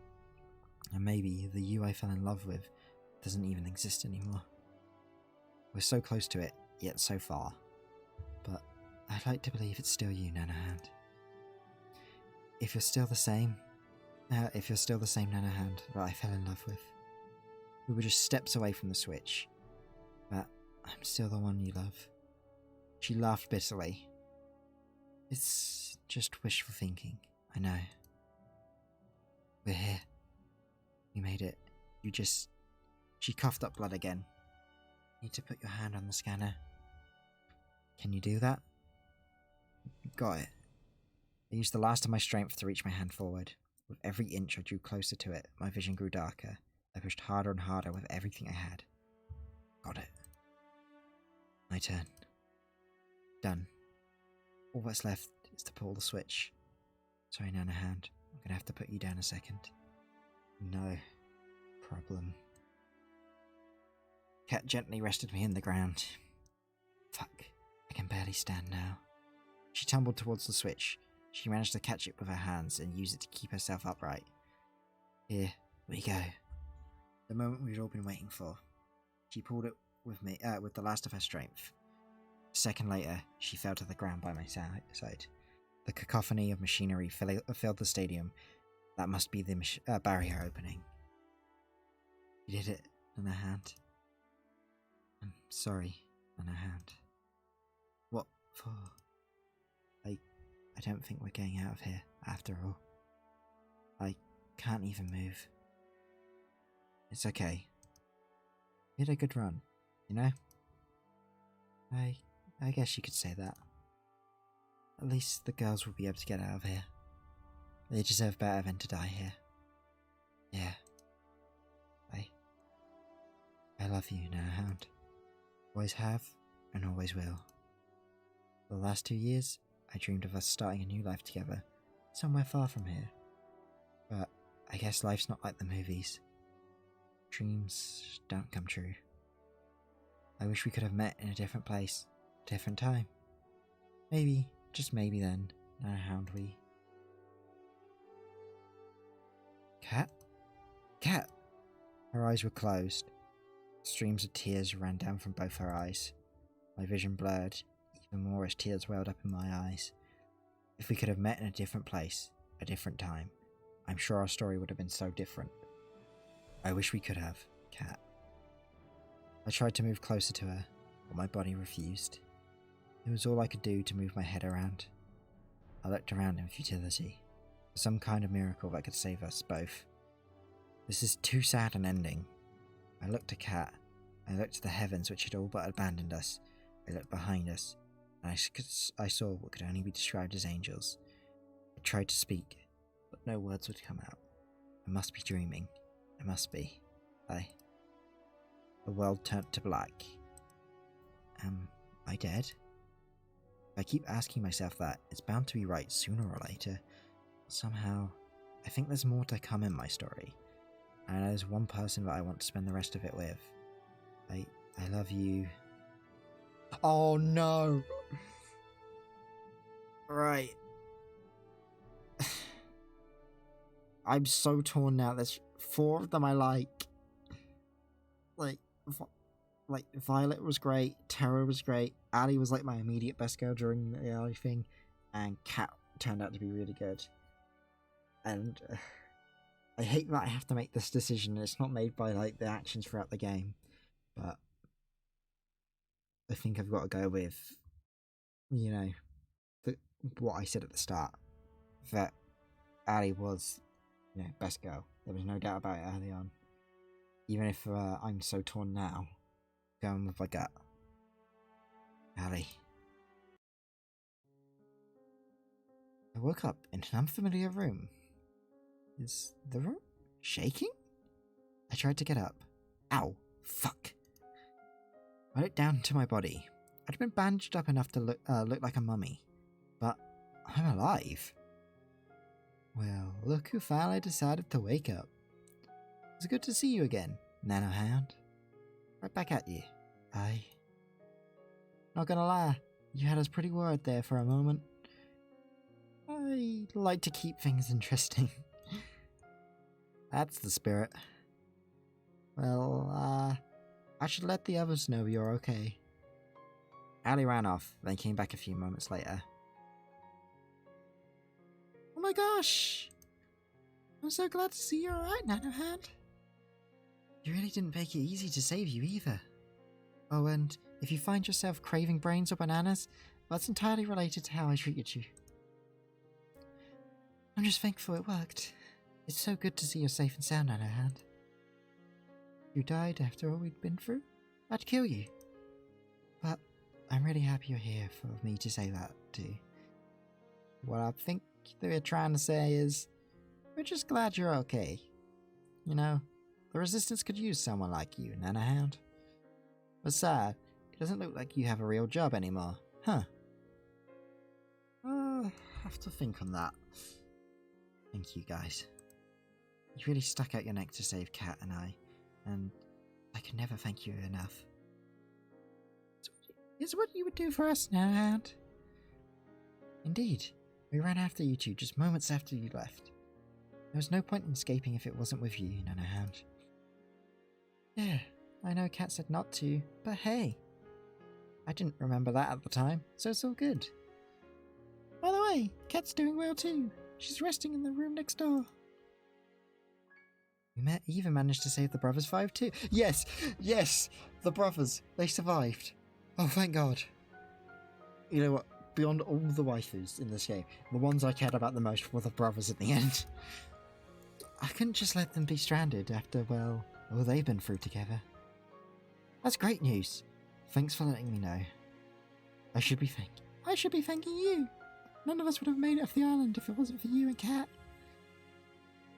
It's true. Despite whatever you may hear Terra say, it's just saying I have a pretty mean right hook. It's so good to see you all. I've no idea what the world ahead has for each of us, but whatever it has in store, we'll face it together. You bet. I'm surprised you can say that with a straight face, but yes, I wouldn't have it any other way. I could really use you as a PR person for the Resistance, Nanohound. You got a thing for speeches. Wait a minute. If everyone's here and Cat's next door, who's driving the boat? Everyone looked at Terra. That's a series exit for Terra. Bye. For Terabyte. She ran off like a cartoon character. We laughed together. It felt like it's been so long since we could just laugh. No cameras, no fear. Just friends fooling around. Anyway, it's good to see you're okay. That said, team, we need to give Nanohound some time to rest. Once again, I'm not trying to quarantine you because we didn't use the zombie virus's unique properties to save you. Thanks, Scarlet. And thank you everybody for coming to see me. Don't mention it. We're all in this together, and all that, right? See you later, Nanohound. Alright. We're done with the cheese. Get over here before Nanohound turns. Before Nanohound needs rest. Yes. And with that, I was alone. Phew, I thought they'd never leave. Hey Scarlet, what's up? Nothing, she was hiding a syringe behind her back. I need to give you a shot. Good luck. Right. I put my arm out forward. Well, the doctor knows best. I'm not a doctor. Jesus, sorry. She injected the good luck into my arm. I just wanted to say, thanks again. My life went off the rails back at the island, even before the show. That's putting it lightly. She laughed. I know if I stayed there, I would have never been truly happy for the rest of my life. I would have never been able to help people ever again. So, thank you again, Nanohound. You've been out, so there's no way you'd know, but today's the day that would have been the last day of the show. The final ceremony where you ask one of the girls to be with you. Now, I'm not saying anyone's rushing for a proposal, but I think there's somebody who wants to see you. She's waiting for you up on the deck. Don't keep her waiting. Thanks, Scarlet. She kissed me on the cheek. Don't mention it. And then I was alone in the room. It's time to go see her. Yes! Best girl route. Hey. Hey there, Nanohound. Whoa, should you be up here? You're hurt. I'll manage. It's fine. I wanted to see you. And some things just can't wait. What's up? I wanted to say, thanks, Ali. Without you, we would have never made it out of here. Aw, come on. You're just gonna make me blush. You know that's not true. You picked now of all times to be modest? Huh? Even so, I know that without you, I probably would have given up long before we got to this point. You made me hope for a better world out there, and made me want to make it better too. You made me think that living in this world could be beautiful again, if it was with you. Not to mention, I've never laughed as hard and had as much fun as when I'm with you. I guess what I'm trying to say is, I love you, Ali. And I want to go wherever you will go, if you'll have me. I'm amazed you can say that all with a straight face. I feel the same way, Nanohound. The times I spent with you here are some of the best times I've ever had. I'm warning you though, if you want to stick around with me, it's only gonna get crazier. I like the sound of that. I'm cool with any amount of crazy, as long as I get to stay by your side. Well, aren't you romantic? But, I think I could get used to it. Ali pulled me close and kissed me passionately. How does overthrowing a corrupt government sound as a fourth date? I couldn't help but laugh. Sounds like a plan. Man, this game was great. Holy shit. I put this game off for a while, just because I just did not feel like doing a single player game like this. But, holy shit. There wasn't anything about this game I didn't like. This is genuinely my game of the year for me. Like, the music has been pretty damn good throughout the whole thing. I've really liked the cast. There's no one I disliked in the end. Like, I started off not liking a few of them, but everyone had, in my opinion, like, you know, some sort of good redeeming quality and was just enjoyable to be around.